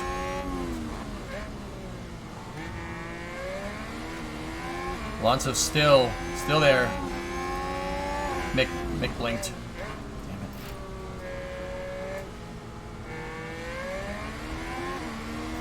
Come on, dust him, kid. Let's go. Okay, good job, Mick.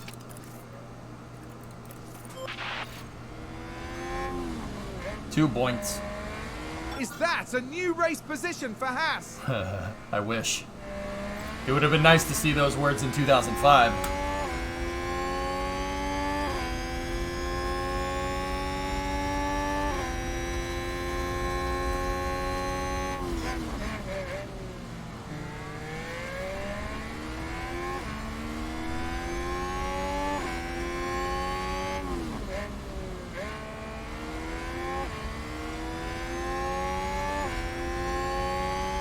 No, it wouldn't? What do you mean, no, it wouldn't?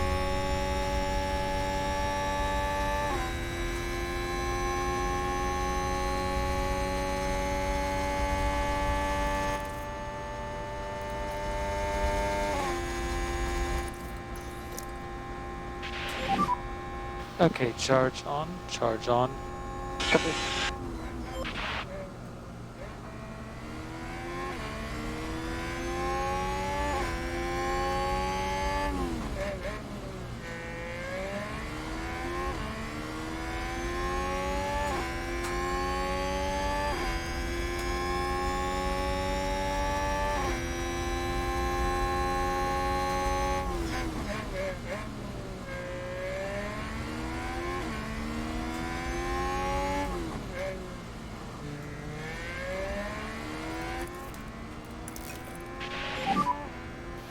Charge off. Copy. He was already set to an undercut strategy, Tessa, but it's an undercut on a one-stopper.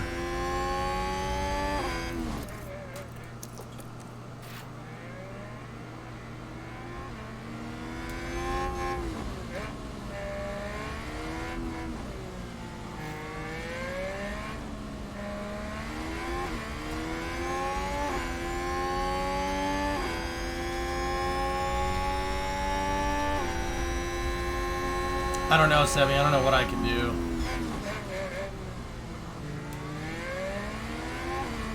Good defense from Lewis. Got no DRS. Copy. He's in the toe. It's not a problem. To charge on. Copy.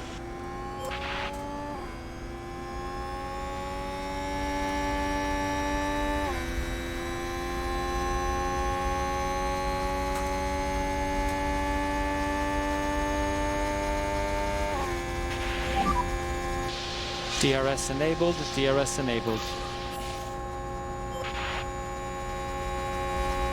I could have picked Red Bull out of the gates, Denny, from what I understand.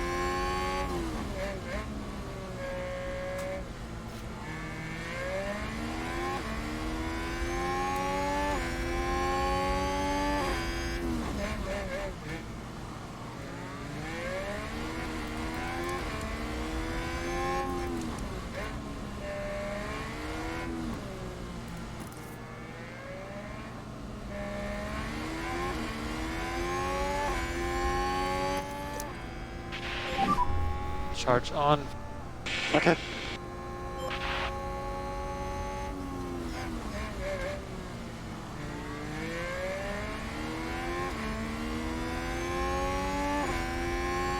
Yeah, Cyborg, I'll have to check.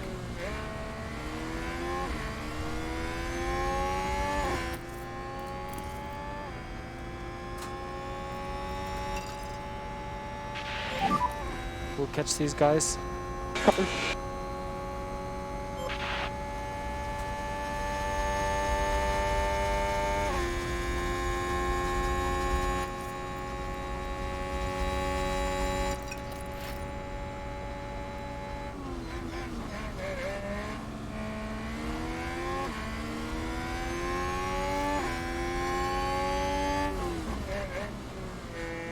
I think I upgraded his defensive driving, Max. I didn't upgrade control or anything like that.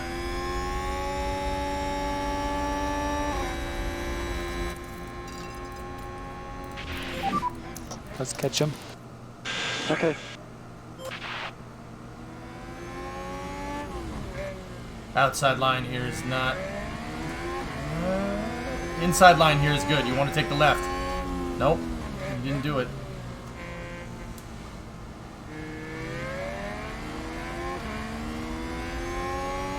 I think it may have been vice versa, Max. I'd have to go look.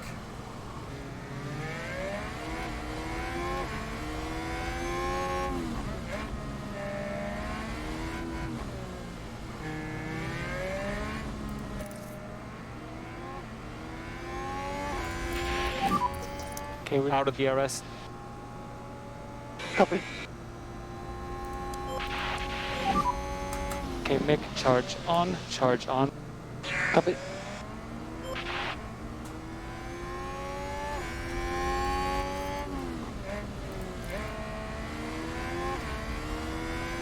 Yeah, Tessa, sometimes it needs to be refreshed.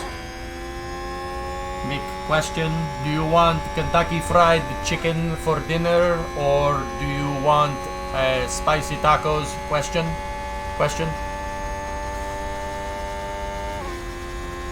Mick, which kind of chicken do you want?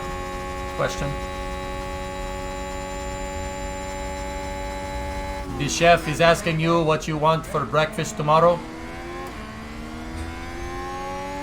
This is not distracting at all, is it? Question.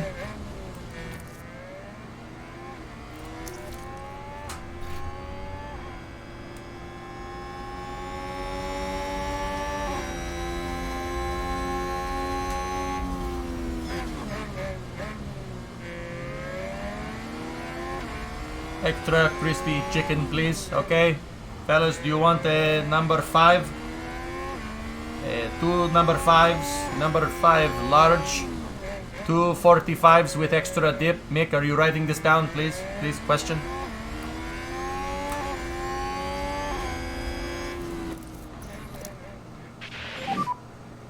Okay, charge on, charge on. Nick, you have to take down the team's orders. Team order. Yes, we are issuing you the team's orders. No, it is not to let Kevin by. We need you to write down what everybody wants from McDonald's, please. Question.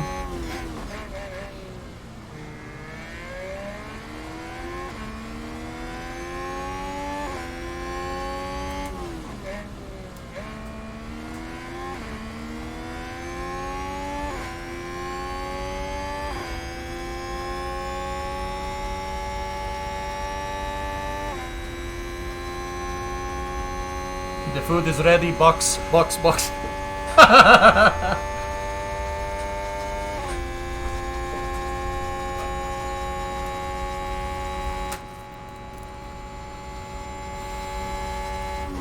We have a Kentucky Fried Chicken box. No, don't come in the pits. No, it's my chicken. You cannot have it.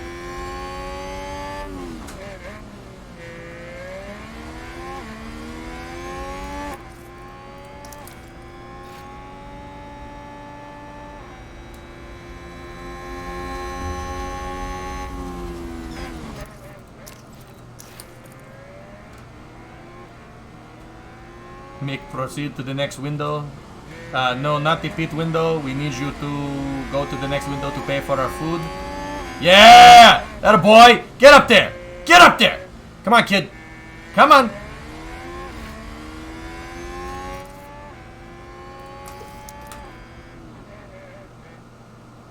Oh! Too wide here! So dangerous! Don't do that! He's got it. He's got it. He's got it. Charge on, charge on. Woo! Okay, copy.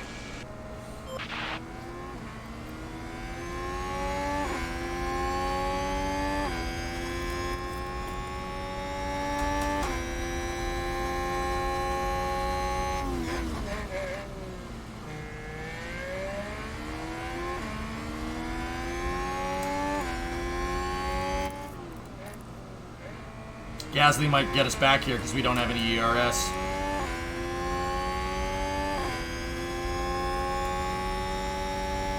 He's closing.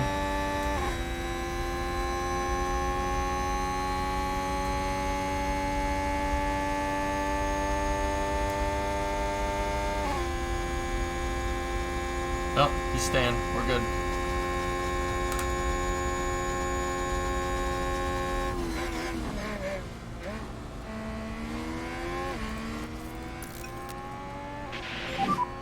Charge off. Copy.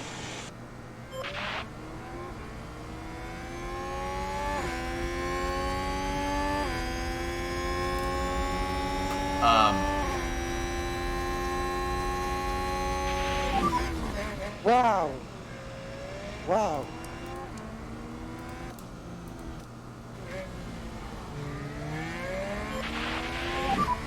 Okay, so Verstappen crashed out of the. Oh! Yeah, okay. Let's see what happened there. What? Here we see Max Verstappen. That's an off, and a big off. Okay.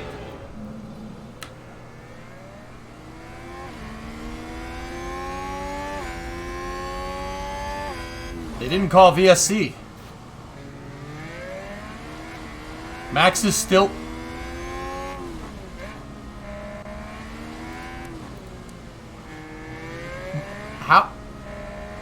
How did he... Oh, his car is very broken. Wow. Wow. Mick, I swear to God, if you yield to him. Yeah, thank you.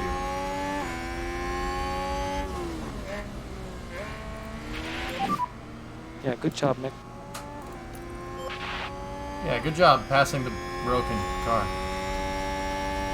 Haas with an overtake there. Oh, wow! All right.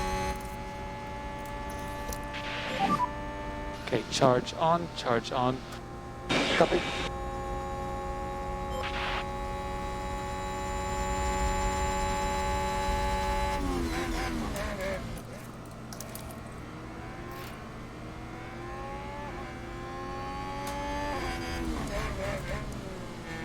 Come on, Mick, burn him. Let's go.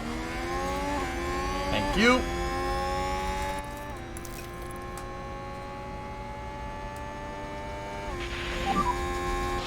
Good job.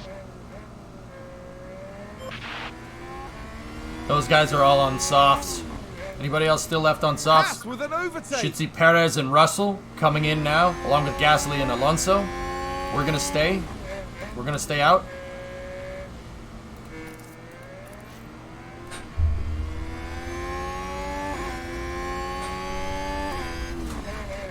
Yeah, I noticed that too, Max. Yeah, it's really hard to get more charge into that damn thing. Charge on, charge on. Copy. And charge off. Copy. Why did Magnussen retire? He crashed. It's a shame. Nick, if he was still here, he'd be right there. He was ahead of the Mercedes.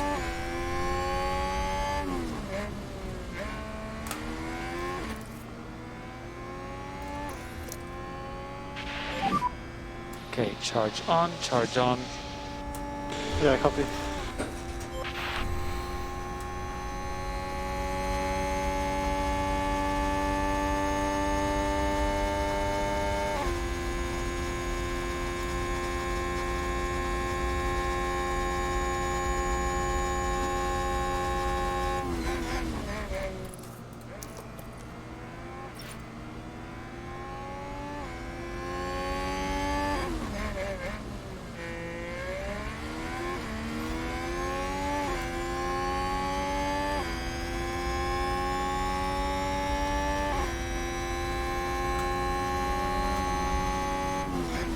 Here, why don't you just do me a favor and piss off, alright? Oh. Stay focused, fight for the position. That's a position gained for AlphaTauri.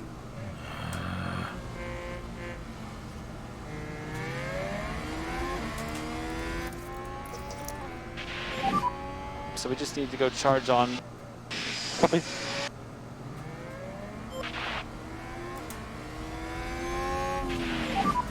I locked up. Okay, understood. I'm very, very, very, very sorry. Jesus. Are you okay, Mick? Yeah, I'm good.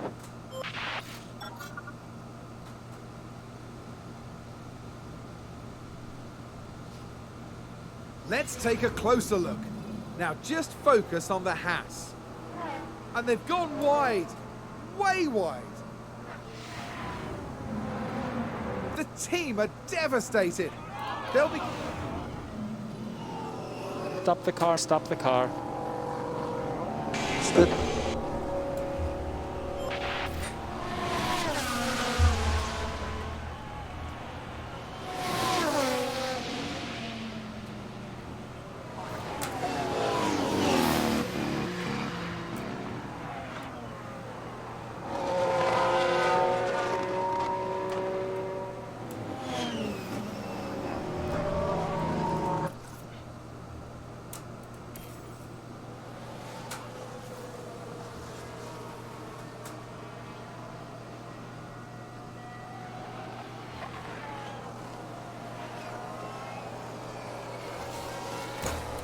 I don't know what to tell you guys. Like, I know it's a team sport and everything, but...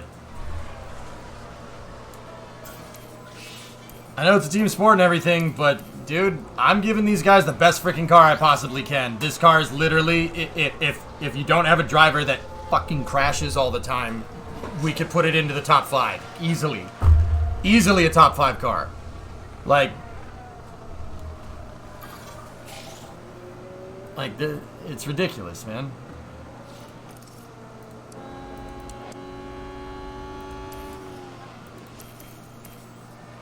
Because they both crashed. They both crashed. What? Like, what am I doing to make? Am I telling them to push? I must be telling them to push too much. But that worked. That worked in the past. Yeah, Elam, it's got to be that. I gotta take him off attack. But I took Kevin off attack and he still crashed.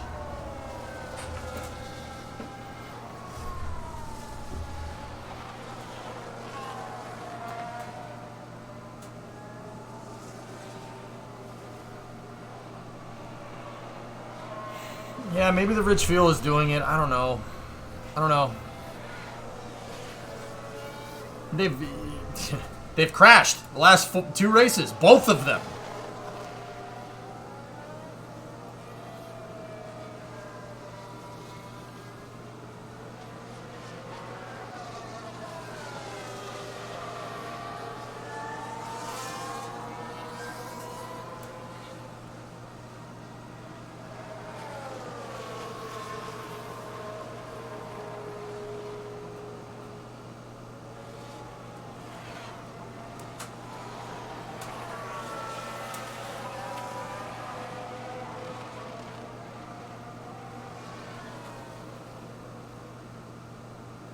Yeah, exactly, Frilled. I paid freaking $500,000 for the kid to get in there and get some points, and he bins the freaking car in the slowest section of the track.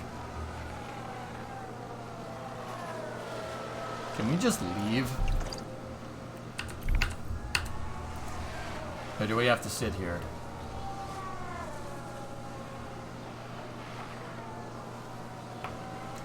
I don't know, Ren. I don't know what to do. I don't know what to do with this, man. I'm sure it's not a bug. I don't know, dude. I see it, Tessa. I see it. I don't know how his car hit the wall and spun around, and it's fine. And then Mick like touches a corner, and it's like, nope, car's junk. I honestly want to keep Mick. I want to get rid of Kevin. Kevin's pissing me off. He's pissing me off. He crashed in practice at Monaco. And then he crashed during the race in Monaco. And he retired. At least Mick finished Monaco.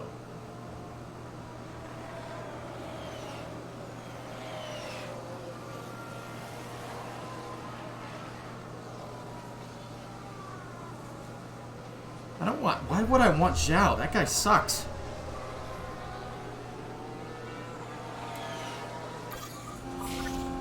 I don't think Nikita's in the game, PY. But if he brings that sponsorship dollars, maybe.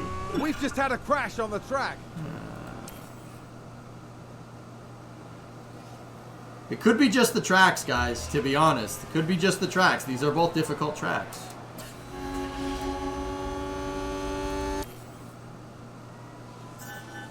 Can you get Danny? I don't know, maybe. Is that a lockup?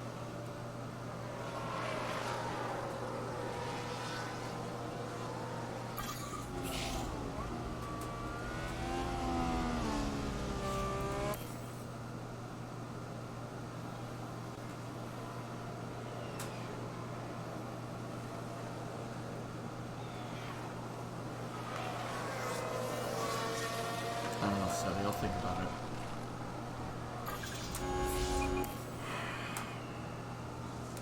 That's a shame. A double DNF is Sounds terrible. like a few cars have crashed. We can take a happened look here? now. Okay, here's the Ferrari.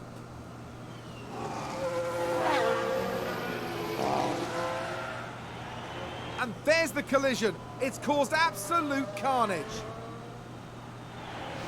On the last lap. Perez has crossed the line first.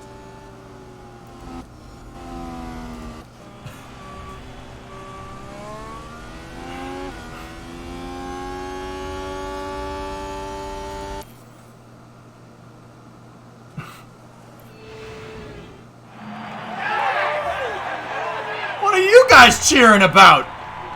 Mick Schumacher with a very disappointing race today. Not at all what anyone had hoped from McLaren this weekend. The team, most of all.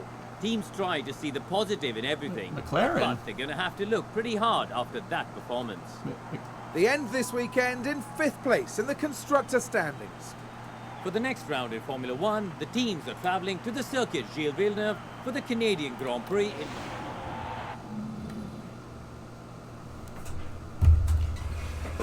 Oh, you dumb sons of...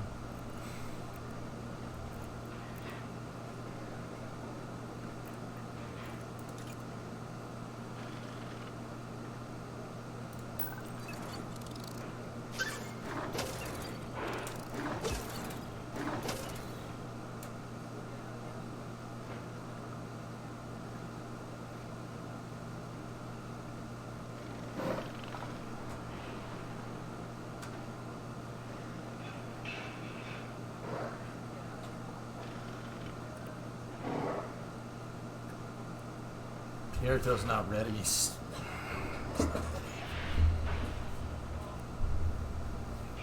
Kev, you just gotta keep the car on the track, man. Oh my God, we could easily get points. What are you doing?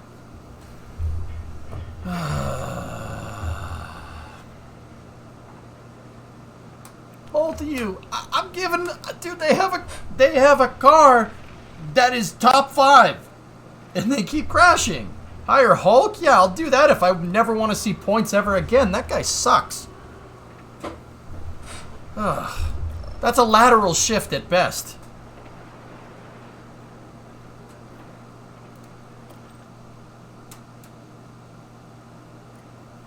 Blame the management. Let me guess. Oh, look, all these broken parts. Yeah, it's funny. It's almost like when you crash the car, it breaks.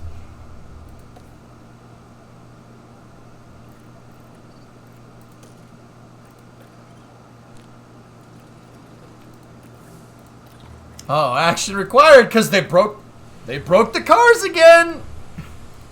Yeah, that's good. You guys keep crashing, and it's really killing me right now. Really killing my bottom line. Yep, I need 2 of them. It costs $750,000.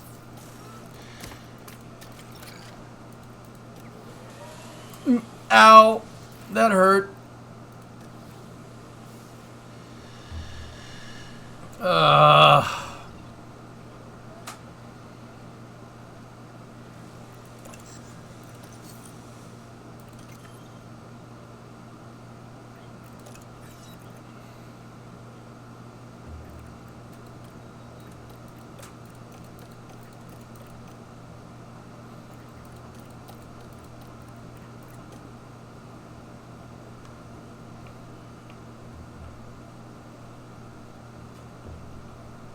Make them do push-ups for every dollar they cost you? Yeah.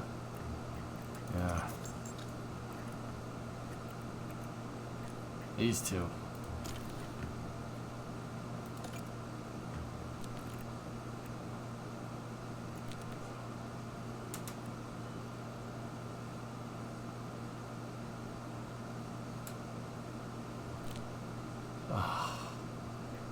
Oh, Jesus Christ.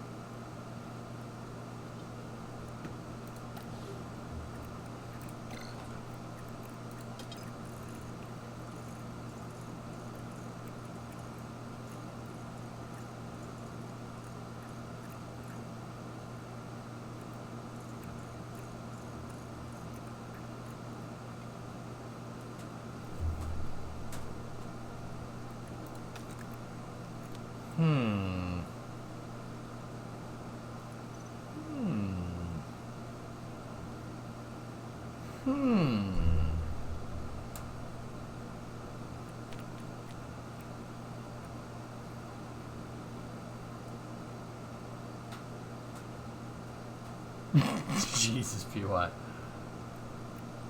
Okay.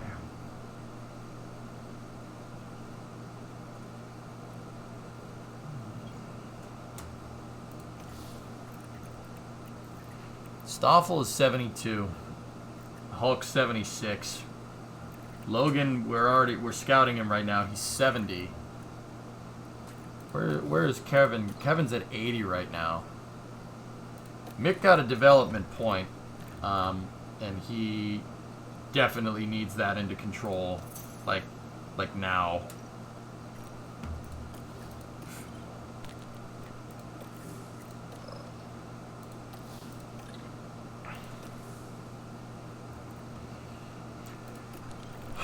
I can't. If I break Kevin's contract, he's gonna bankrupt me.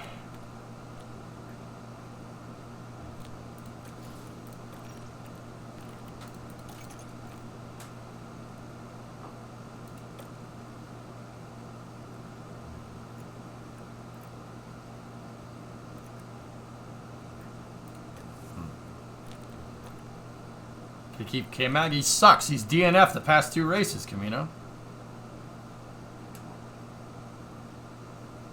If I put Kevin in the reserve slot,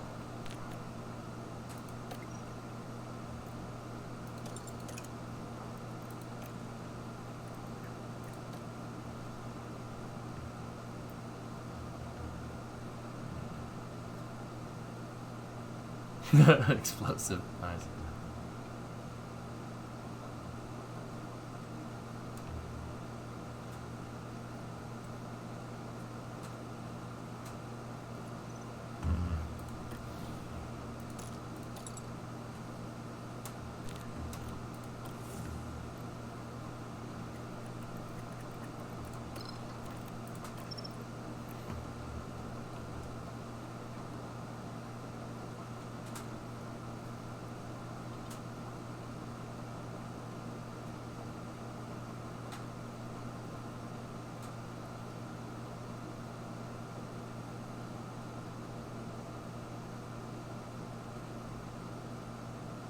Yeah, Jim, he's literally bankrupting me, dude. Freaking bankrupting me. This bozo. Come on, man. You placed 5th at Barcelona, for frick's sake. Come on. We have the car. The car's fast.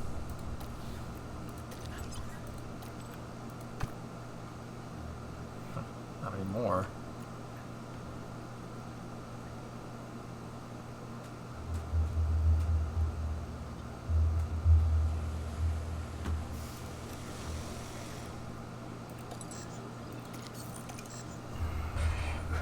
Yeah, I mean, we got to keep them right now. The finances, the way the finances are, we have to keep them right now.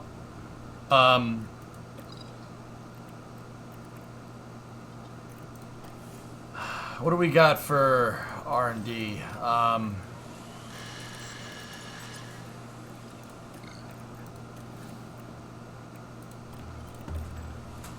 Got that rear wing coming. And we got an upgraded chassis that'll be available sooner rather than later. The side pods are being built right now. That's a manufacturing project.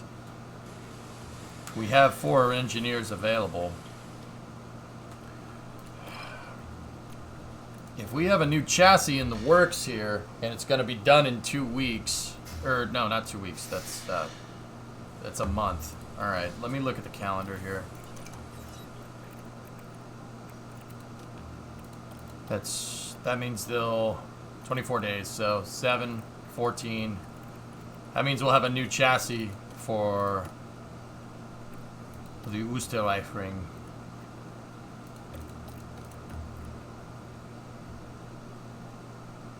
It's no good, dudes.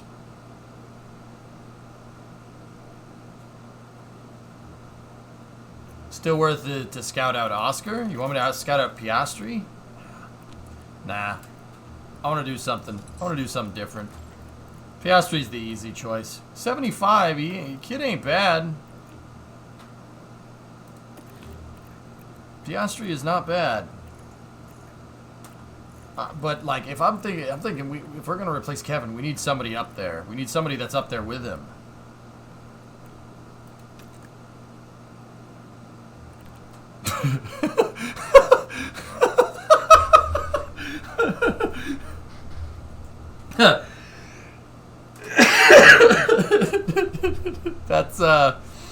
That's very apt. All right, Sam. Jeez, frick you too. Hey, where's your blown diffuser? Oh wait. Whatever. Yeah, let's see. What's Alex up to? Okay. Yeah, Zhao's not bad.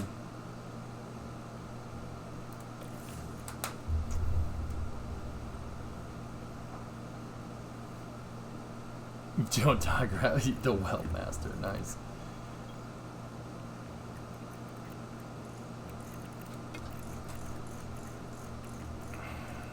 What's Danny at? Danny's at 84, huh? Oh, frick you too, pal! Man, if only you knew what McLaren's gonna do to you.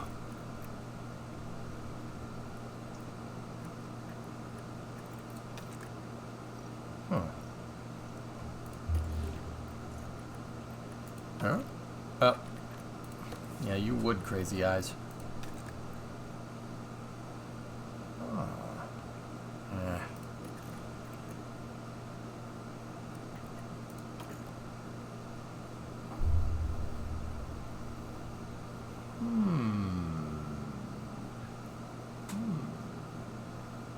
Seb is not interested in our team, Sebi. He can go be interested in being last then.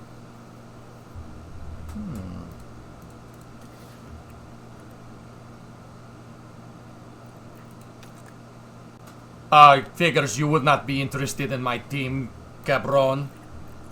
Sorry. Timed myself out. I'm considering that. Checo? Checo wouldn't leave Red Bull. No way. Not interested. There's no way he would do that. Pierre? Okay. Actually, you know what? What about him? Oh, you're not interested? Fine, fine. Go eat some cheese and whine about how your car sucks.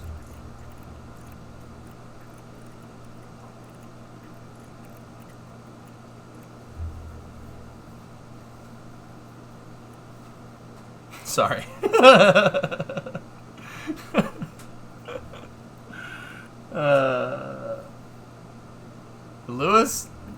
Lewis ain't leaving Mercedes. He'll retire before he leaves that team.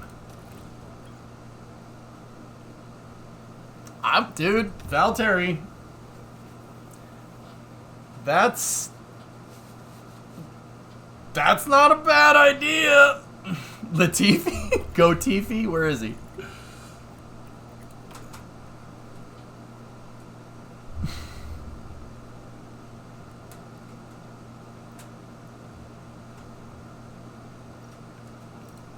Dude, yeah.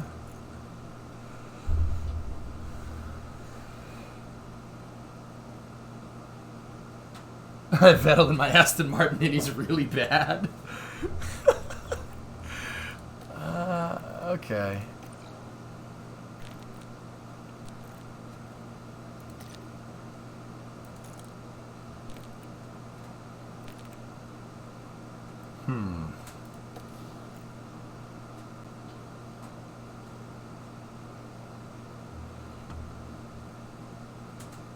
If you want to win, hire Finn. Oh, that dude, you don't need to tell me.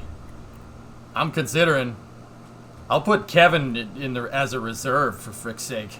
Put Kevin as the reserve. Stay there. Stay as the reserve driver, bud. And put Bottas in there. Bravo Norris, get my cousin Lando. How do we do that? Can we put Kevin to the third driver spot? Discovery, go and throttle up.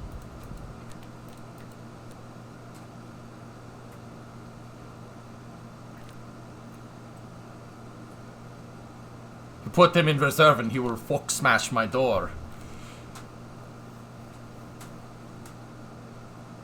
I think Bottas would be good for the team. That would be really good to have Finn on your team. That many people from Finland will like your team. Hey, Lazy, 53-month resub. 53 months, where's the time gone? Cheers, brother, here's the 53 more. Thanks, man. Yeah. We gotta wait till the end of the season, but I'm thinking battery. Battery might be a good idea. See how much battery wants? Oh, okay.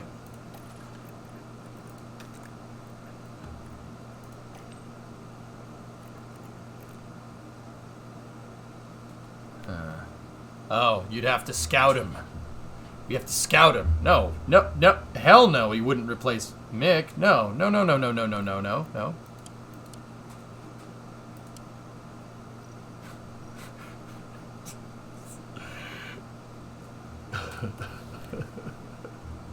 Do a detailed scouting. All right, we'll see where that takes us. I'm scouting Logan Sargent too, down here. Kind of want Logan in the Haas. That'd be really cool. Maybe this time to renew his contract for half the price. He has few bottles of Kilio and new bicycle. Yeah, that's why we should hire him. He's good. He's good. Very good. Valtteri looks like an MSC character.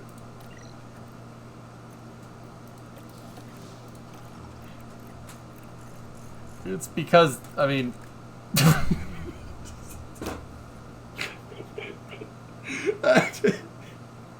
He looks like an MSC character. That's awesome. He does. He looks exactly like him.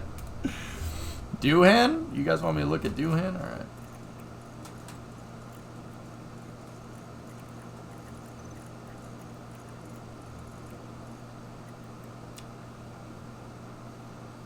Wait a minute. Hold on, Von Doohan. The dream. The frickin' dream, dude. The dream. The dream team.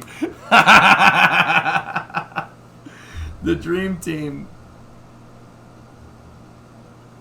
David sucks. Ow.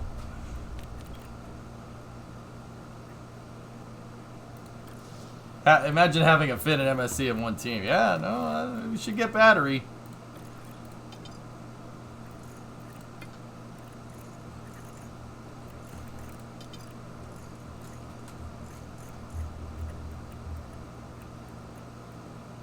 Yeah.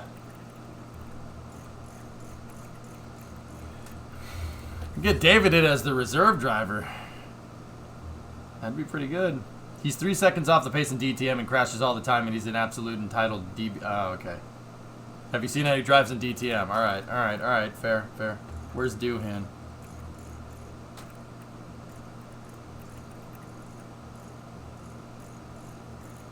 Where is he?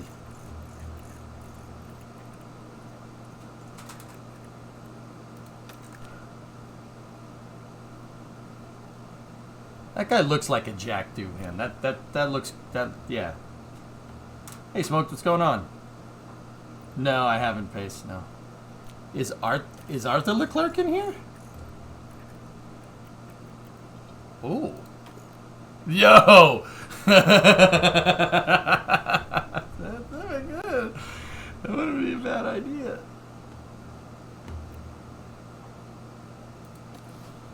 Kubitz is in here. He's down in here. Yeah, see? Big, my guy! My guy!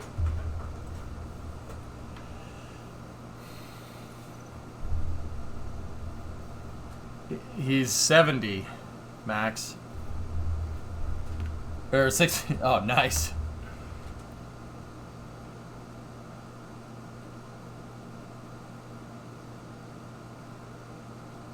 Wish.com, Leclerc.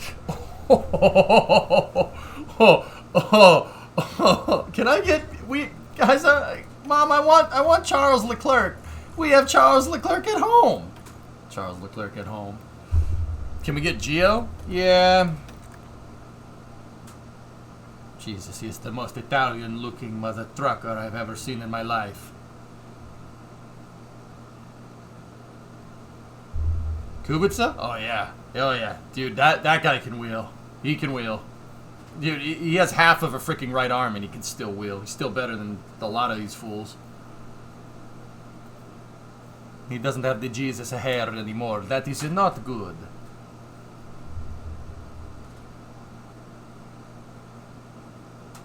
Giga Kubica.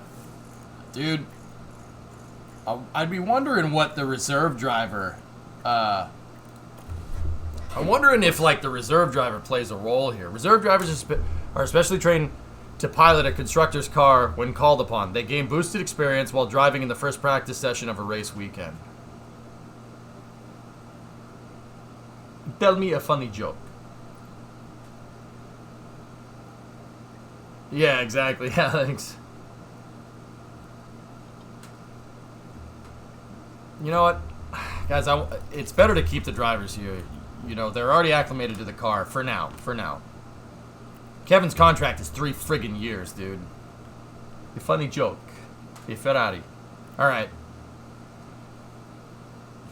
I love a Coke. You mean to tell me that we've used up all of our hard and medium tires and we only have soft tires left? Oh. I'll have a Coke then. I'll have a Coke. I'll have a Coke. Tell me another joke. What? Nah, I don't know, Sevi. No Coke? Beppis? Oh, Beppis. Why would you want that? Fresh Beppis. Gross.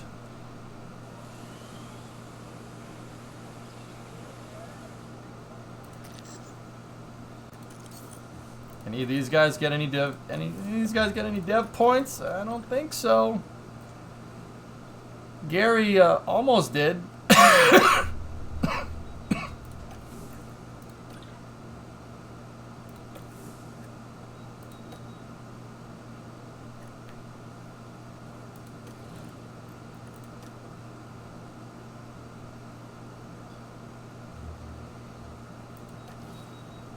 Pepsi is regurgitated Coke.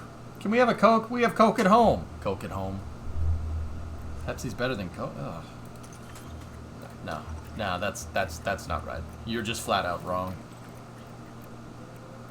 You're with Dink? Oh.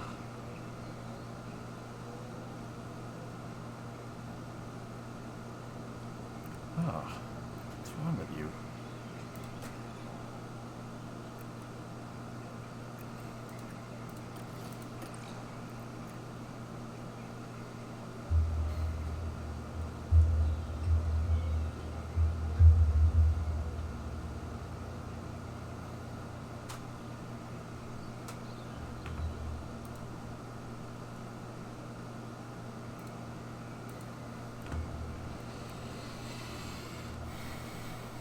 Maybe if y'all drink Pepsi, you'd be faster in AC. Yeah, but if Pepsi makes you go faster, I don't want to drink Pepsi. I'd rather go slower and not drink a drink that sucks. I will not have Pepsi propaganda in this chat.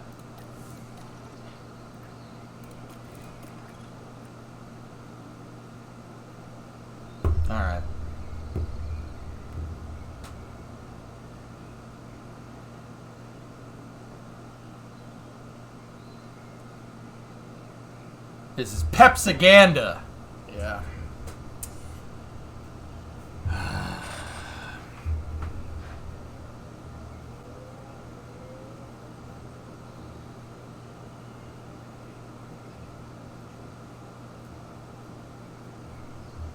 Alright. I said I would jump in and take a look around in Minecraft, dudes. So, that's probably what we'll do here. Dr. Pepper is the superior soft drink. It's the same picture. Yep. I like managing Got Nukes. This is fun. Did you stop playing KSP? Yeah, I did, Warhammer. That's because I moved. Yeah, we'll get back into KSP. Don't worry. Don't worry. Chinato? Fanta. Oh, wait, no. Fanta's German. Never mind. I mean, it ain't German no more. It was.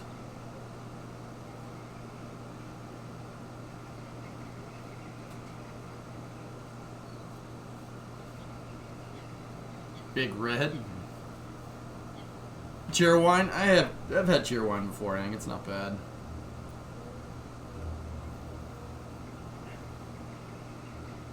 So does your new office smell like fresh paint and dreams? Yep.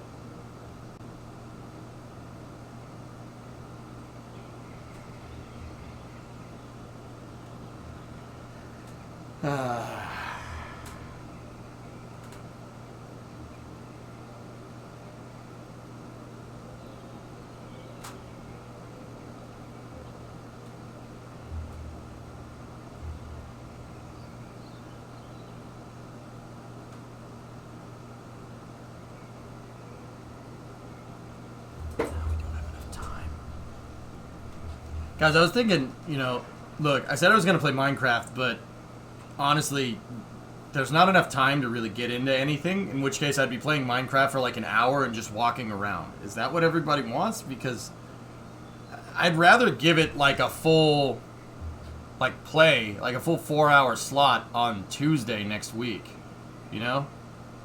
I'd rather do that. I think that would be better.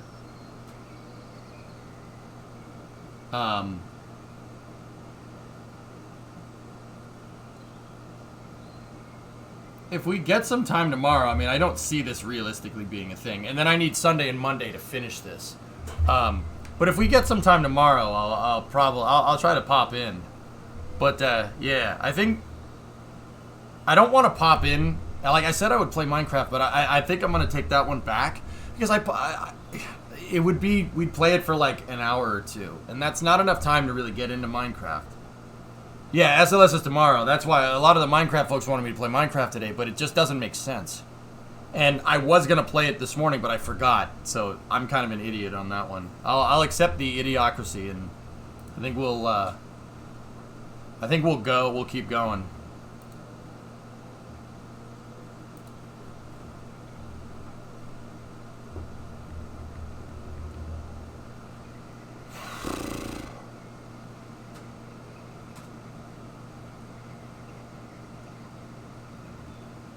You can't end on that race? No, yeah, we'll keep going.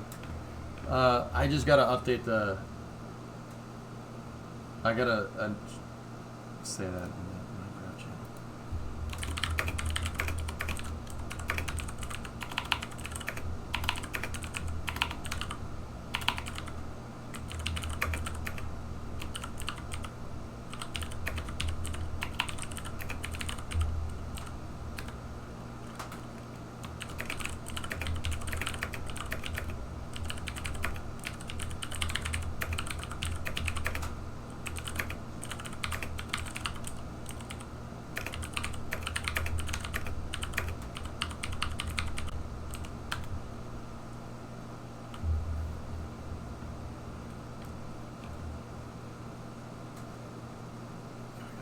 Cool.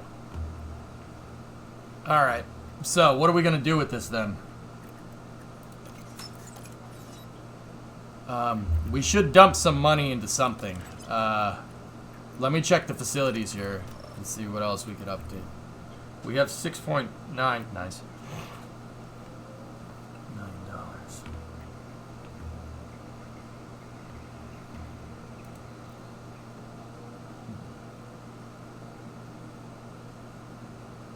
You want to play a star-based game? I have one from the German space community. Nah, I'm good. You see, GM's finally putting a nail in Buick's coffin? Wait, what? Really?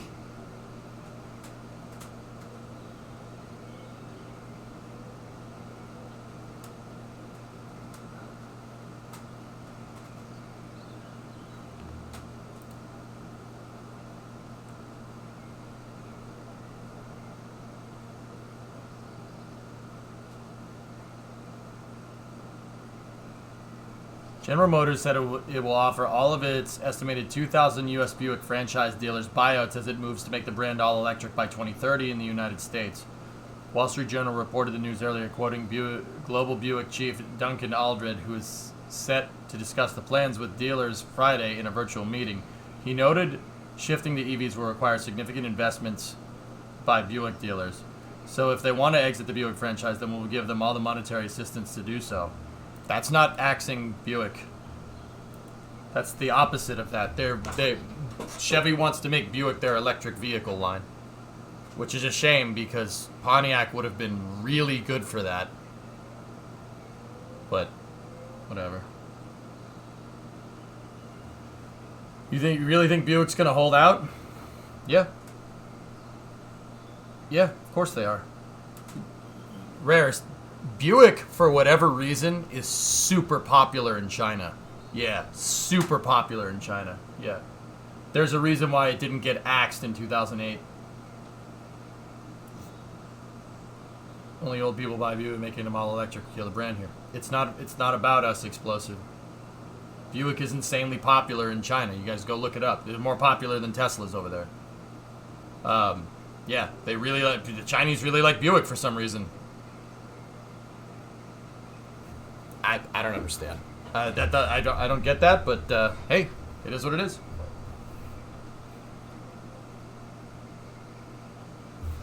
Well, anyway, yeah, that's. I don't think they're axing Buick. I think they're switching it to all electric, and yeah, some dealers are not going to want to do that. Good, let's sell crap to them for once. Freaking savage. It's gone in the U.S. if they go all electric.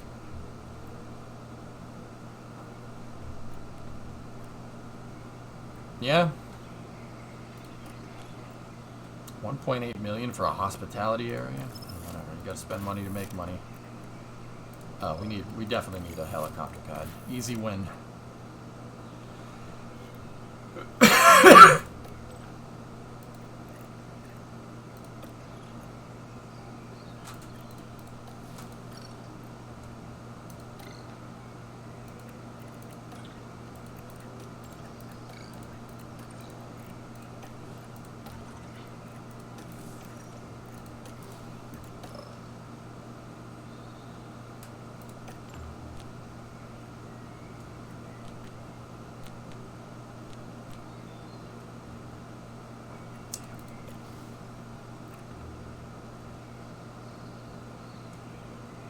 Buick is expanding like crazy in China, Rares. Like, I don't know how many times I need to tell you guys this.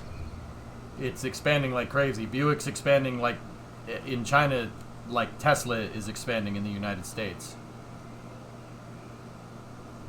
Look on the bright side. When the U.S. goes all electric, you can start drinking tea, eating scones, fish and chips, and crisps.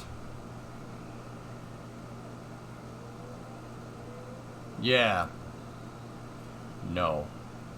What's the TLDR in this game? You're a crew chief for an F1 team, Bales, and you have to pick the strategies and where to develop the car, etc., etc. It's actually pretty cool, man. It's a pretty fun game.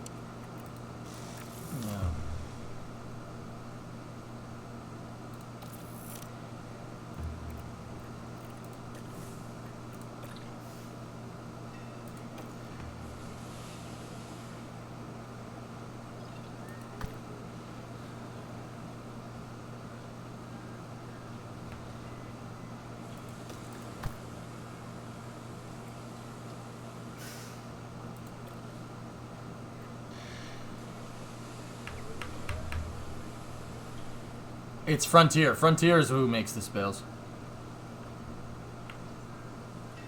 Alright, guys, we'll set space. It's 5 o'clock now. Actually, I might want to take my break and then do space news, and then if we get some time for space news between that and Friday Night Racing, then we should do that. We'll find some time to play this game next week.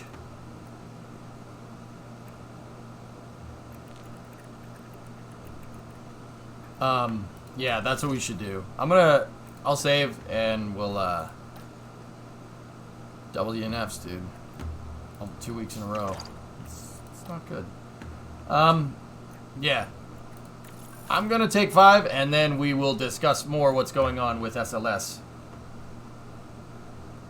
Yeah, I agree, Max. I want to leave kind of ample time there, so that's why we're gonna do this way, and that's what I mean. I don't want to go and play Minecraft for 30 minutes. I need Friday Night Racing to end at like 10, 11 o'clock. So, like, if we could send the word out to set it to like 8. Oh, and I gotta get my pedals set up. Frick. Oh, I brought the steering wheel up here, but I didn't unpack it.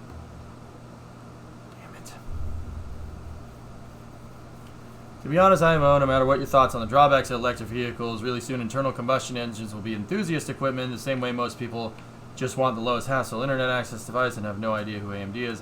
Honestly, I think that would be cool. Imagine if car manufacturers flexed at each other's with internal combustion engine car prestige. Yeah, I mean, Agalex, I understand electric. I get it. That's, yeah, until an electric vehicle can do basically what a diesel truck can do, no.